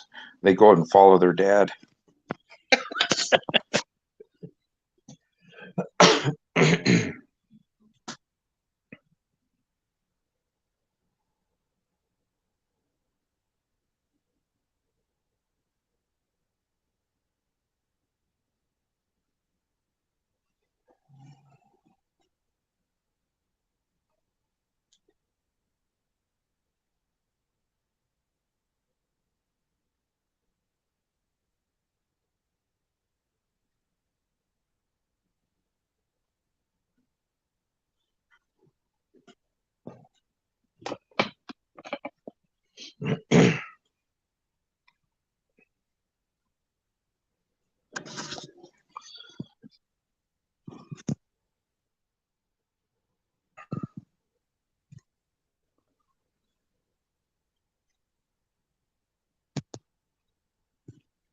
Yeah, Jay, I follow this guy that's a bow hunter, and he's up in Saskatchewan, I believe. And he's got a buddy that has a bunch of, are they Russian boars on property? He goes in there every year in the wintertime and hunts them, bow hunts them. Looks like a hell of a good time.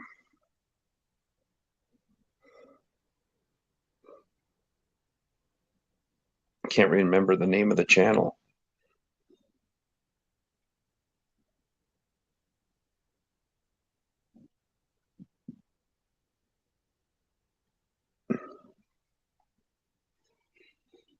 But he hunts moose.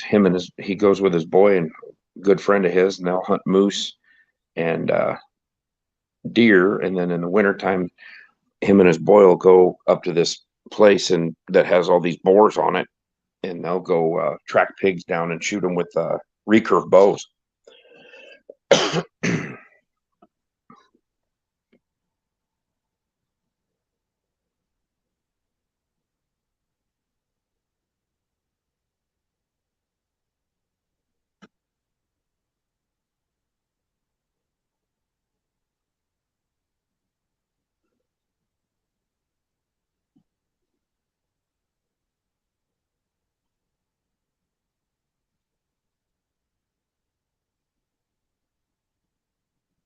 What's the weather like where you're at, Jay, right now? Did you get hit with some snow?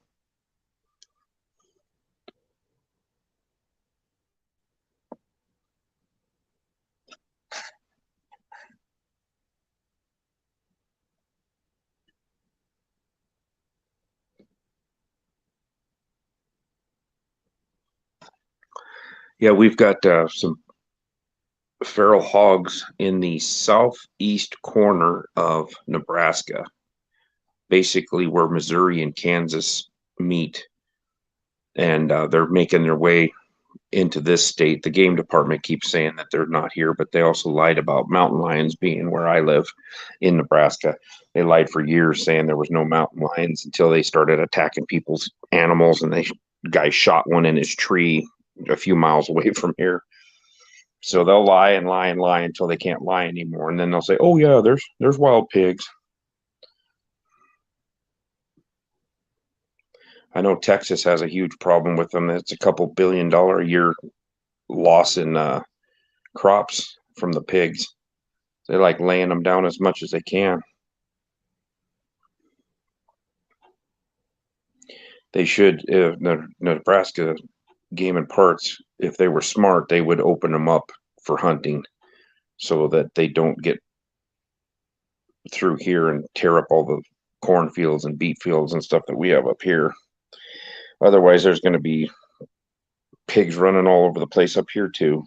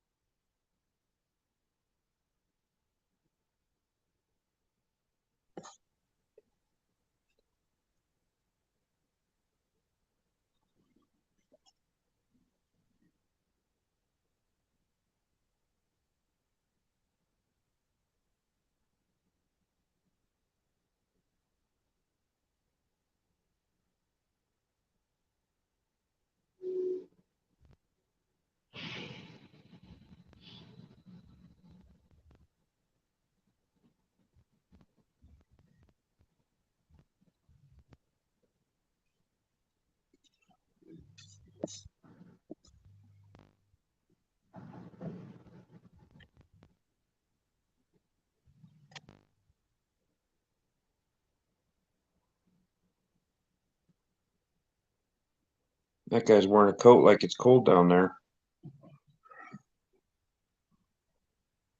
He'd be freezing if he was up where I was at right now.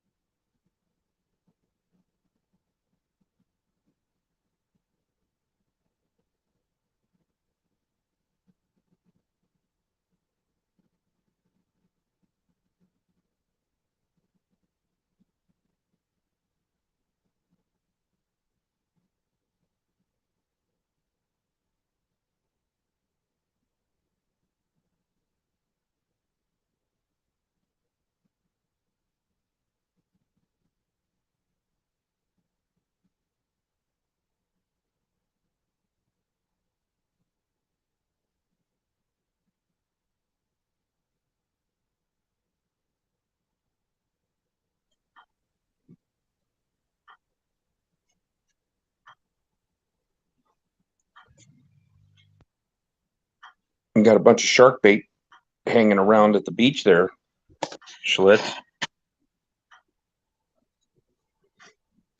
I'm sure they'd appreciate some pork.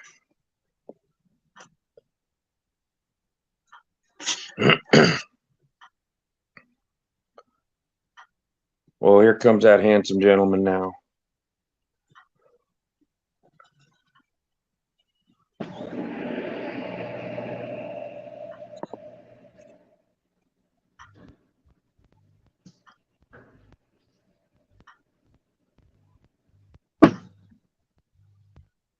Yeah, I hear you, Jay. It's kept fun to watch those. I'd love to go down to Texas and shoot hogs out of a helicopter with a machine gun. I think that'd be really good Helicopters, fun. machine guns, and sharks with fucking laser beams. Freaking sharks. Uh, Well, how long are you gonna be in line, Brandon? Well, that's an indeterminate amount of time because nobody from my company called these people and told them I was going to be late.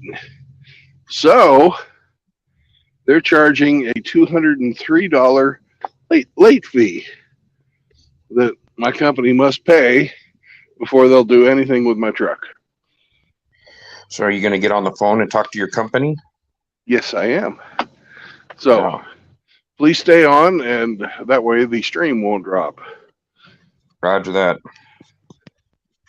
But for your viewing pleasure, there you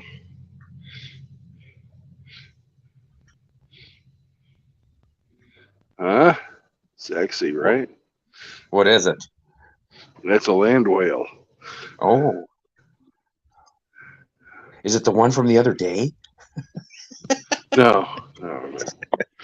All right. I'll catch you guys in a bit. All right.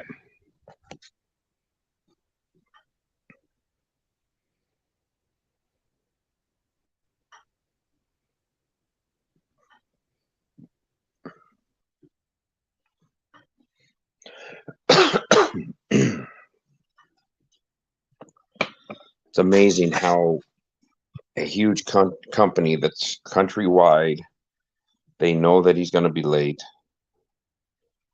and they don't do anything about it. Oh, look at this. The ginger hamster is in the house. Hello, ginger hamster.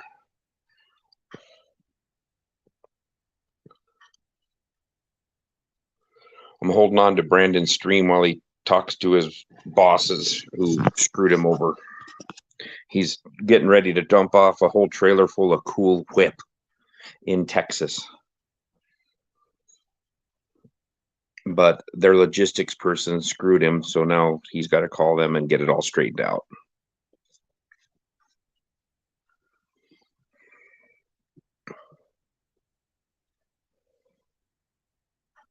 Yes, James. Cool Whip. I just like saying it. Cool Whip.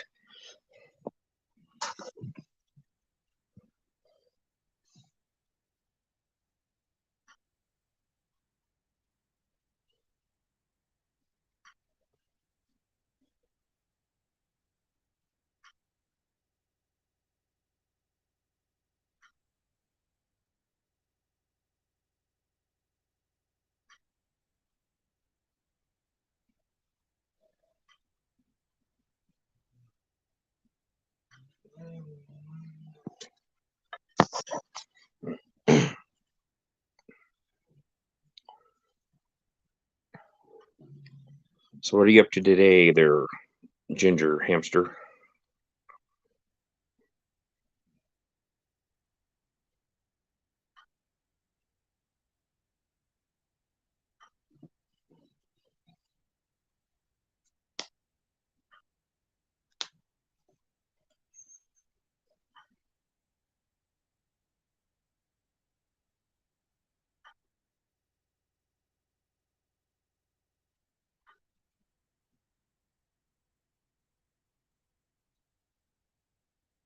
I hear you. I'm on my, this is my Sunday. So I'm just kicking back, watching the wind blow 20 degrees out. Oh, it's 21. It's a heat wave. Wind's blowing 20 to 30 miles an hour. It's almost 0 degrees with the wind. Very nice.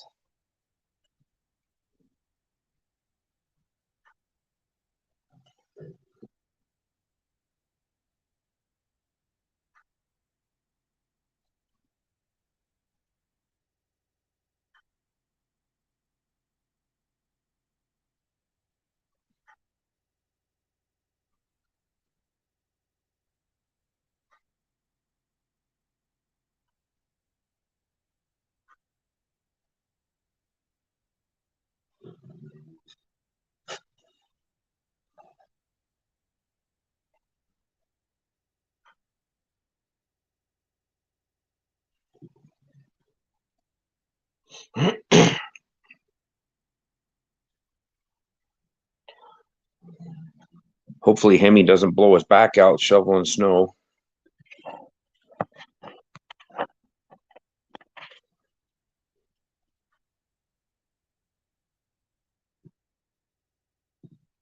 Of course, I think you Canadians are born with a snow shovel or a hockey stick in your hand, aren't you?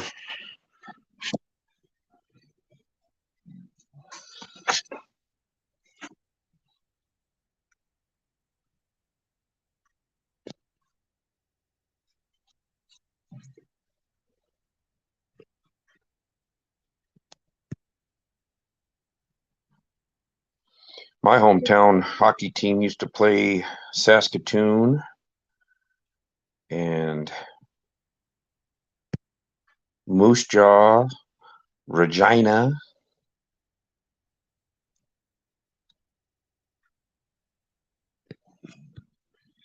as well as Seattle, Portland, Oregon.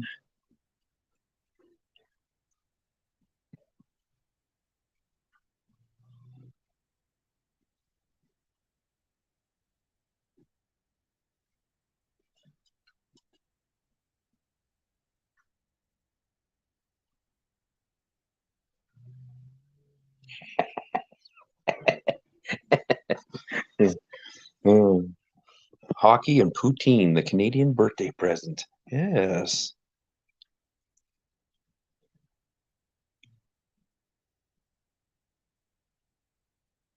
Born with mittens on. Well, that's a good idea.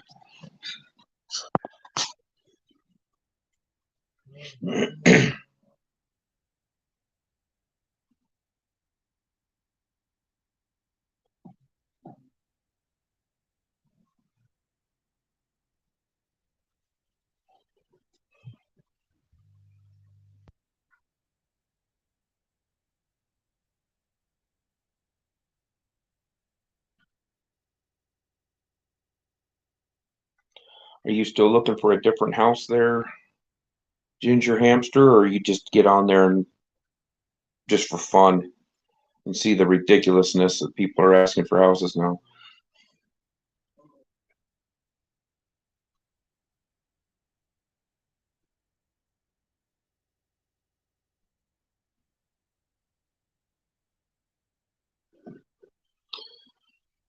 You got mentioned yesterday. Hammerhand replayed a video that him and Mr. Elite did last year when Hammerhand was coming back from, well, it'd been almost 2 years ago, because Hammerhand was coming back from C-Invention and stopped in Boise and talked to Mr. Elite.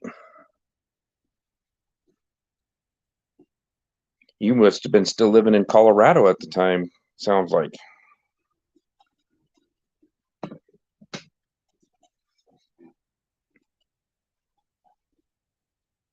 The delusion runs deep in real estate. Yeah, until the market crashes here, which is, I think, is coming quick. Real estate may get a little cheaper, but can you afford to have it?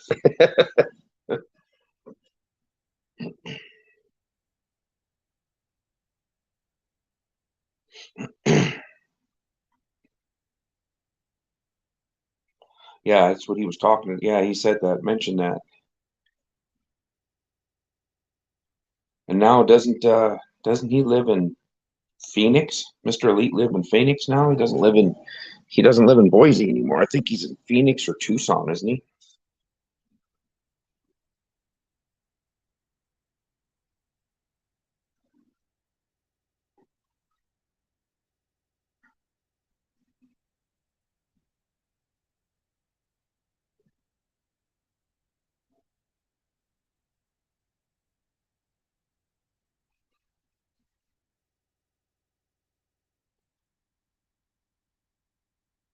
Yeah, the real estate market will crash, the interest rate goes up, and then they'll be desperate to get people into houses, so they'll do the interest only loans and let people that make $14 an hour buy a $300,000 house, and it's 2008 all over again.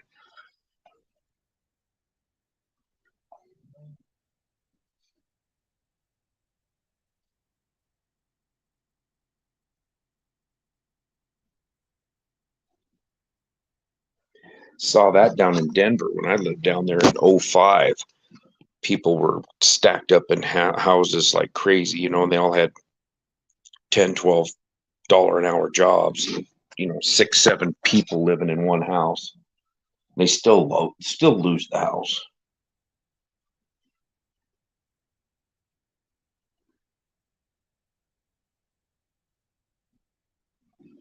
My ex-wife took over the house. She got it refinanced in her name. It got paid off on my credit, refinanced on her name, and I'm living in an apartment now. And I retire in 9.5 years. I have no desire to buy a home in this state. I'm not going to retire in this state. So I don't see why I should get tied up into a house, especially right now. I don't have to shovel snow or do any of that stuff.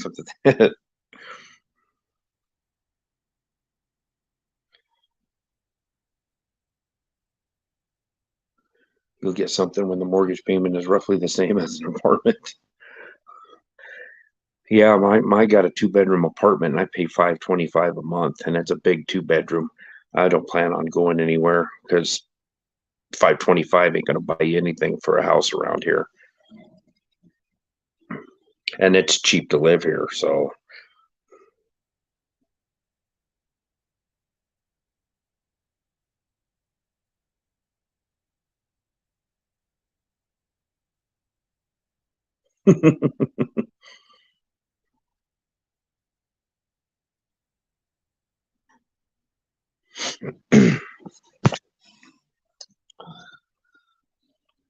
yeah, a fourplex would really do it. You live in one and let the other 3 pay for it.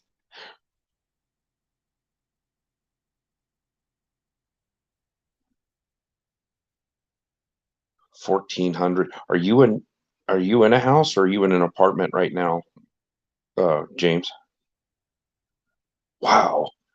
2,500 for a place like, yeah, I remember when I lived in Denver in 05, a studio apartment was 900. Yeah, it's absolutely crazy now because where we worked right in downtown Denver by Coors Field at the railroad, they put up, oh my God, probably 400 or 500 apartments in that one area, and they were starting out at 900 a month, and that was in 05.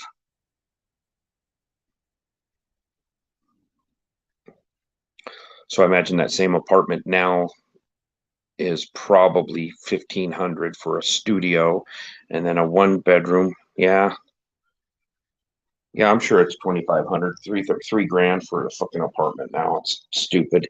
I couldn't afford to live down there single, making the money I make. I could not afford and have a vehicle that ran. And I like being single. I like being by myself. There's no way I'd want a roommate.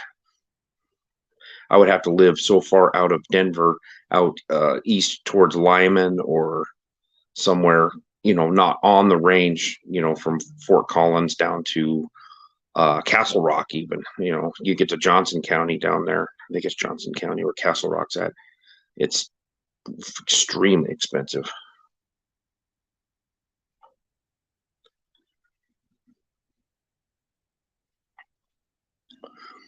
That in Denver is just so liberal and Boulder. It's so stupid. They don't want you to have a gun that holds more than 10 rounds down there. It's like, man, you might need 15 rounds. You never know.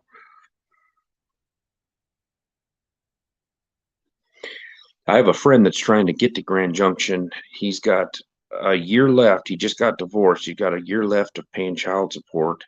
And his youngest kid's out of high school. He's going to check out and go to Grand Junction. He works for the railroad, and that's where he wants to head out to.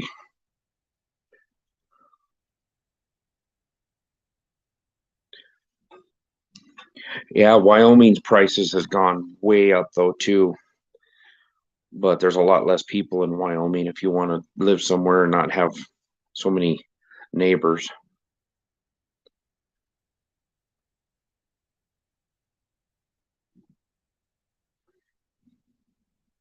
Yeah, I met some guys, Jay, from Calgary, and he worked as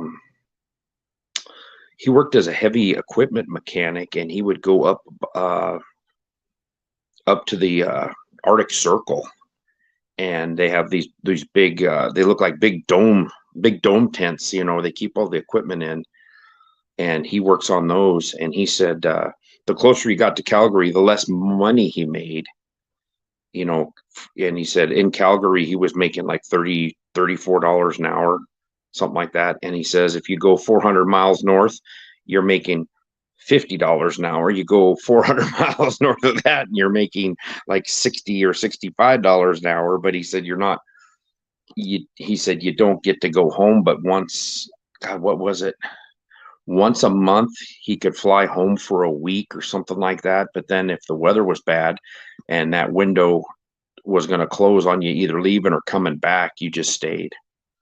He said, yeah, the farther north you come out of Calgary, the more money he made. But he had a oh crap, this would have been probably 2007, 8. He was in a house in Calgary. It was a split level, 4-bedroom house. And it was, I think he said he paid $410,000 for it. And that was almost 20 years ago. So I thought, good God, you guys in Canada sure get raped on taxes, and everything's so expensive up there. It's crazy.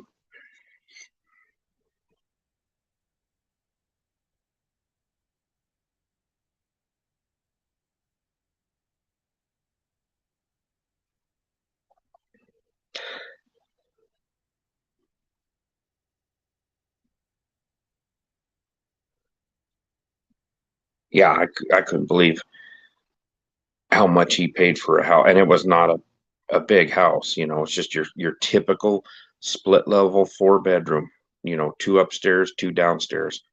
And it was over 400. I know he said over 400,000.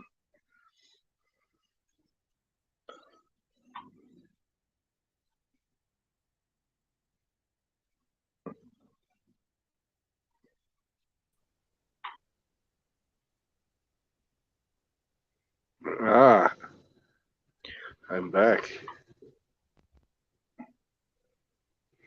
But I'll be getting back off in about 15 minutes.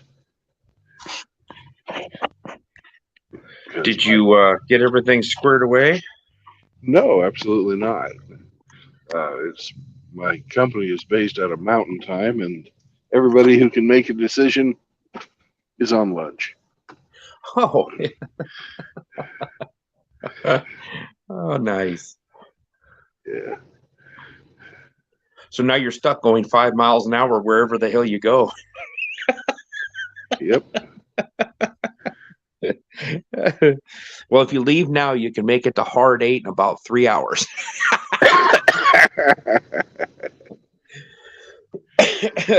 Hemi did drop the address in the private chat. Yeah. Well, just as long as Hamster doesn't see it, that's cool. Yeah. Well, you'd have to let him in, but you have the power. Well, there's nobody waiting. Hamster's not in the guest. Maybe we'll send an invite again. A special invite. Hamster is saying, get the cool whip off that truck.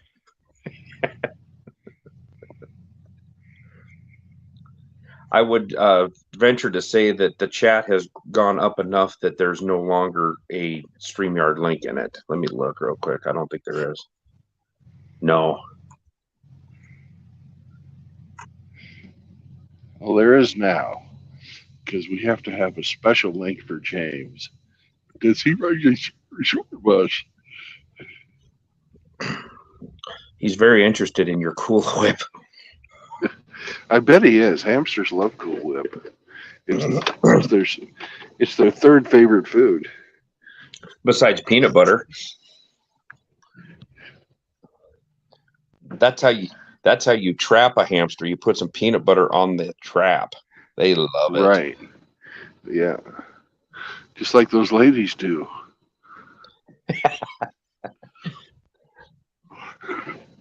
They get those big caracal cats that have the real abrasive tongues. This is your captain speaking. We've got a shitload of Cool Whip here in the truck today.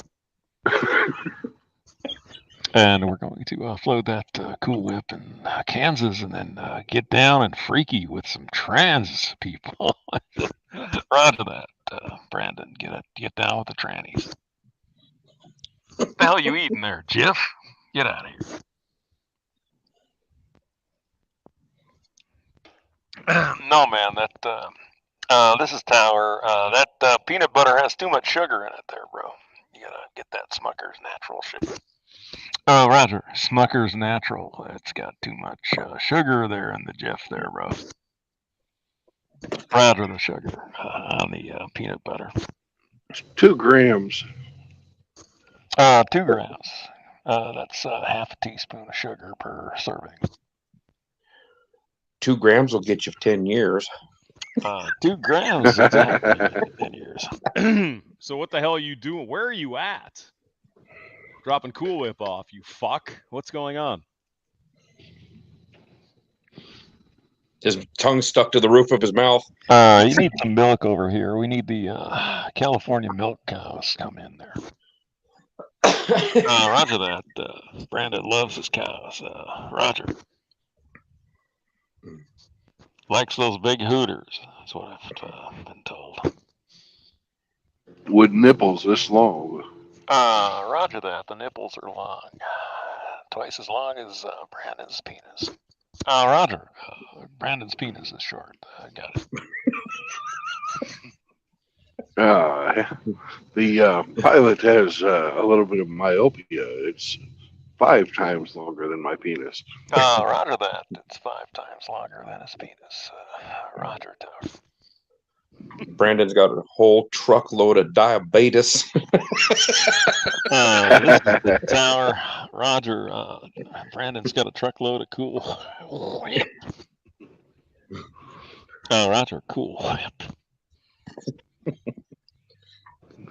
What's wrong? I'm saying Cool Whip.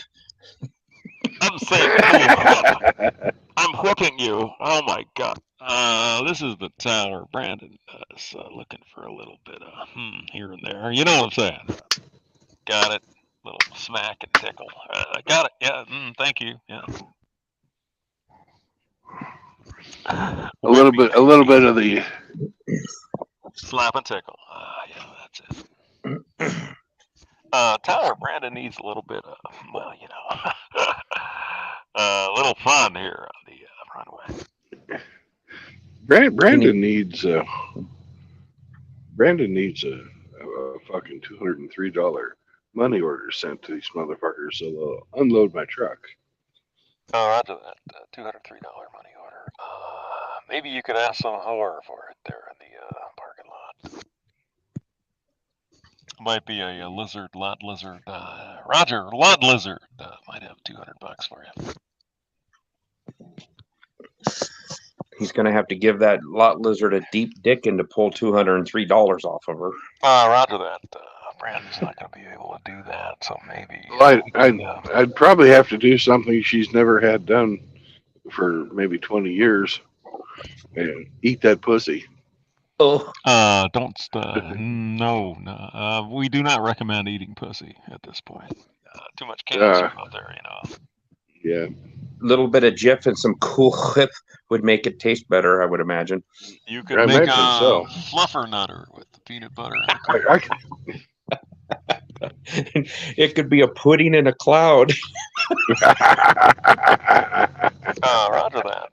We could dry up the Cool Whip and we'll do something with that and get some hoe to come in from the lot. Roger that.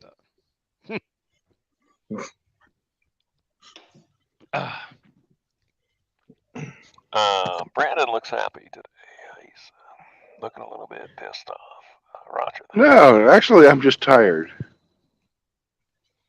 Roger, he's tired. He's tired in the truck. Over and out, welcome. I'm tired of being admired. Tired of being so uninspired. I'm just tired. And you missed I've it, been with thousands of men again and again, and they're all just the same. Roger, we have a white guy trying to rap here on the truck on the No, you don't remember that song, Hamster? No, I don't. What song is that? From Lily Von Stoop in Blazing Saddles? Oh, God, that was a while ago. Yeah. No, I missed that. I'm sure I would like it, but I haven't seen it for a while. Yeah, it was Madeline Kahn. Madeline Kahn is a redhead. Gotcha. No. And she's dead. Roger that. We like Half the people on Blazing Saddles are no longer with us. Gene Wilder. Was Gene Wilder in that one? Or was that? Yes, he Young was. Frankenstein? He was the Waco Kid or something like that. Yes. Do you guys But he wanna shot with his hand. You guys want to get crazy? Look up Young Frankenstein. Ooh, that was a movie. Yeah. Yes, it was. That was a great movie. Terry Garr. Roger that. Terry Garr is fucking smoking hot. Back She then was she was, definitely that's for pretty. sure. Very Yes. pretty. Yeah, very nice woman it seems. Anyway. And the roll in the hay.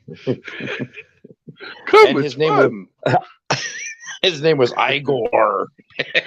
My name is Young Frankenstein. Roger Frankenstein. Yeah, I got it. Fucking good movie though. That was fun. That was a great movie. When the monster started singing, putting on the Ritz. Putting on.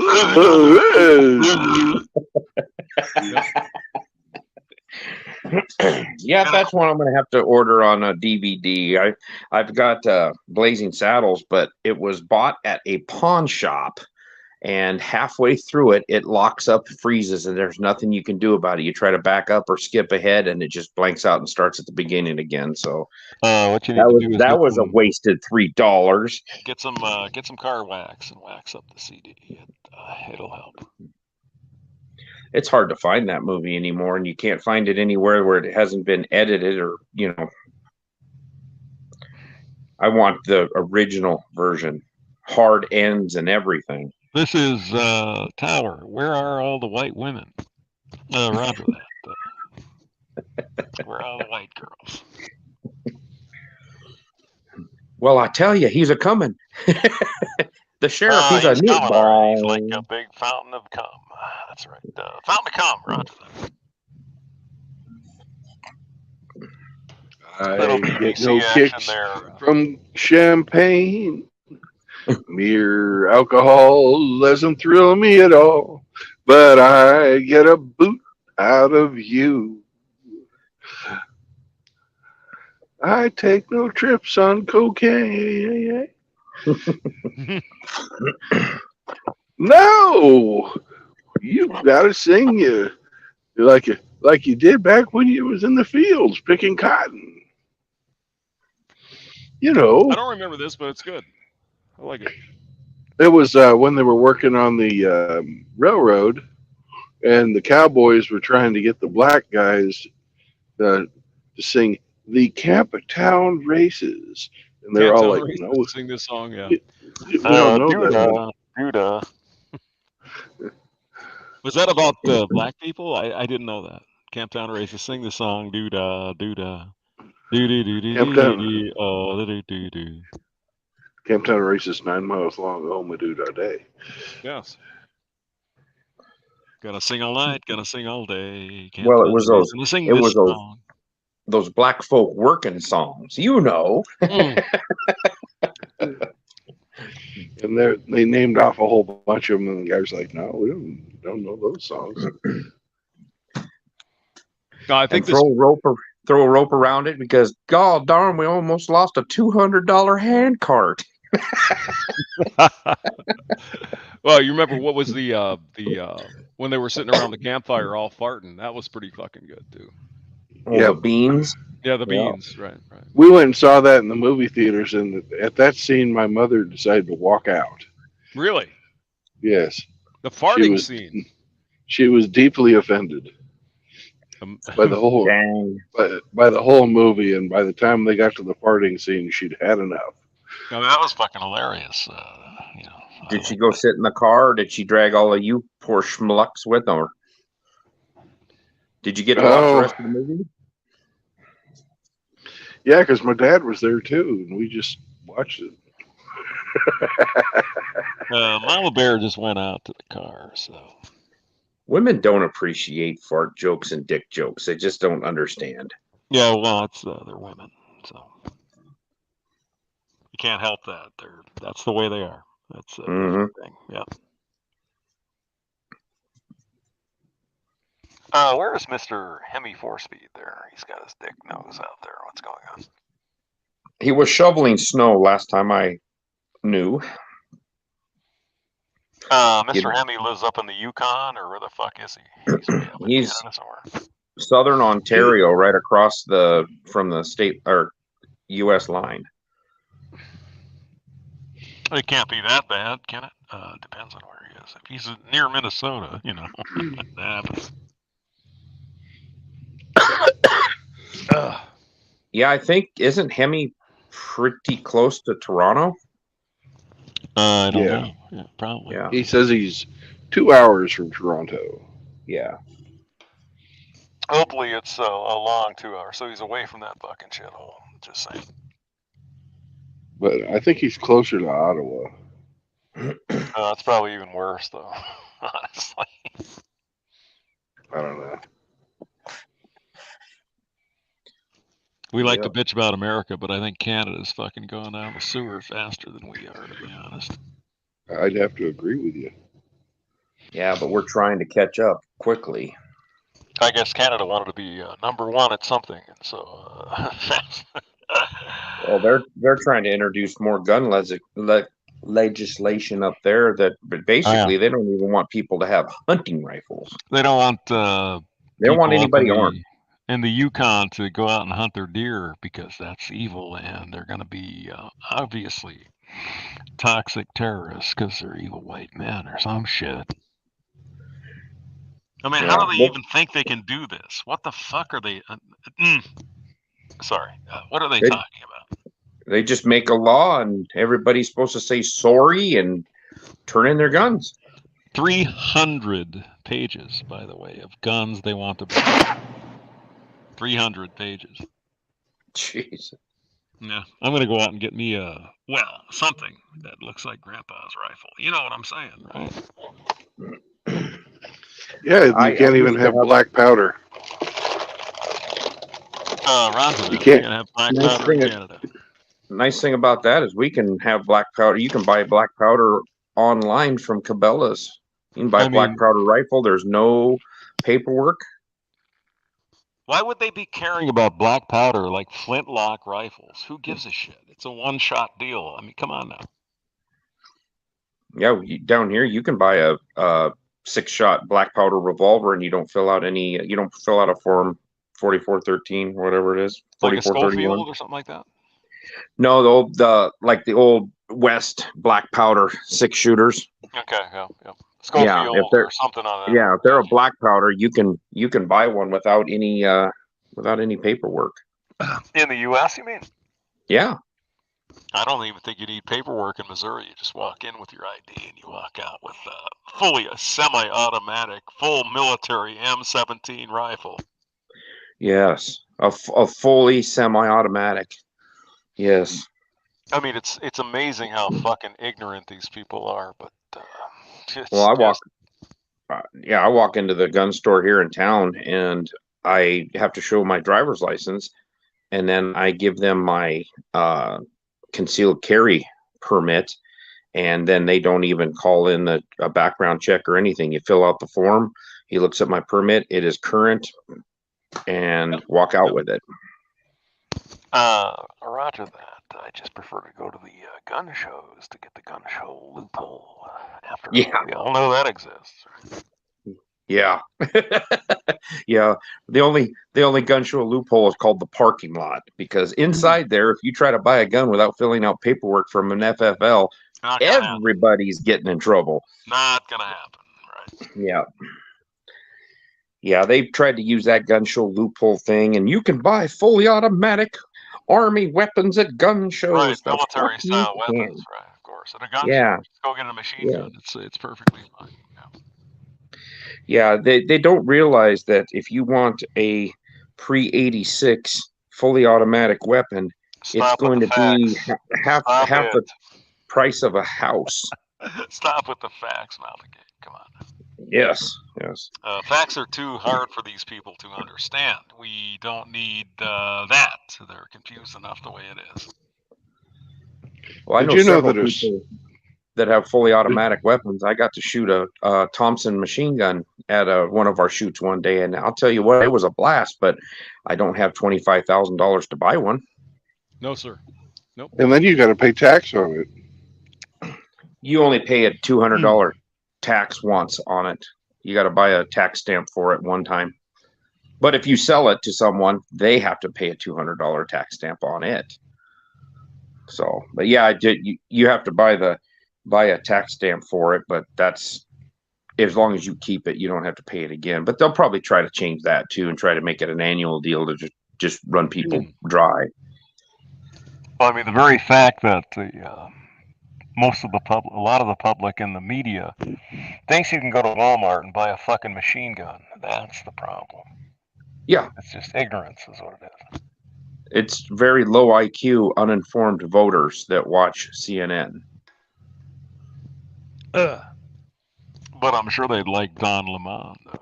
Yeah, he's pretty hot. Yeah, I'm sure they do like the Le Mans. Don Lemon. Don Lemon is now the angel of the morning. Just call me Angel of the Morning, Angel. Just touch Take my out cheek. teeth before you leave, or what? I'm sorry. Do you say come on his teeth? That was Juice Newton, right? Yeah, I think it was. Yep. That's a name I haven't heard in a while. Then Juicy slowly Newton. walk away.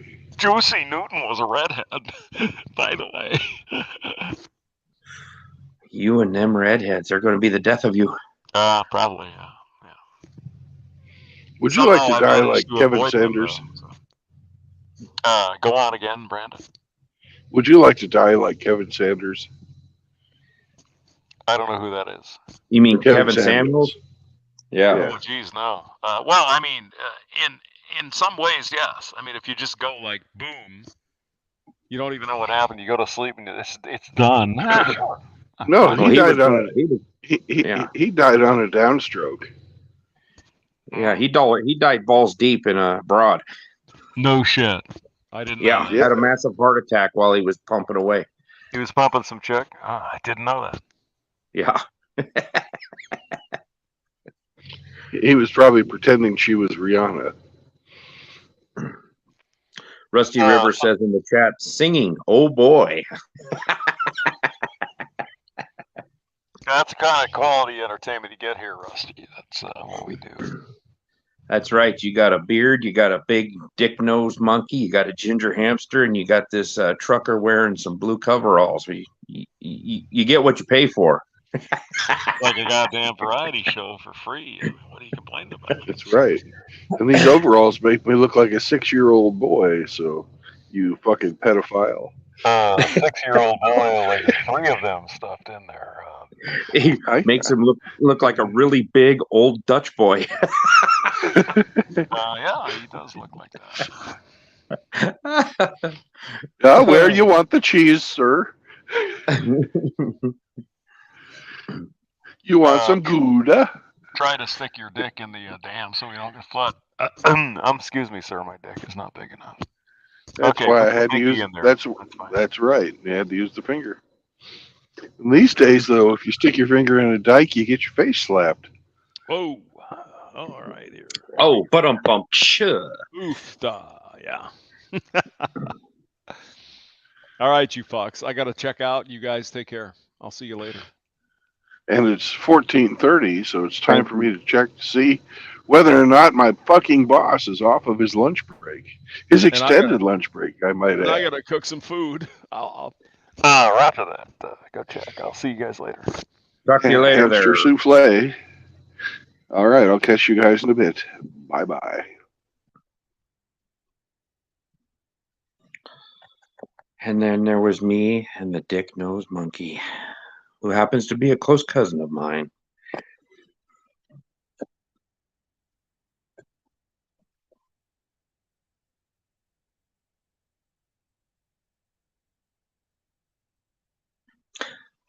And Jay, you are correct.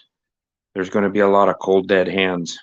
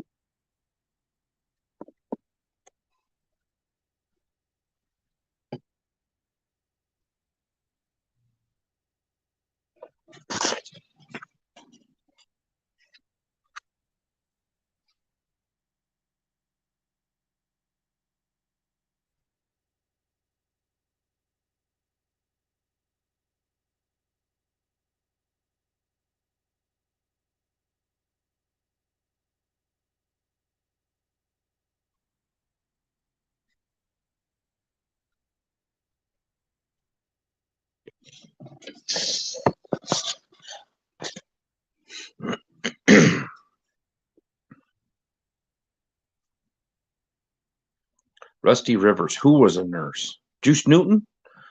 Is that who you're talking about?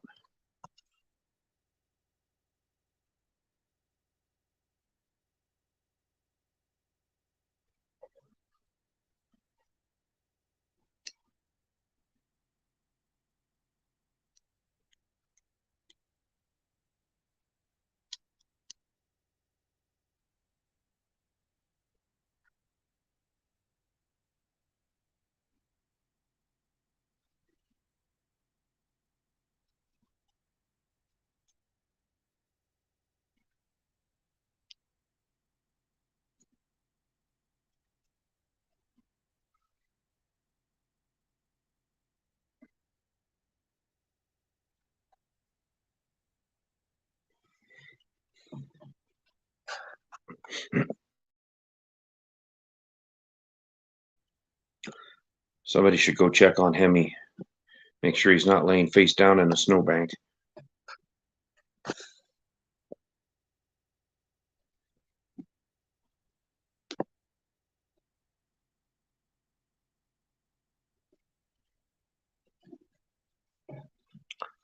Rusty, are you playing you playing tonight or are you playing tomorrow down there in the Big Sleazy?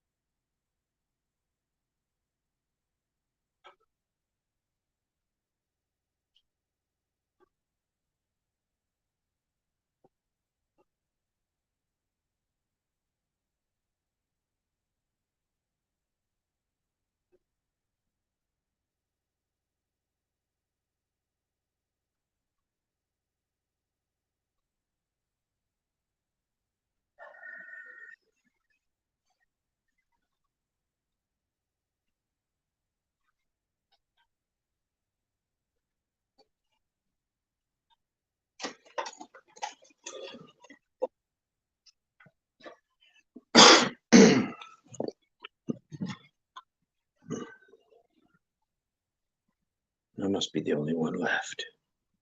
There can be only one.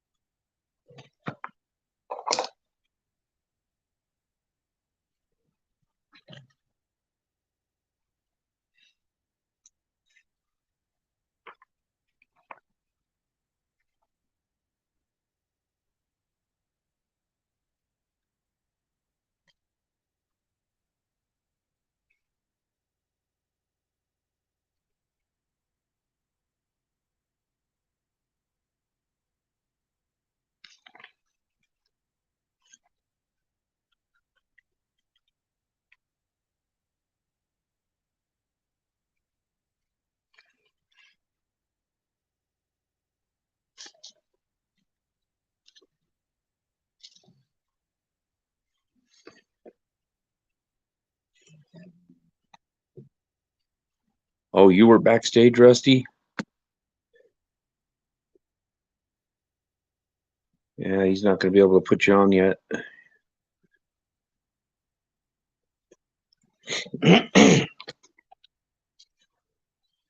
Trying to get his company to pay some money.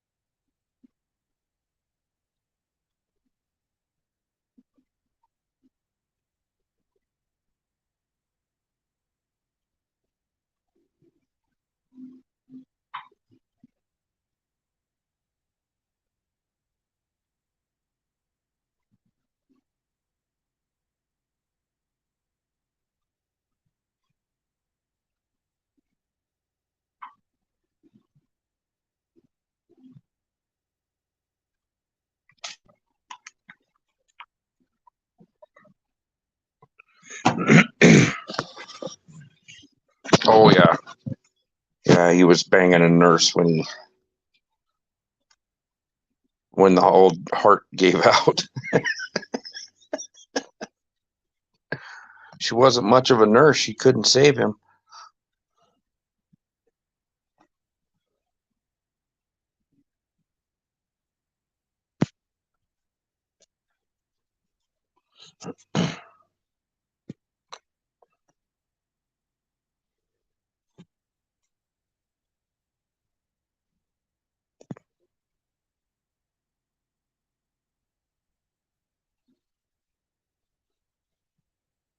Well, that doesn't give you very much time to prepare. They just call you up and say, "Oh, by the way, you got a show?"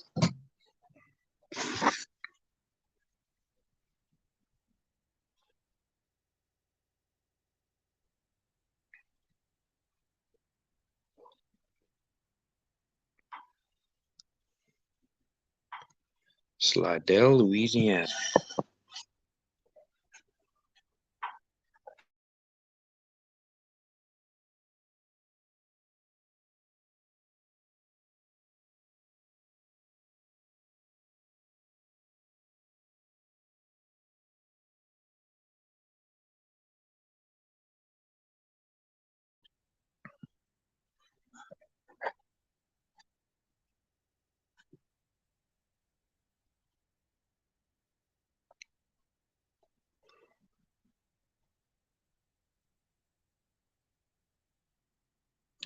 Greetings, Truth Anchor. How are you?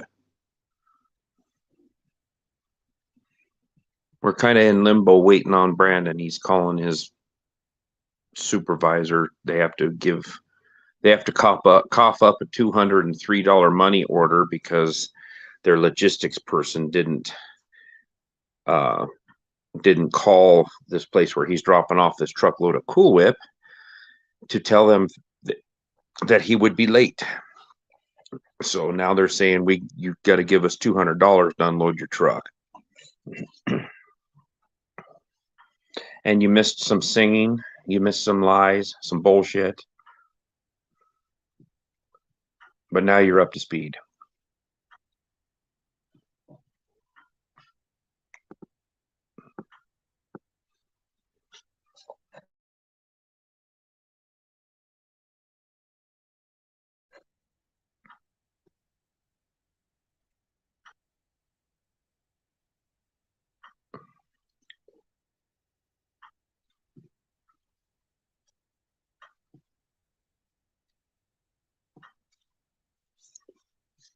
Well, if they usually book 2 acts and expect only one to show, it's not very good.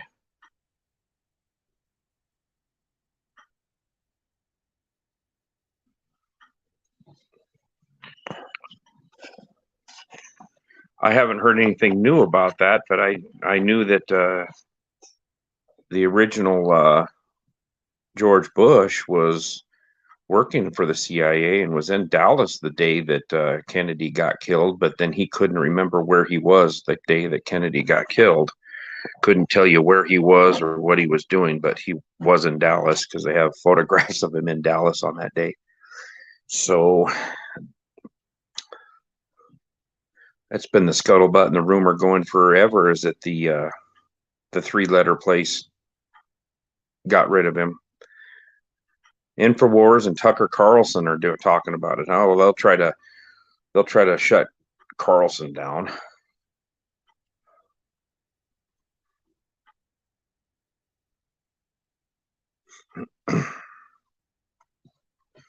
Yeah, everybody. My mom could tell me the exact moment what she was doing when JFK was killed. She knew where she was, but old man Bush couldn't remember where he was on that day.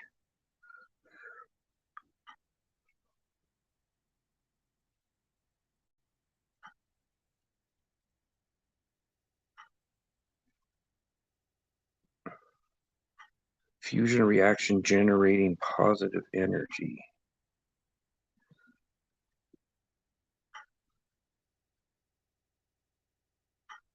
Where is that story at on the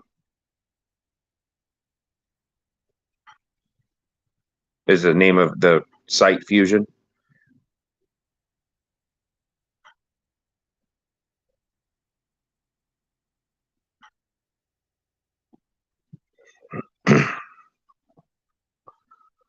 They're not going to let the power companies aren't going to let some kind of free energy be developed. Somebody's going to get Epstein. Kind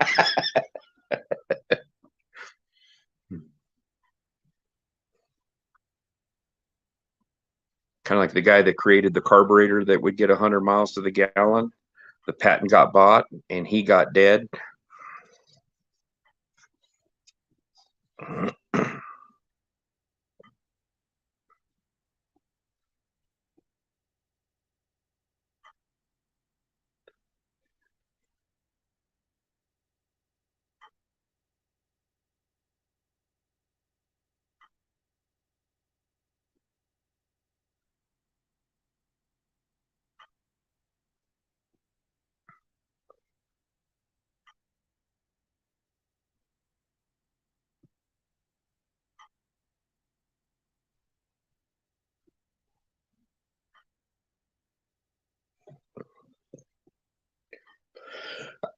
Well, that would be bad for me because I work for the railroad and our major traffic is coal traffic.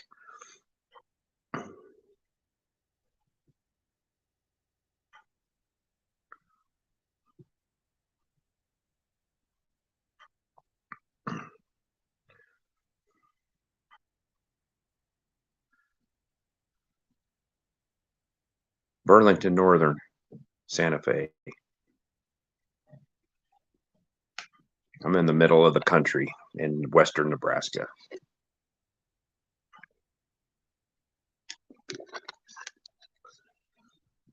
We're the ones, us and UP are the ones bringing all the coal out of the Powder River Basin in Wyoming and taking it down to Kansas City and Texas and all the power plants down there. We even run coal out to Seattle. That gets they wanted to build a big port out there in Everett, Washington, and ship all our coal to China. But I think that plan got squashed.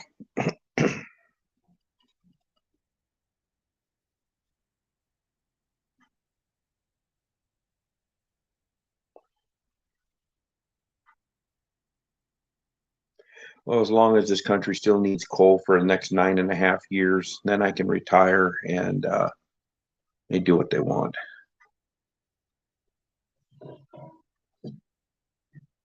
Our fearless leader wanted to get rid of all the coal power plants and everything, but that's not going to go when over 30% of the country is run off of coal-fired power plants.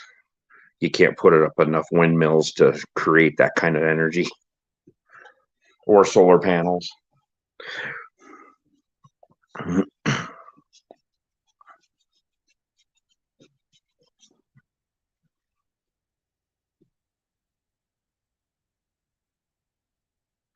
Thunderhead 289 for a cool carb trick.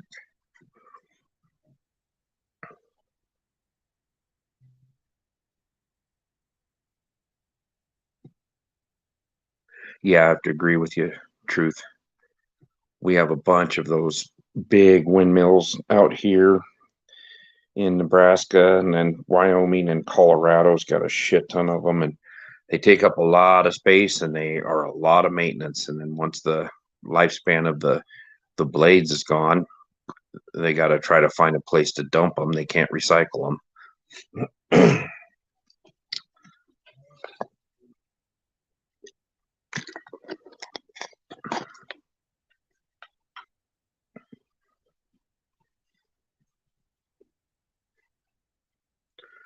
One little burp from the sun and your solar panels go out forever.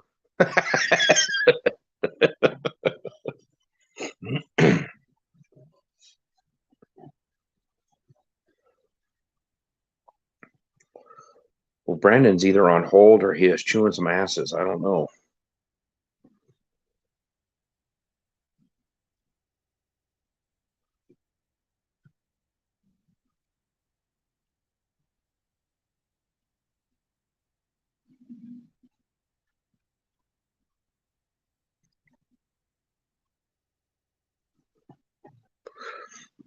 What is your expertise? Windmills and solar or nuclear? Are you in nuclear? Fusion energy?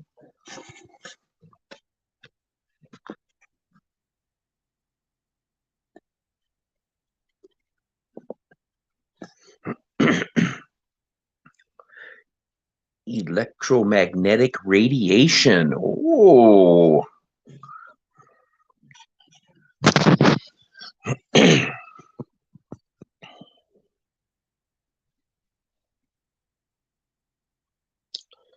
And I do believe that our power grid in the United States, are you in the United States there, Truth? Our power grid is not going to be able to take a big CME or any type of solar activity that disrupts our atmosphere.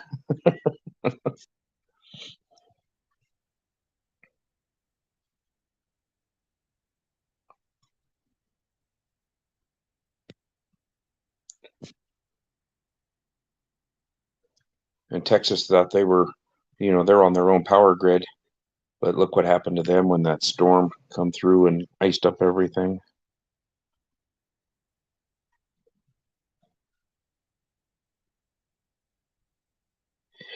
Yeah, that's a good point. It seems to be a lot of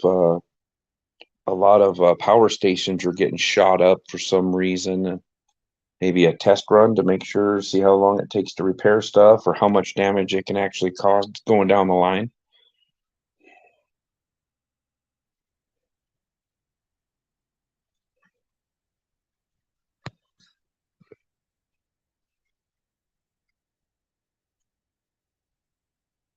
They got to blame somebody. They ain't going to take the blame.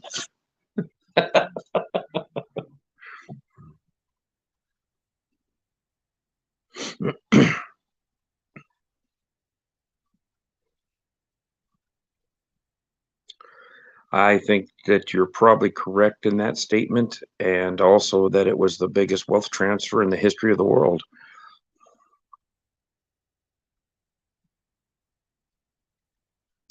They'd already talked about scientists have developed a COVID strain that was 80% lethal. Why in the hell would you create something that was worse than what's there, unless they planned on using it?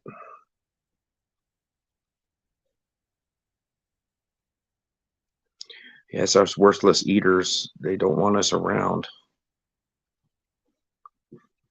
I'm still paying lots of taxes into the system though, so they probably want me around, but my mom just retired 2 weeks ago. They probably don't want her around taking money instead of giving.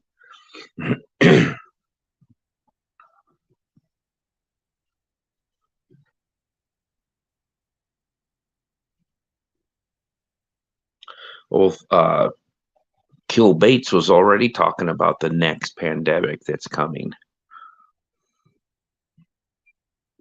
And isn't it amazing that Pfizer is developing a shot to help with your myocarditis that you got from the original shot?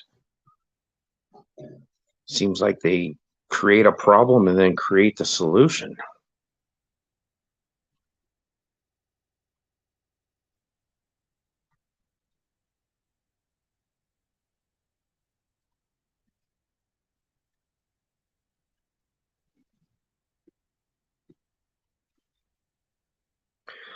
Brandon is on the phone, Hemi, with the dispatch or their logistics person. He's got to that they never called and told the company's dropping off this load to that he was going to be late. So now they're saying that they owe them $203. So he's on the phone with his bosses trying to get a money order or an electronic transfer sent over there so that he can unload that truck. And they were all at lunch when he called an hour ago. So he's on the phone trying to get it all straightened out.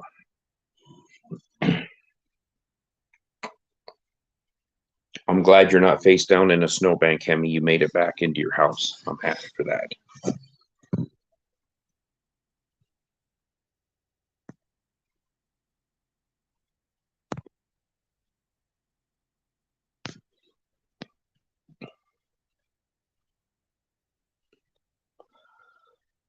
Yeah, he said that that guy never called him and told him that he was going to be late, so they automatically throw a fine on him. You can't run good help these days.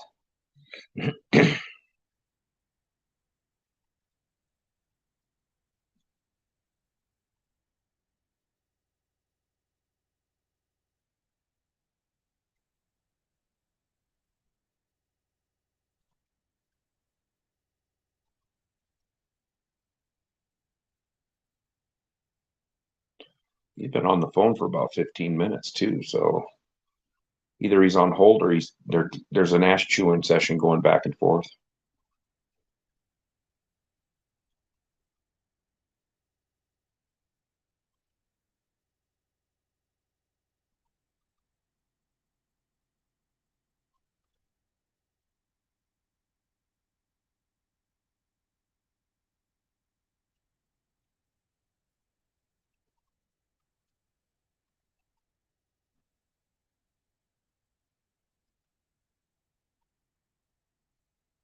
I think Hemi, you missed. You weren't here when Ginger Hamster was on, were you?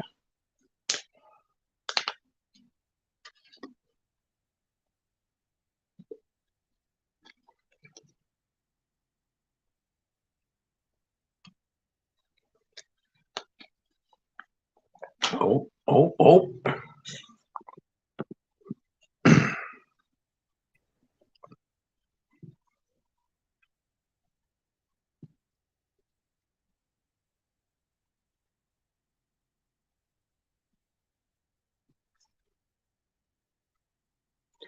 Well, he was there.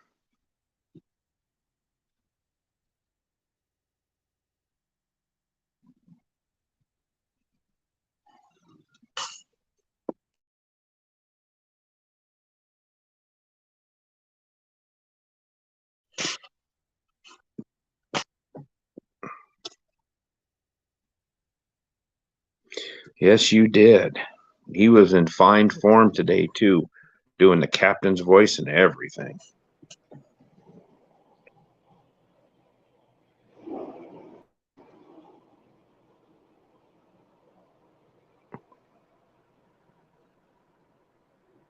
You're blurry, Brandon. You're blurry.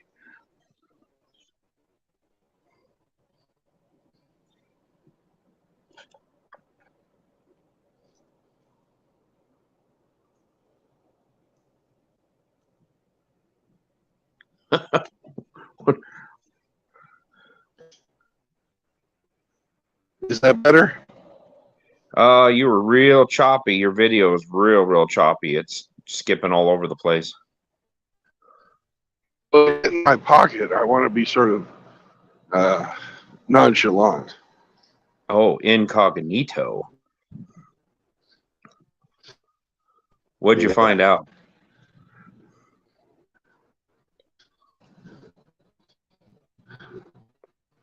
Oh, it's paid. Nobody's taking any responsibility for fucking not calling it in. Of course. Are they trying to pin it on you?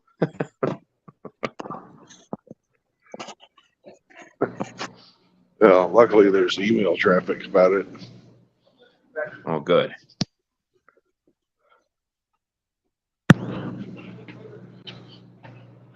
So you're gonna have to wait for a while to unload then?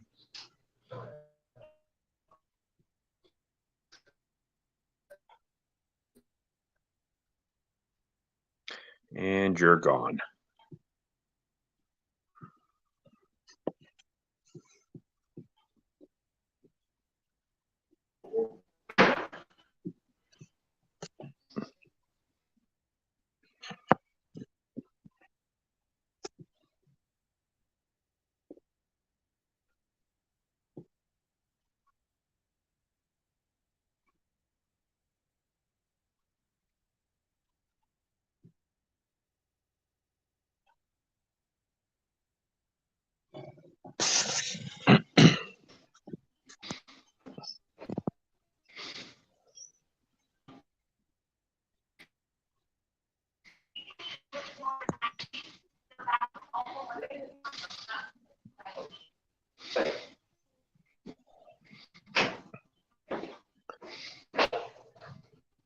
There's the ginger hamster.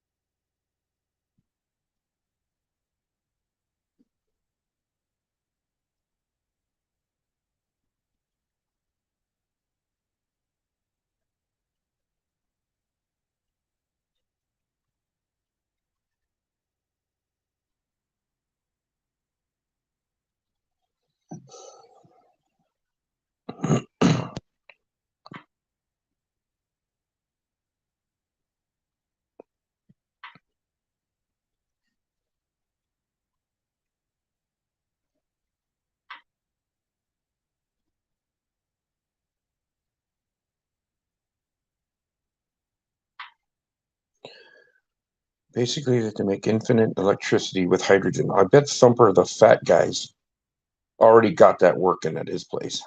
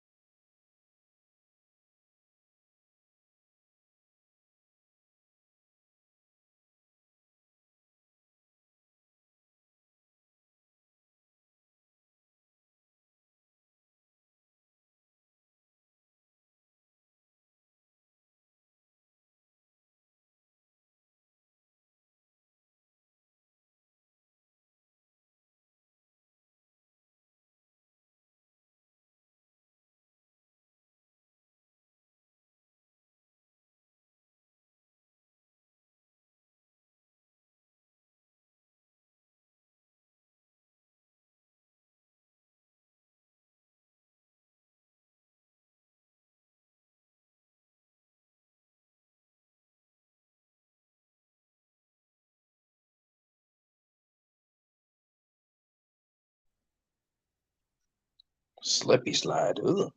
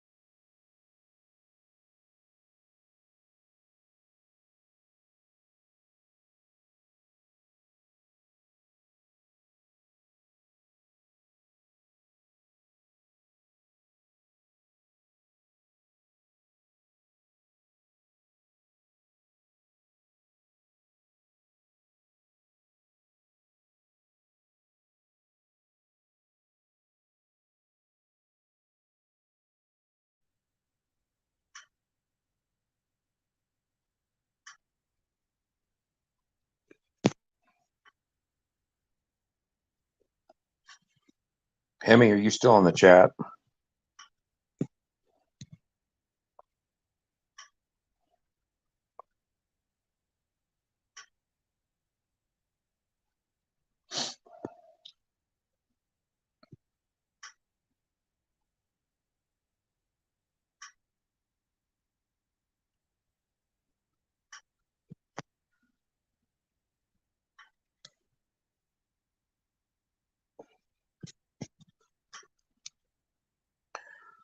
Truth Anchor, you're still here, like a stone wall.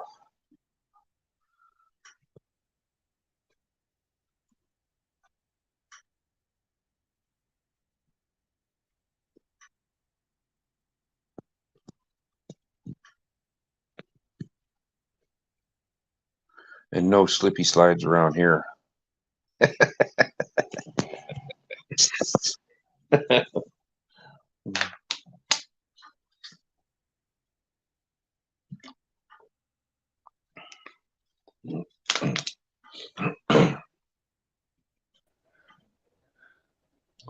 Oh, we got some action.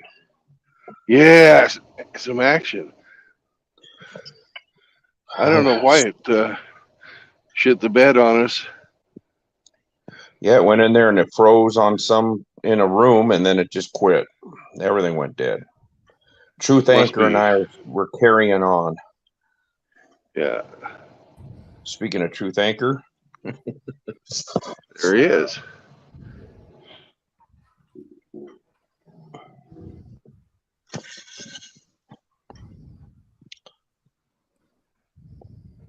So they got it all figured out, huh? Well, they got me to pay it, and I have to get reimbursed by the company. Oh, you had to pay it. Mm-hmm.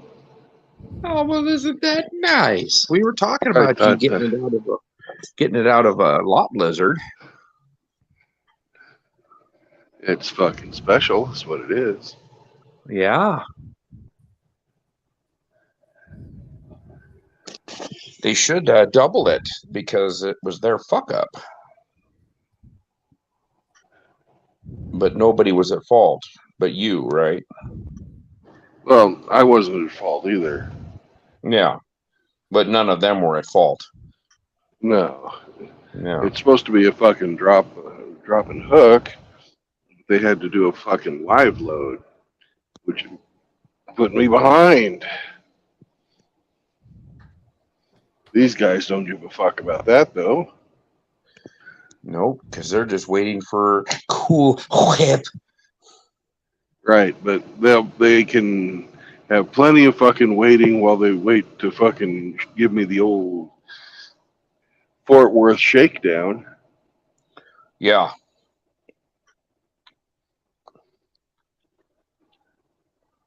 Yeah, you got 60 open bays right there, but they're going to charge you for showing up late. Yep. That's fair, right? Oh, yeah, for somebody. Somebody's making money.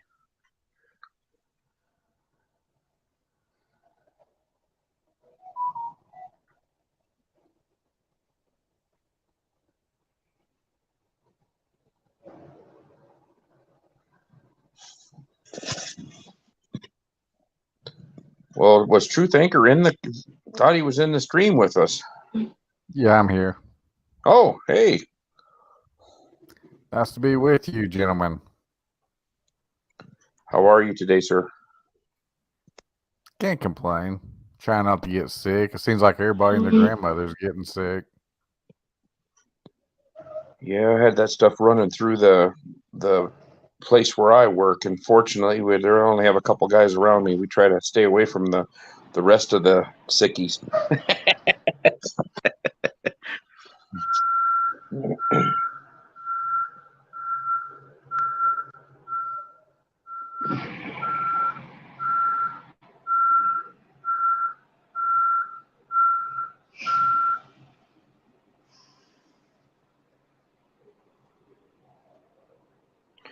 I'm sure all the people in northern Texas are going to appreciate the cool whip you're providing for their apple pies at Christmas. I hope so.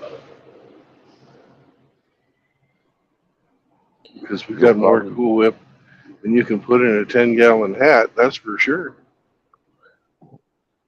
You are going to provide Christmas diabetes to all the little girls and boys. You're like an insulin Santa. Right. Yeah. It's too bad I couldn't make a special delivery to Chris Mitchell. Yes.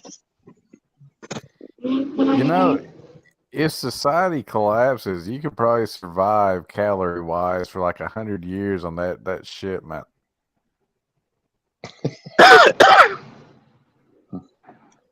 Cool Whip.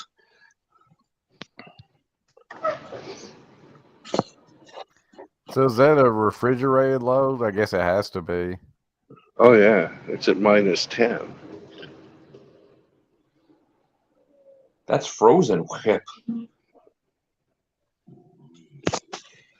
Well, you don't want your hydrogenation to get fucking, runny like oil. Yeah, you don't want your hydrogenated oil to separate. You want it to look all natural.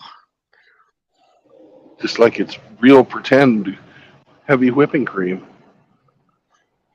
Mm-hmm. And if it's Cool Whip, it's not even Ready Whip. You can't even get some cans out and get high.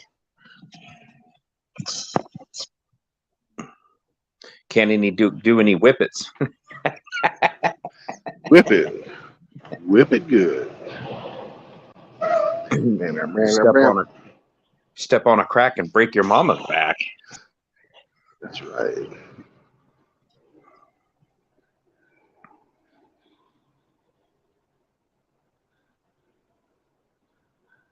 So tell us about this unlimited power source they're talking about on the news there, Anchor. Yeah, I think roughly they put like 2 gallons of gasoline, that kind of energy, into the experiment, and they got like a 20% return. So it's a 1.2% efficiency, or 1.2 ratio efficiency. So everyone's been speculating on this for decades, that they've been suppressing this because when they discovered nuclear energy, they made bombs immediately. And then like 5-10 years later, they started making fission power plants. Well, they've had like hydrogen bombs probably since the 50s, 60s for sure. And they keep saying like, oh, it's right around the corner, right around the corner. But I don't know. Maybe the cabal has all the power they want. Maybe they don't care about suppressing technology. But yeah, this one is rather surprising that they finally let it go through. So they don't have a diminishing return. They actually have an increased return. Indeed, and it's really small. I didn't think I knew it was possible. I mean, you look at the sun, fusion power is real. It's really possible, but I didn't know they could achieve it so small. So you're liable to have small fusion reactors, large ones. Presumably, it'll just get more efficient, but who cares? It's essentially hydrogen being fused together into helium.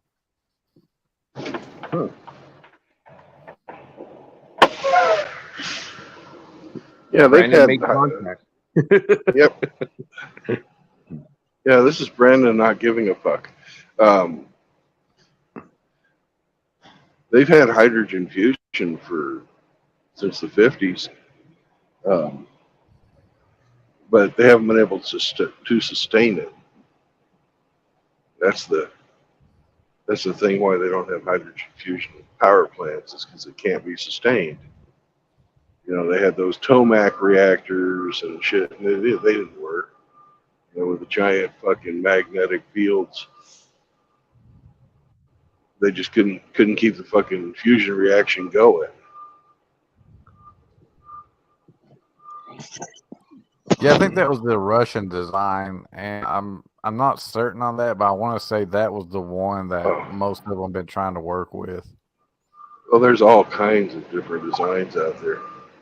There's, everybody and their dog has been working on this.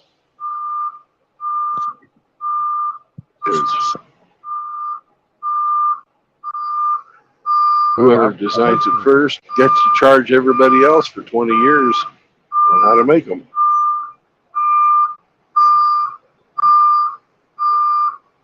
Your microwave's beeping, Brandon. Yeah, that's Jazz Trucking Inc. Your popcorn's done.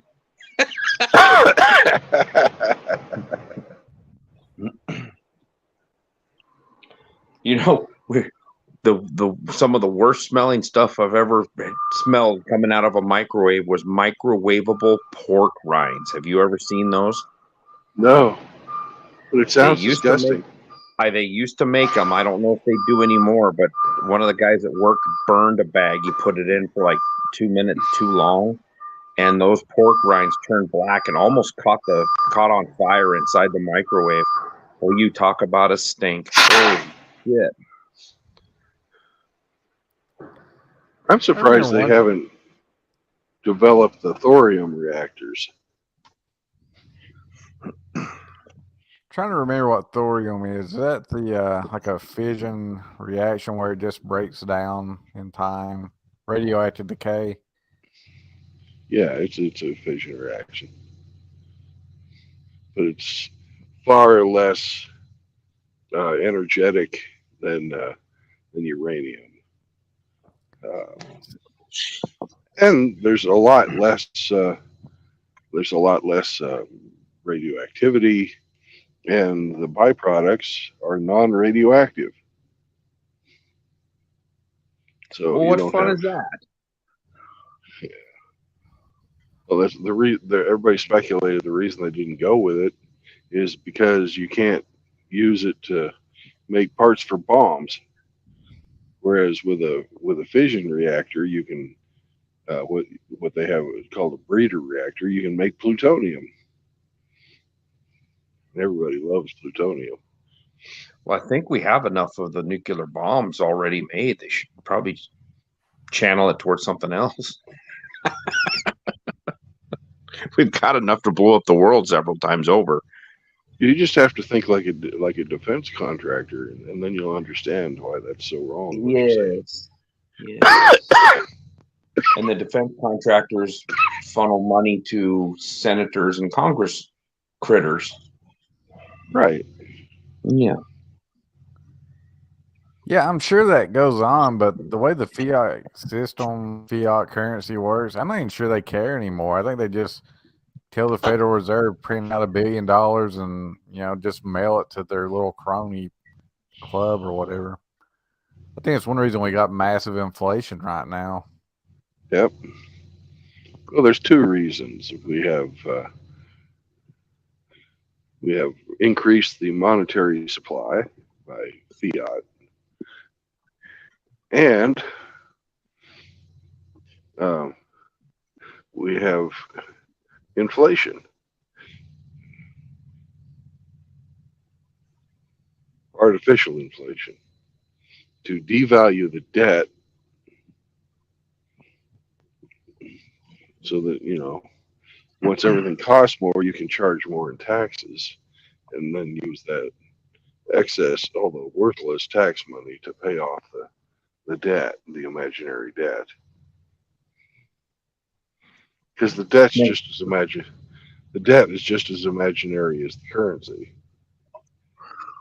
Next thing you're going to be saying is frogs are gay. Jeez.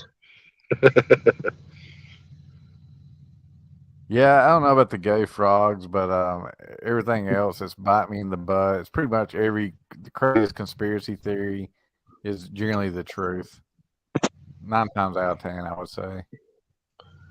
Well, the conspiracy theories, the difference between that and the truth is about 6 months, it seems.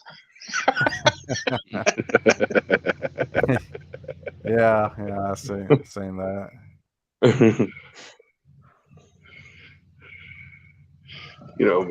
There's conspiracy theories out there these days that people just made up to be conspiracy theories. Yeah, I heard a guy the other day doing that on Billy Von Baum's stream. He was just pulling shit out of his ass. You Well, have I'll to, tell you you have to the admit, tricky thing is I'm pretty sure the CIA goes around saying crazy shit just to like send people down the wrong rabbit holes. Oh yeah, and they use the mainstream media to direct it.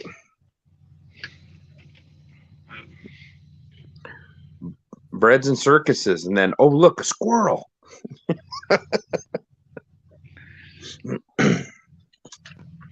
Yeah, that all the white hats telling the Republicans, "Don't worry about the election. It'll all be fine. White hats will take care of it." I'm pretty sure that was like CIA psyop shit. The QAnon people, those people. Yeah, I've pretty much come to the belief that if the government or the media tells you anything, you go a 180 the opposite. Now, if they get smart and try to do the reverse 180 on you, you're like, then you got to start really wondering what you're going to do. Yeah, the good news is most people are stupid, so just doing the opposite's working pretty good right now.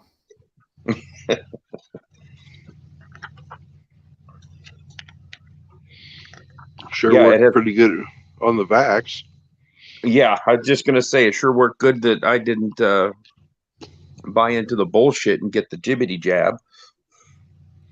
Yeah, I actually traded biotechs, and I try telling people, like, having intelligent conversations about, like, this is experimental, zero liability. There's no such thing as long-term studies. You can't rush that.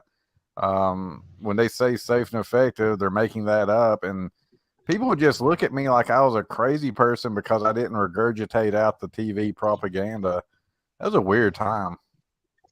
Yeah, and you were the asshole, but now people are dropping like flies. I was just talking to my grandmother this morning, and my aunt passed away in late February. She just dropped dead. She woke up in the middle of the night, went to, I'm assuming, go to the bathroom, and was dead on the floor when my uncle woke up and tripped over her the next morning.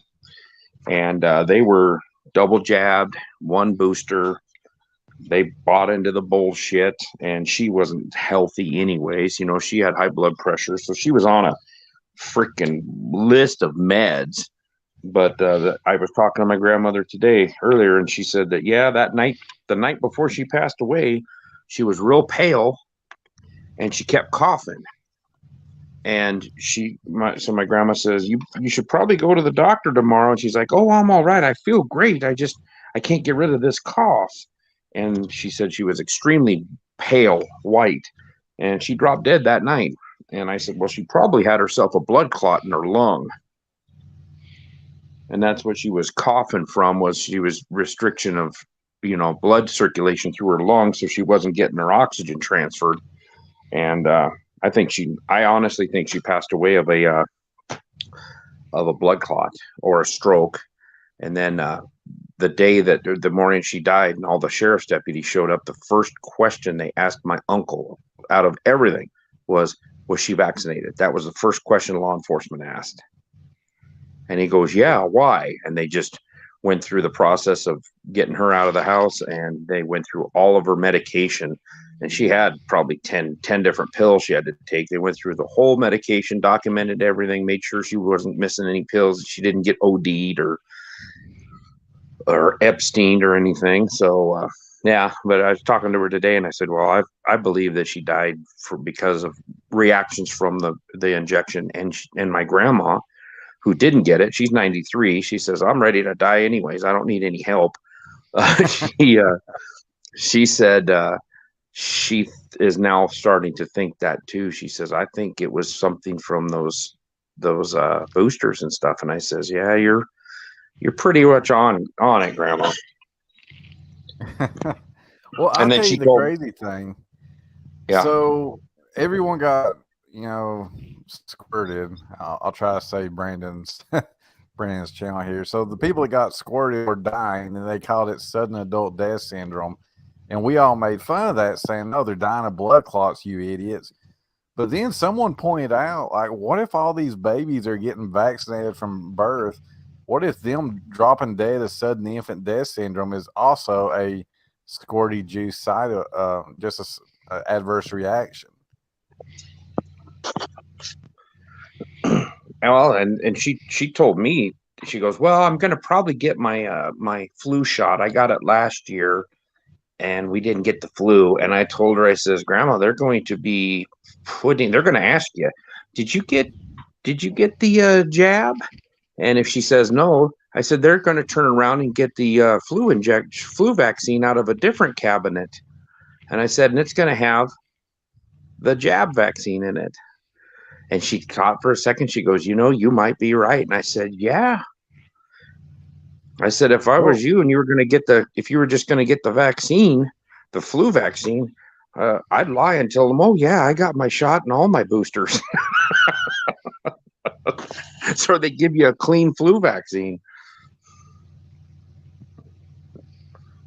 But I told her, I says, if I were you, I'd just not do it at all. I said, they're not sticking another needle in me ever again. I don't trust that shit at all. Because there's already rumors going around that they're going to get the people that, and the kids, they're going to put that in the vaccinations that the kids are required to have to go to school. They're going to slip that in there too. They don't need all this worthless eaters anymore. They've got so much automation going on, and they don't need anybody. But that's what I can't. It's hard to figure out. We have a shrinking population because the birth rate is in the tank. They're bringing people from other countries and not making them get a jab when they come across the border, but bringing in people from other countries to replace our low birth rate. But we're still trying to kill off the kids that are being born. Well, you're forgetting one thing there, Abe. Those kids that are being born can inherit, and you can't concentrate the wealth away from the current middle class if you have people who are receiving that wealth. Those children. So they want to have die. Yeah, they want to get rid of the middle class altogether. Right. Yeah. What do you think the 87,000 armed IRS agents are here to do? Destroy the middle class. Yeah. Yep.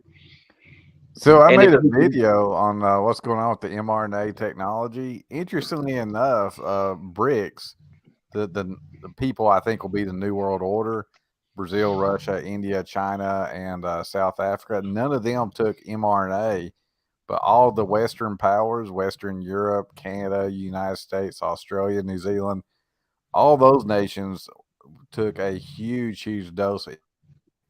I think we just got genocided, to be perfectly honest.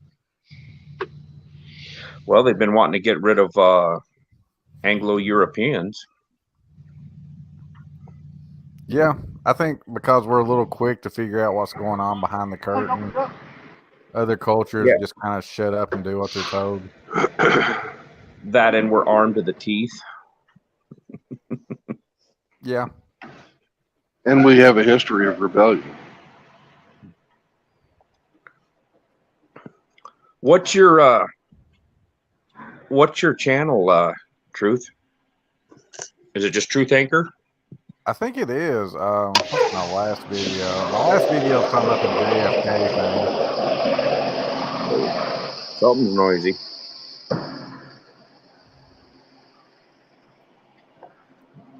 What was that, Brandon? So that would be me getting out of the truck to go open up the back doors. Oh.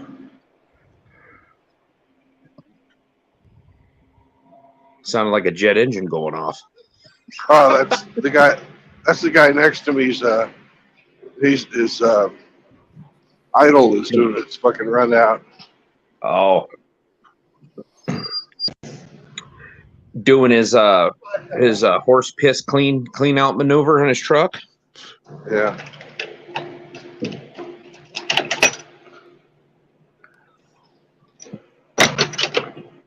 So all of these first world countries that are a lot poorer, none of them took the mRNA vaccine, so they're not being affected by it. Yeah, is that what you're talking about? They didn't give it to the Africans so much. A lot of the South American countries. Alex Jones talked a little bit about this. The Cabal, the World Economic Forum, they had a white paper where they basically said we're going to use third world immigration to collapse society, and then in that chaos, we'll consolidate our power. So for Yeah. the time being, they just got to kill the prosperous Western white people mainly. And then Yeah. once they're done with us, they're going to move on to plan B, I guess. Would be the lower educated workforce that they can bring in and pay squat for money. Well, they got robots to replace them. They want like a world population of 500 million. But I think Yeah. what they're going to do is they're going to overtly kill all the people they virtue, but they got to covertly kill us smarter, more informed people. Yeah. And then the people that are screaming that you need to do this and you need to do that, they're going to be the first ones against the wall. I agree with that, but I think you're going to see it. Canada right now is the big experiment with suicide. They're really pushing that, and China's the big experiment with the 1984 society. Look at what they're doing in China, and the World Economic Forum is praising it. Oh yeah, yeah. That Klaus Schwab, he is all for everybody being like China, except for him. He's not going to be like China because he's going to be on top. Pretty much. Yeah. How about these super cities they're talking about, where they're all blocked off into sectors, and They're everything building it in Saudi Arabia. Yeah, build everything that they're trying to do it in London, England, is what they want to divide London. I think it is up into like 14 different sectors. Yeah, I've heard about that, but I can tell you something so crazy you're not going to believe me. But I talked to a guy who claimed he died as an atheist, met Jesus, and saw the future. And one of the things he told me, and this is several years ago, he said, I saw people, but I did cities. I don't know what was going on. I just saw a lot of nature. Well, that wall thing is built so humans can have as little of an imprint on nature as possible. So I really do believe that's the future from what I heard about prophetic things of what's coming. You were getting there was a bunch of noise that was coming up over the top of you on that when you were talking. You said something about a guy that was an atheist that died, and he came back and he said that he saw people, and that's what I lost, or where I lost you at. Yeah, it's sorry. That's my bad. That's okay. That's fine. So he died as an atheist, claimed he saw Jesus, and was kind of surprised. So he said he saw the future of the United States, and he said it was real weird because he said we destroyed ourselves. We all killed each other. And he said right when they start taking down the electrical grid, that's when it's going to start. But he said, yeah. And he said this like back in the 80s. His name's Howard Storm. Fascinating interview with a near-death encounter. And he was talking else. He said, I don't know where the people live. It was nature and people walking in nature. And it sounds a lot like these cities, where the wall cities where people stacked on top of people to have as little of an imprint on nature as possible. It sounds a lot like what he was describing, and he talked about this back in the 80s.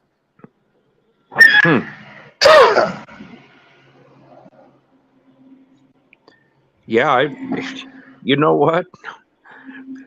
Over the last 2.5 years, about anything that comes out of anybody's mouth has about a 50-50 chance of actually being true, where you used to say, oh, there's no way in hell. Well, like I said, a conspiracy theory and the truth is usually separated by 6 months now. Yeah, I feel like I'm losing my mind because I can't say that that's a crazy old timer anymore because I've become a crazy old timer. Yeah, I hear you. Yep. Yeah, I feel that there are going to be some very seriously hard times coming. Yeah, I made a couple of videos about putting little power inverters and batteries and solar panels so you can have your emergency power. But I think the future is going to be more feudal, where if you can be self-sufficient and survive and get by and protect yourself, eventually, like a couple hundred years, your people, your community will be a kingdom. And then the Yeah, cities are going to be, bloodbaths, Mad Max.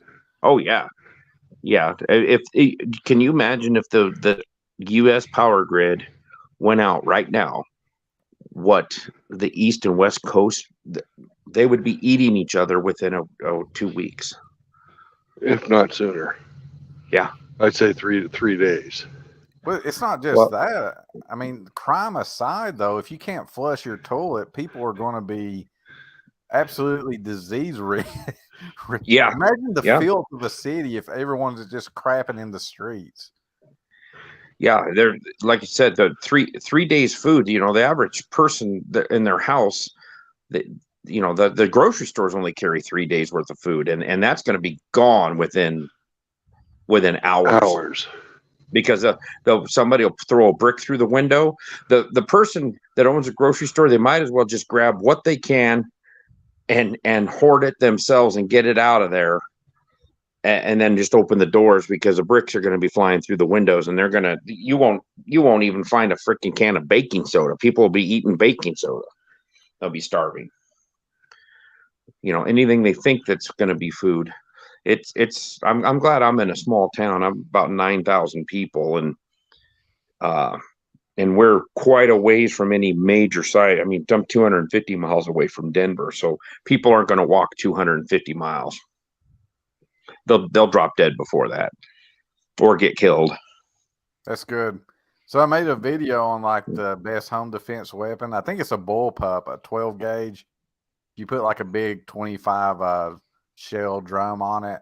Man, that's the perfect self-defense weapon right there. Well, I've got some shotguns. Well, allegedly, I lost all my guns in a tragic ice fishing fire boating accident. It was horrible. Sad. It is sad. I'm giving all my guns to my grandfather. He's about to die.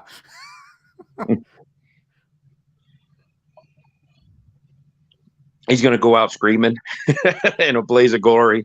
Well, I don't know. How does the ATF handle that when someone owns a gun and they die? I mean, it's just lost, right?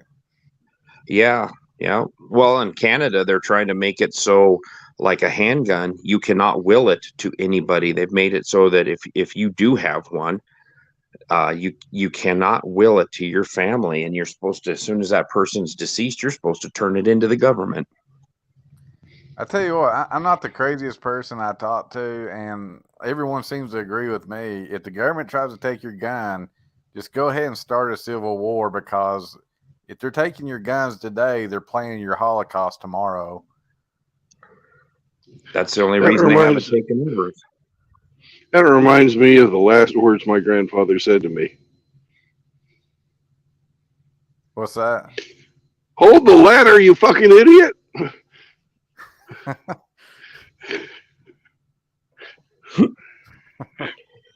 I figured there was going to be some kind of a joke in there. I thought, well, Brandon's not going to be serious about this.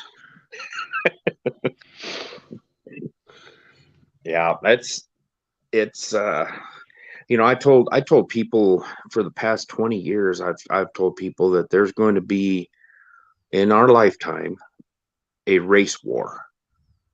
And everybody's like, no, there isn't. I said, yes, there is. I said, they're pitting everybody against each other. And I said, the Asians and the whites will hang together.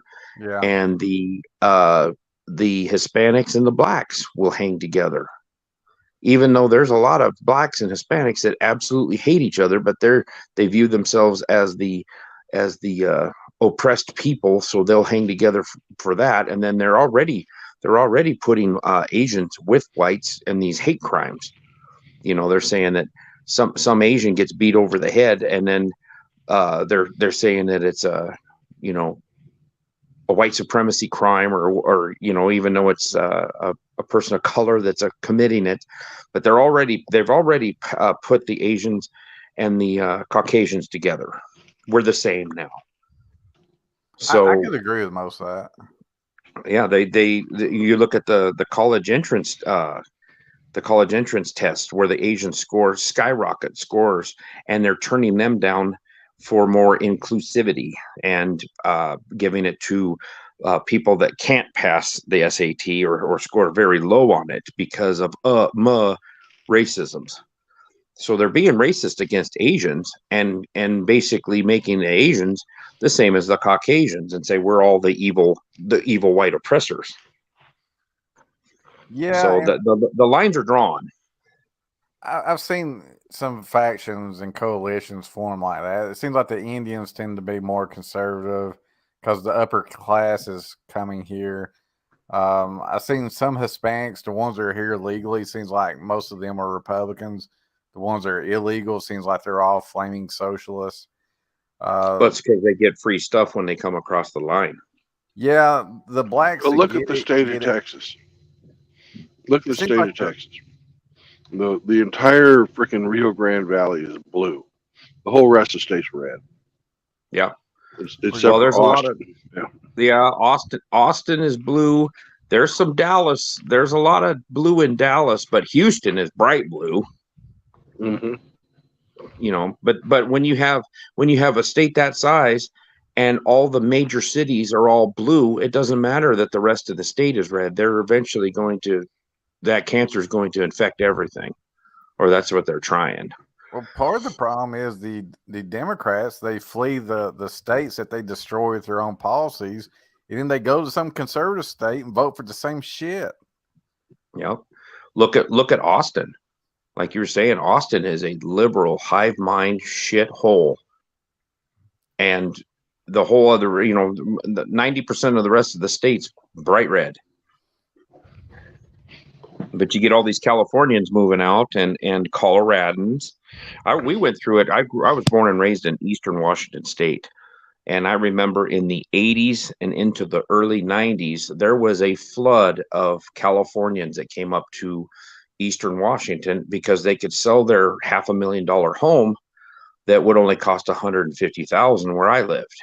They'd come up there and they would throw cash offers, and they were paying 50% more than what the person was asking for the property. You get 2 or 3 Californians and they get in a bidding war and they're throwing cash.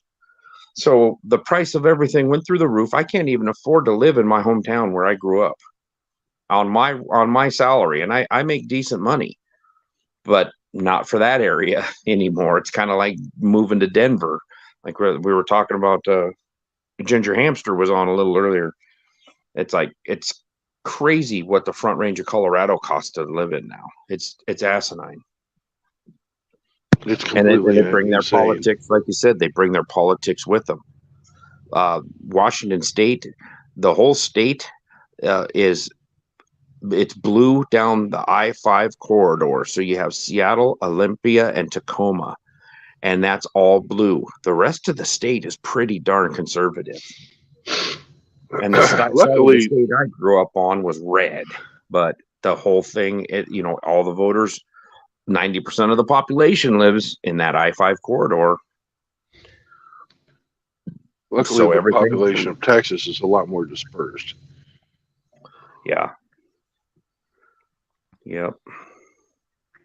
But it could easily, with the birth rates of the Hispanics, it could easily turn purple and then blue. Oh, it's going to happen. So the problem is with this immigration is like everybody wants to live in a white country, but once they get there, they don't want to assimilate. They want to build mosques and they want to discriminate against white people so they can get people that look like them in positions of power that aren't qualified. So, I mean, I think there's already a race war because I don't give a flying shit about this country anymore because it doesn't care about me.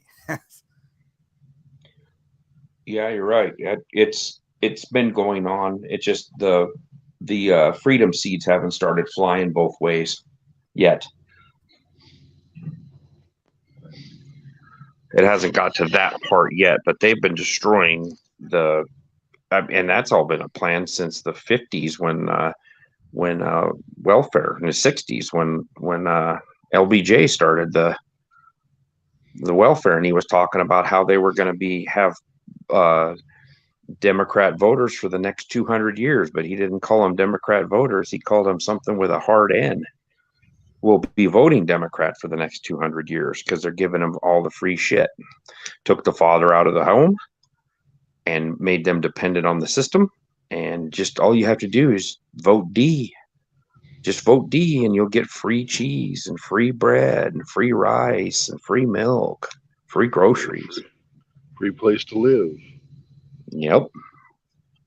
And your Obama phone. Yes.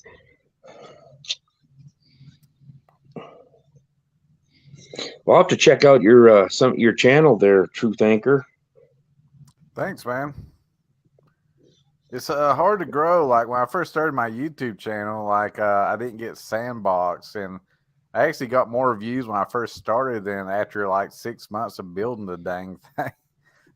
I get more views on BitChute than I do YouTube. How's that even possible?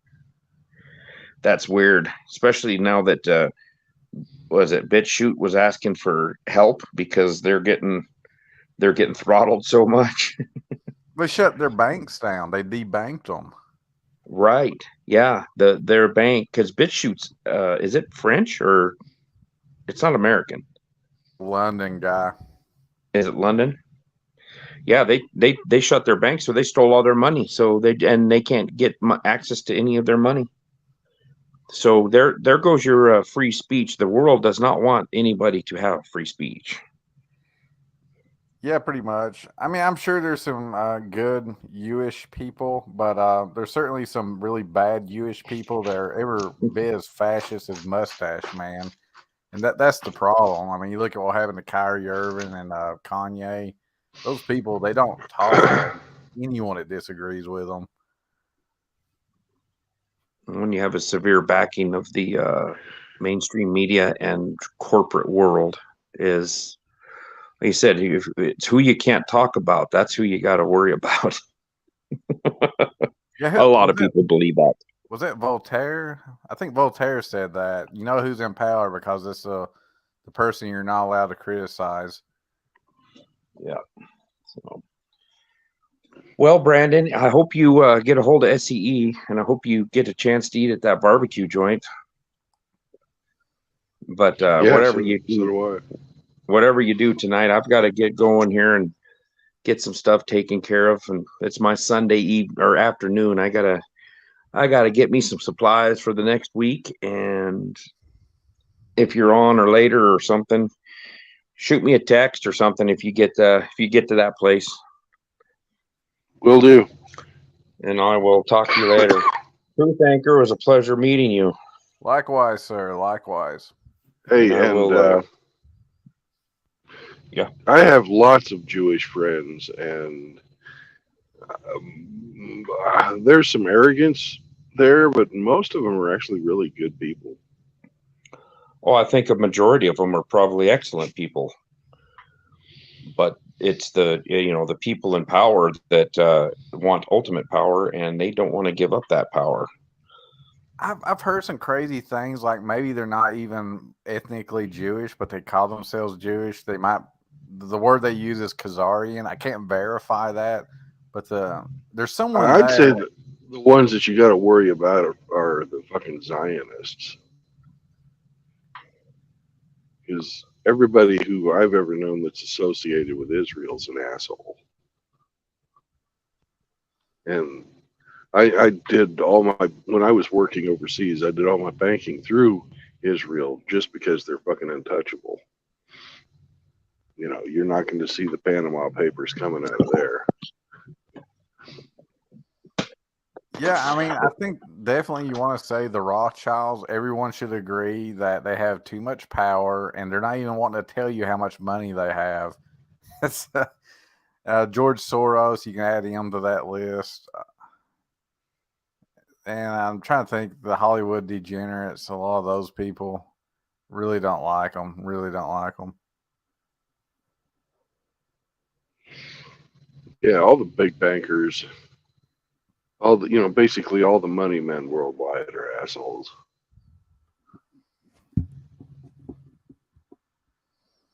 Well, I think you can make an argument that world wars were caused by the Rothschilds and international bankers. And you're talking about millions and what was it, like 100 million people died. You Can't can remember. certainly say that about World War One. That's for sure. World War Two was more about fighting over who gets to divvy up the remains of the British Empire as it was collapsing. And my mom just knocked on the door and handed me 2 really, really nice ribeye steaks.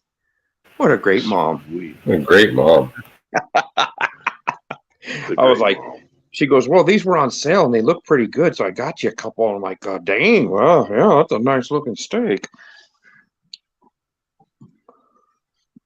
So you were talking about the Zionists and the being the big threat? I was just saying they're assholes. Yes. I don't know anything about what type of a threat they are, but my personal dealings with people from Israel and Israel-leaning Jewish people, they're all assholes. They think they're better than you. Yes, I don't have a whole lot of experience with them like you would, but I have heard that they do have a supremacy about them, and they think that everybody else, almost like the people that think people are infidels. Goy. Goyim? Yeah.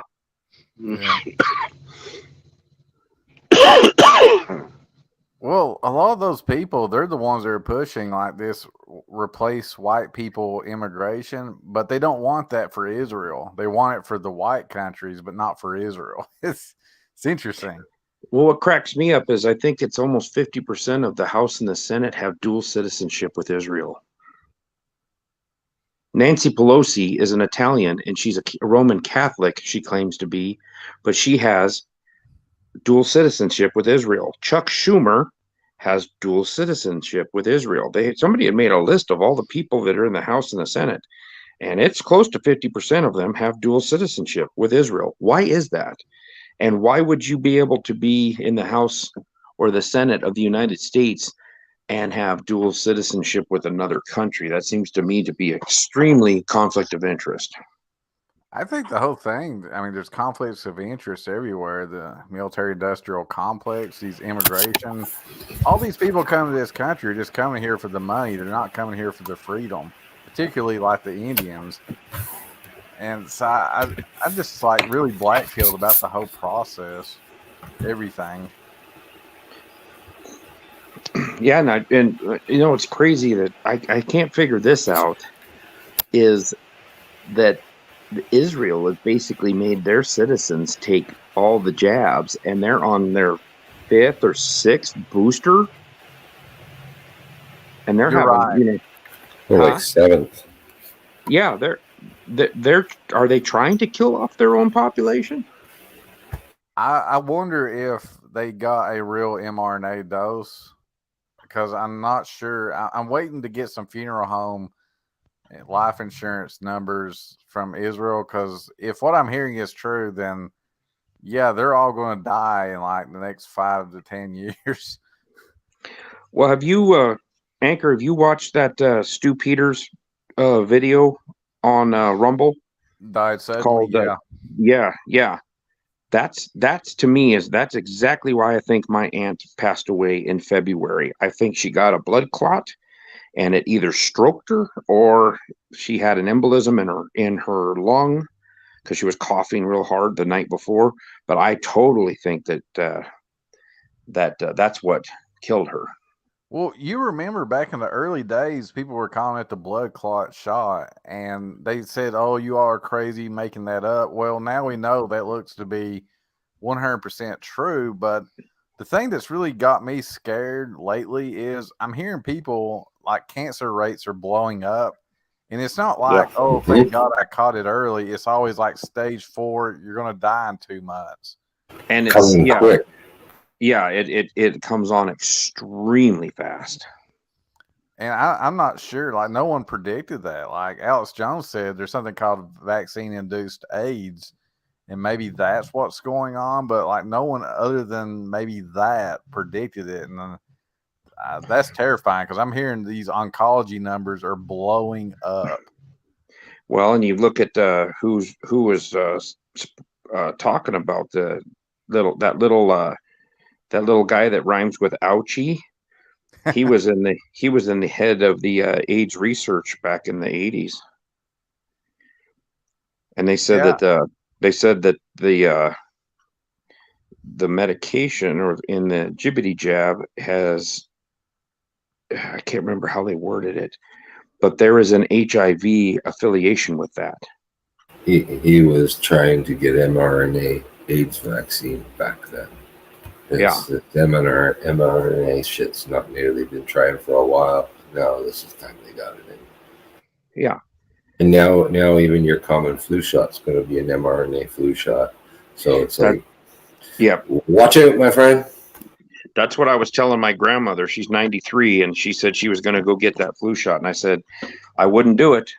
I said, they're going to be putting all the bad stuff that they want to give people. They're going to be putting it in shots, and they're going to be disguising it as vaccinations for kids to go to school, or this is your annual flu shot.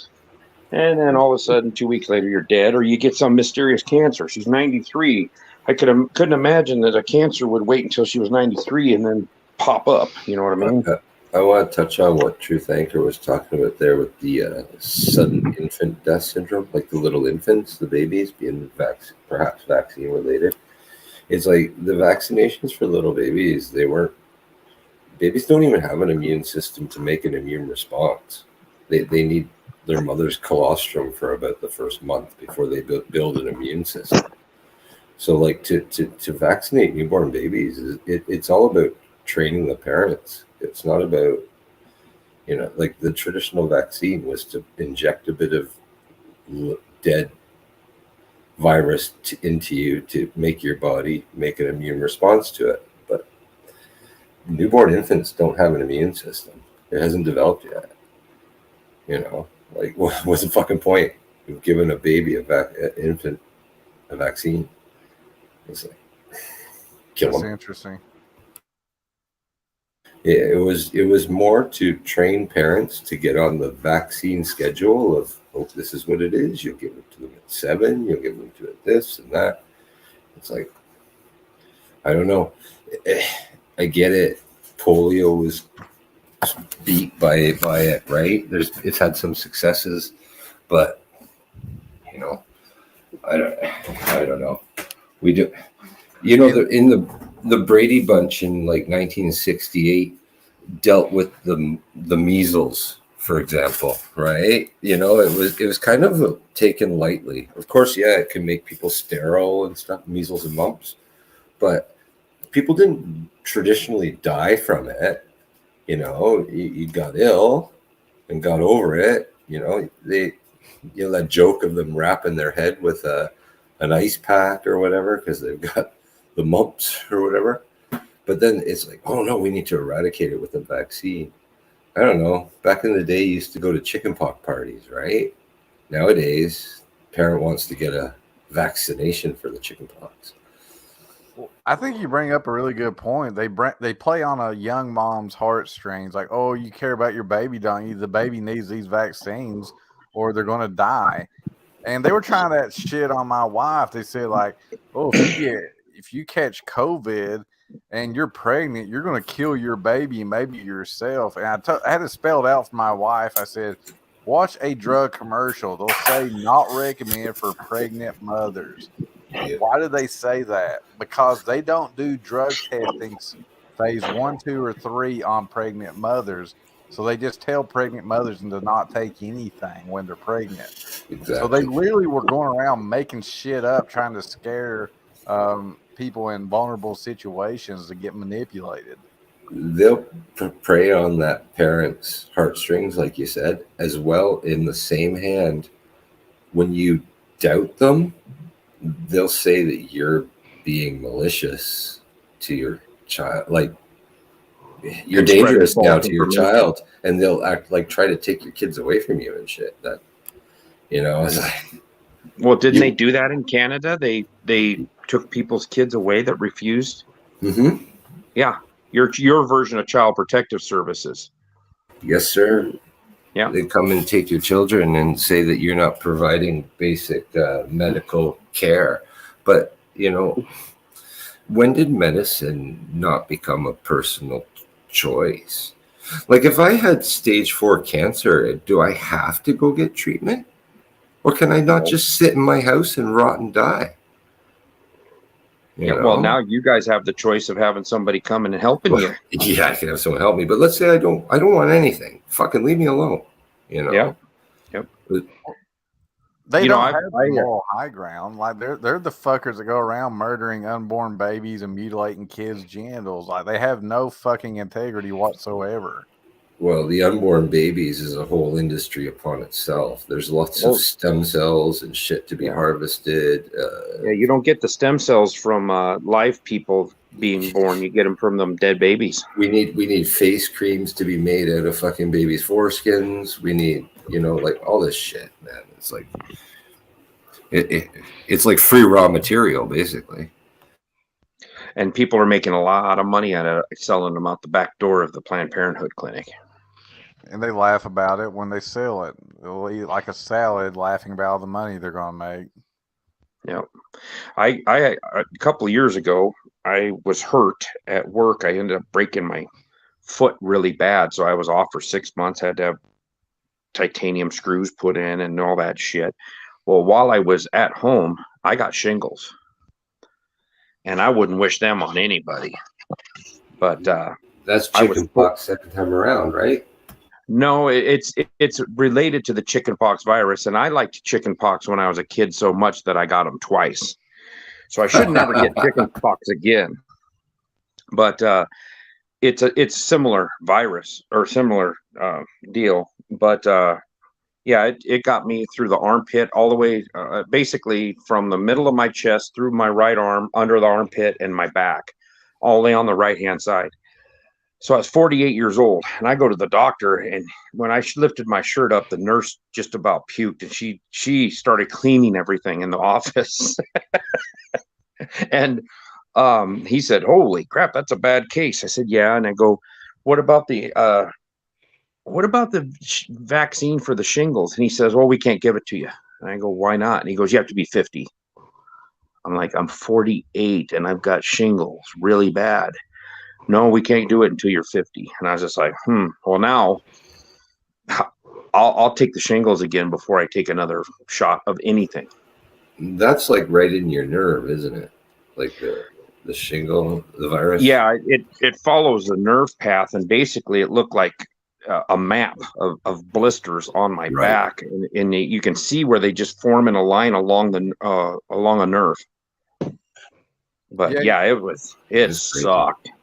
You're not going to believe me when I tell you this, so look it up. But shiitake mushrooms do a phenomenal job fighting that virus. I think the pharmaceutical company are trying to synthesize it so they can make an expensive drug. But yeah, just brought to you by Pfizer. Yeah, but and put some mRNA shit that probably give you AIDS or a blood clot. But yeah, shiitake mushrooms I would like consume a lot and then like make a little paste and mix it with some kind of oil and you just put it on your skin, and it should really help. It aggressively fights that virus.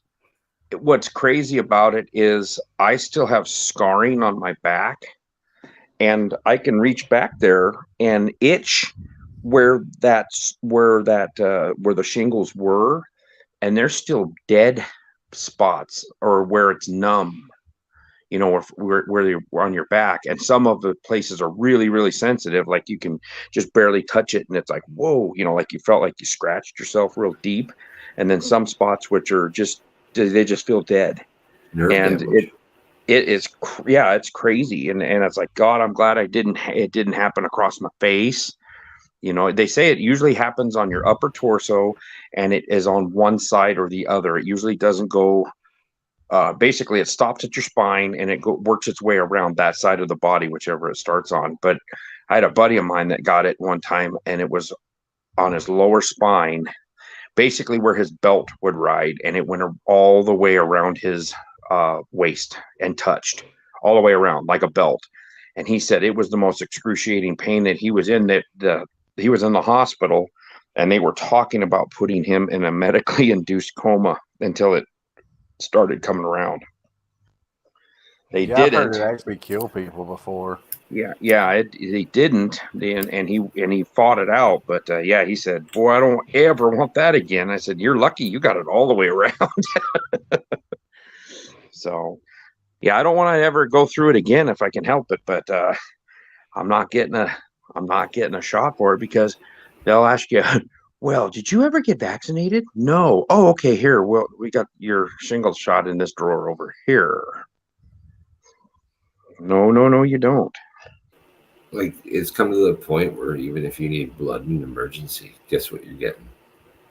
Well, yeah, that deal where they're trying to set up pure blood banks now because people that are going in for operations don't want tainted blood. I haven't Word's heard of getting out. that. That's a great Yeah, idea. there's somebody did a video on it the other day. I can't remember who it was.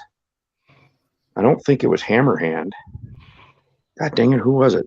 But there's a call out for people that are for pure blood. It was Hammerhand because he was talking about pure blood and then pure semen. That was his stream that got axed. Yeah. Was that what got him the 7-day timeout? Yes. Okay. They Yeah, put he was him in talking the about. penalty box. Yes, he got put in for boarding. Got a game misconduct. Yeah. Yes. Yeah, that was because he was talking about that too. He says, you wait until they want vax-free semen for artificial insemination and stuff. And I was like, well, God damn it, I just got fixed a couple years ago, so I'm just gonna lie to him.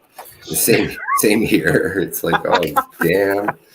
Say, oh girl, you want some of my seed? Okay, yeah, I'm good. I'm a pure blood. Dump one in her, and then later, sucker.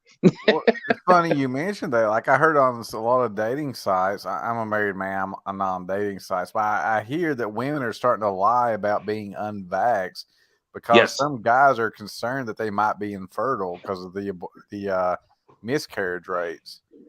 Well, and also it can be passed through bodily fluids to you. Yeah, you don't want spike protein from the COVIDs into you from having some naked hugs. Yeah. Yeah. Yeah, so there's a lot of people that are saying that they're not even dating girls that have been vaccinated, and there's a let's see, I don't know. I cannot tell you if I know of a woman that personally that hasn't got the shot. It's like every one of them, my mother included, she got one of them. She was working for the state at the time, so they were strong arming people to get it, and she got one, and I prayed to God that it doesn't kill her. Yeah, I had to force my wife. I mean, she was like listening to the propaganda, and I had to spell it out to her and like demand, like, no, absolutely not. Will you get squirted with that shit? I'm surprised she didn't go do it behind your back. Really? The good news is time proved me right, and now she's like thankful that I told her that. Yeah, well, that's good that she acknowledges it, that she was on the wrong side of that history. So, did you hear about the baby that the parents didn't want it to get vax blood? I think this is in the United States. Well, the hospital gave it vax blood anyway, secretly behind the parents' back, and the poor thing died of a blood clot. I would sue that fucking hospital into the Stone Age.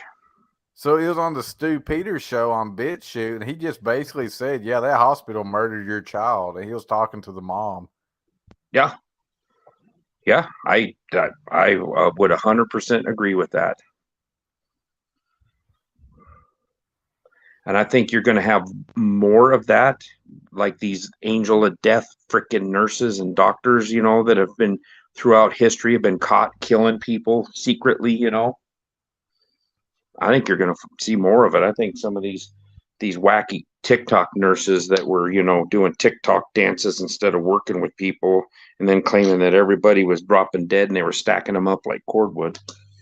I think some of them are going to start dosing people with stuff like that just to keep the propaganda going. Yeah, I mean, I'm The going to be fear. a straight up herbalist that treats myself like a stone age shaman because I'm done with the American healthcare system. I'm done with them.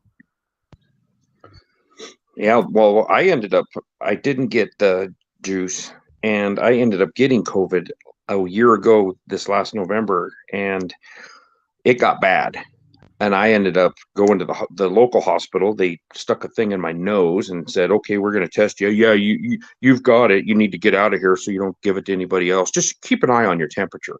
Well, yeah, it was 103, and then it would go to 101. Well, another day and a half of that, I finally called my mom at 2 a.m. I said, "You got to get me to a hospital, but not this one."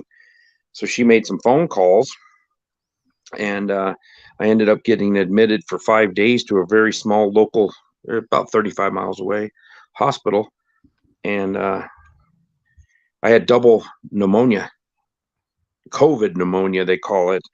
You're not coughing up liquid, but you're coughing and you can't breathe.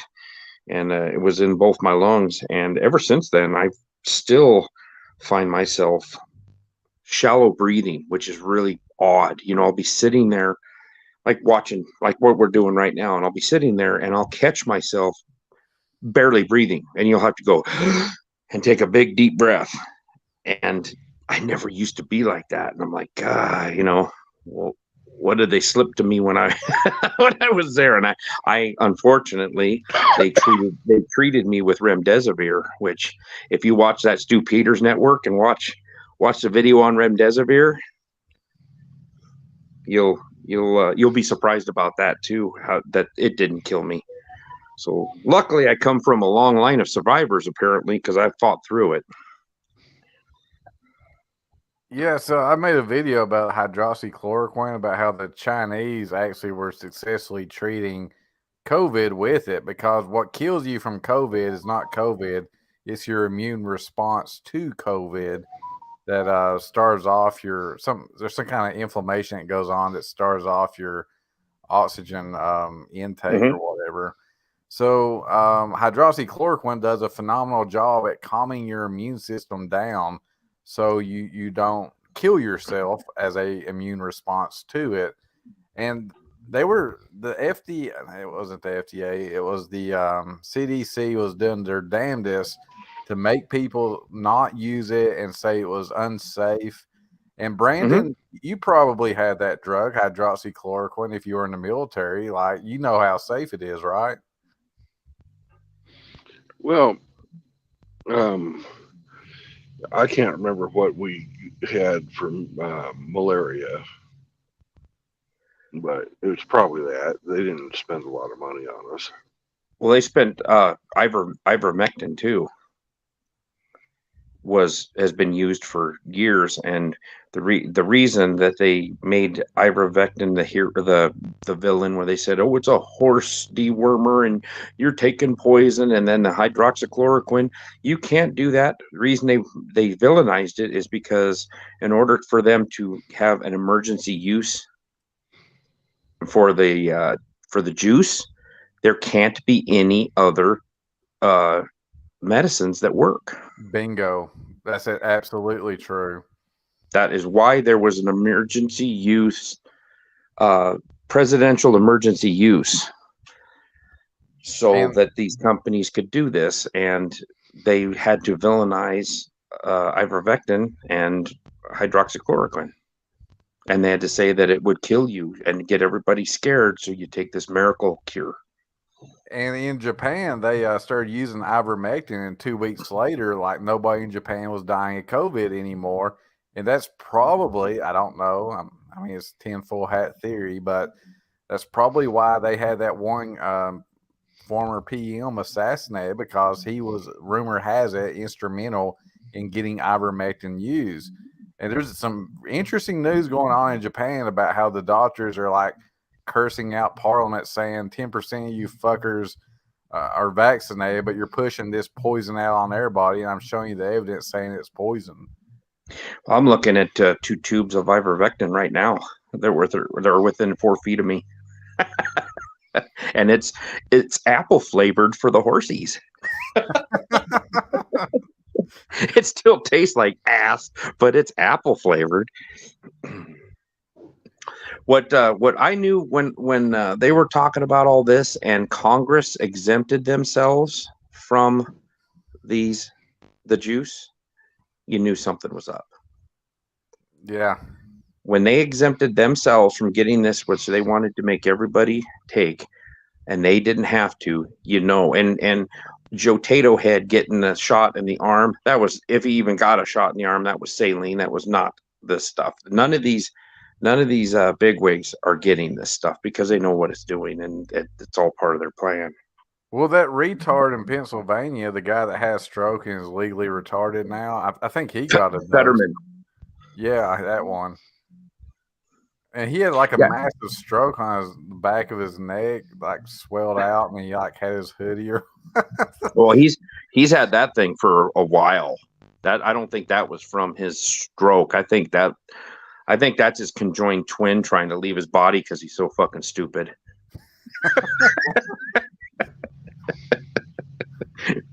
But yeah, he can't even him and Joe Tato together having a conversation would be hilarious to listen to because it'd be like 2 mumbling retards. I like potatoes. Me too. I like glass, and my favorite color is clear. Fuck you. I like potatoes too. Baseball is my favorite smell. Yeah. Morons. And he miraculously won. Now, I'm no Emmett Oz fan, but I don't think that Fetterman was the best choice for the people of Pennsylvania. Well, again, Philadelphia got that vote. I think this is just the evolution of the deep state puppet politicians. That eventually they started out with people that they could say, yeah, we got this dirt on you, you better do this, or this dirt's going to become public and ruin your life. Well, then they got to the point to where they got literal retards that they have like handlers that just escort them and sign their name for them. Yeah. Yeah, it's like Idiocracy is actually becoming a real life drama.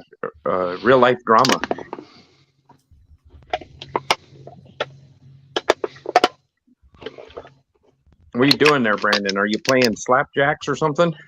No, I'm crushing cans.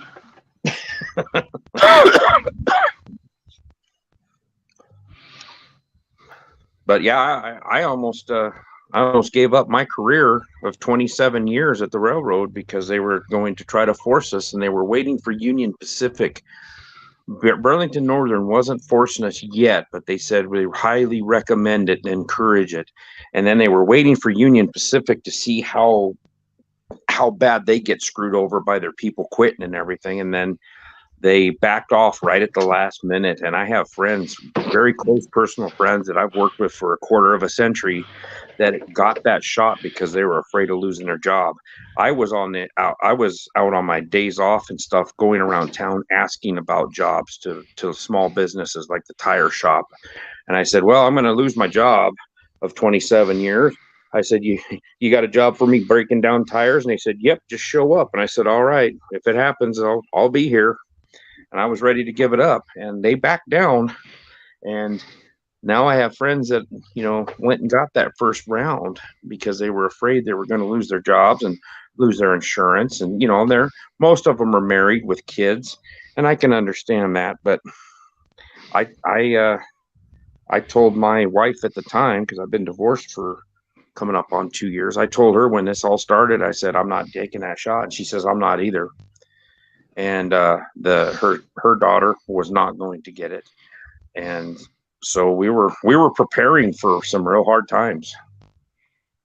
And yeah, I told my wife I'm going to be living under a bridge before I get that shot. Yeah. Yep. I agree with you.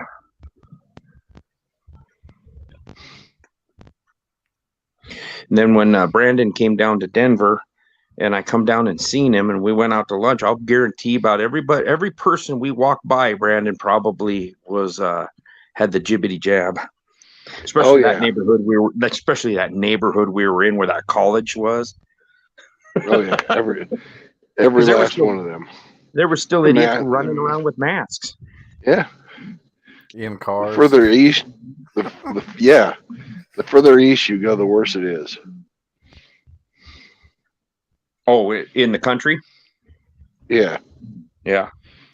Well, let me ask y'all this. Have y'all noticed that, like, after they started jabbing people, that driving on the roads getting a little bit more precarious, and having conversations with these people is getting to be a little bit less enlightening? Yeah. It's like it's slowing them down. And then if you're driving with a mask in a car with all the windows rolled up and you're sucking in your own exhaust, you ain't going to be the clearest thinker. Maybe that's it along, but like I've had like some health issues where I get vitamin deficient and it affects has a brain fog. But even I know it's like, good Lord, these people are like quarter retards already, and they keep lining up for boosters.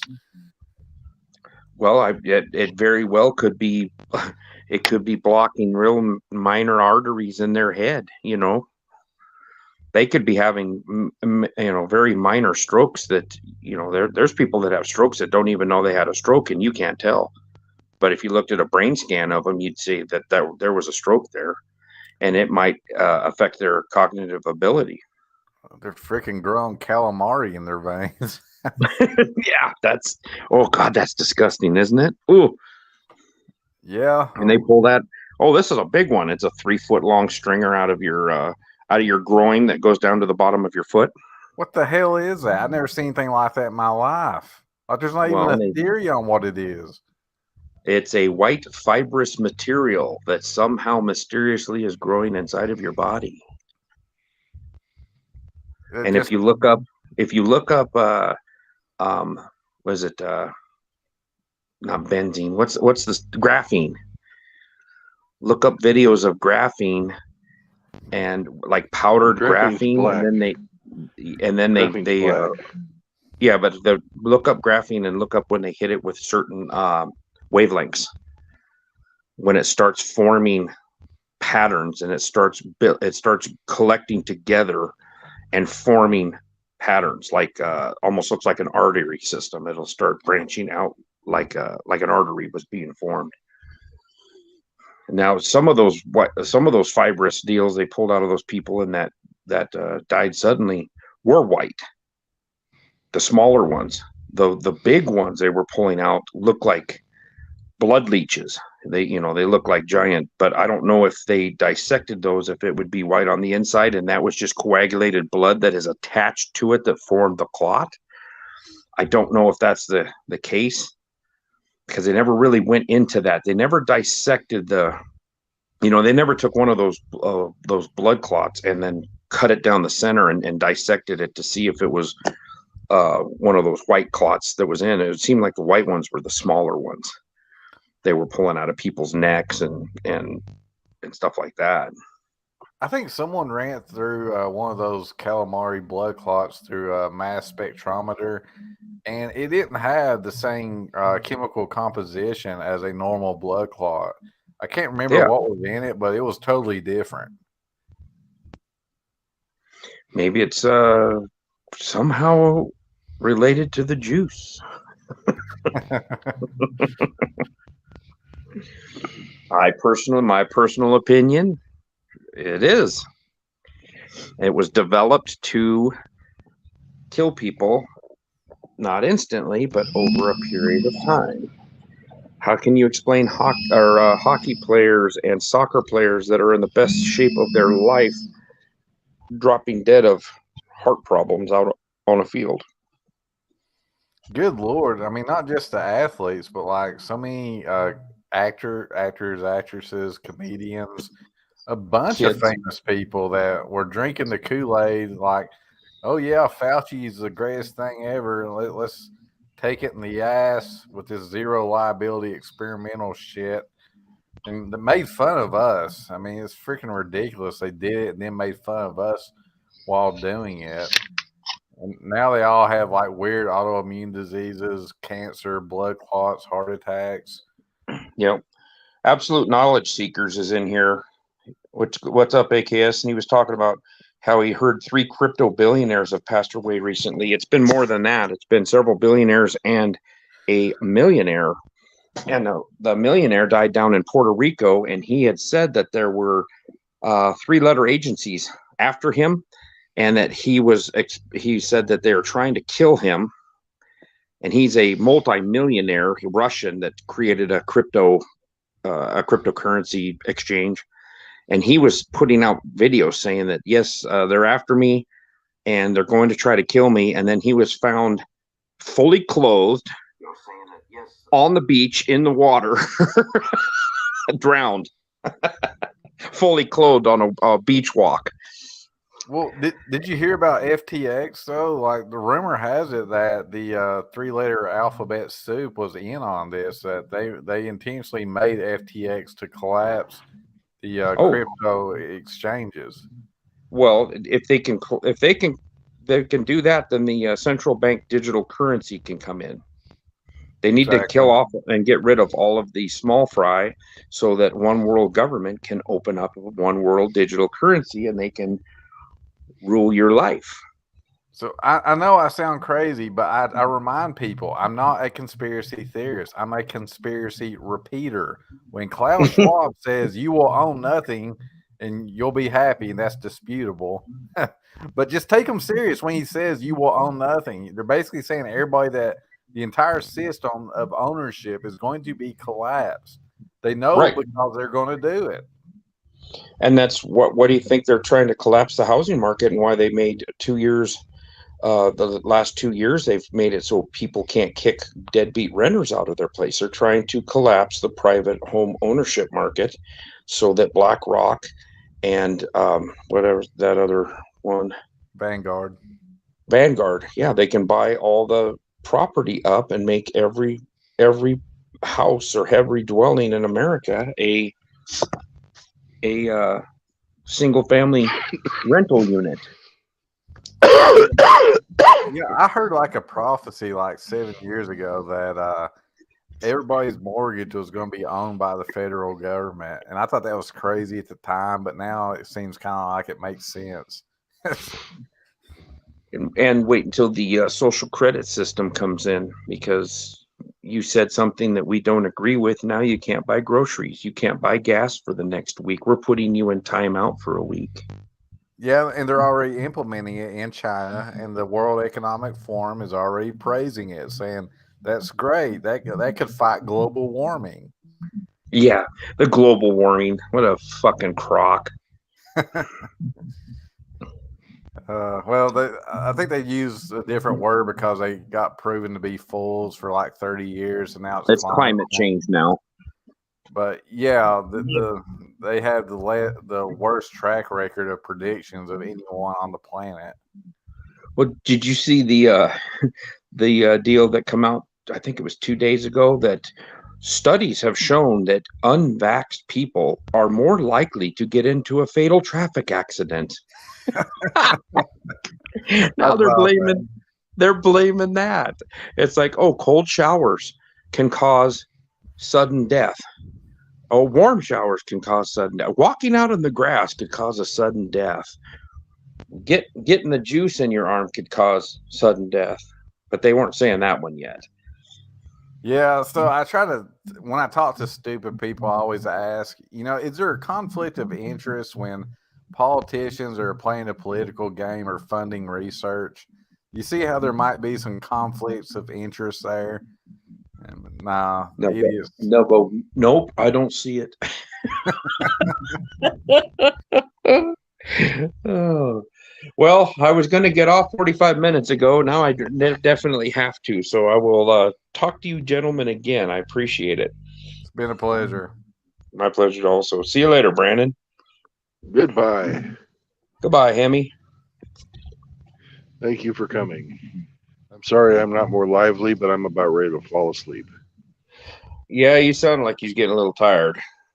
Maybe you should shut down and take a nap while they're unloading your Cool Whip. Yeah.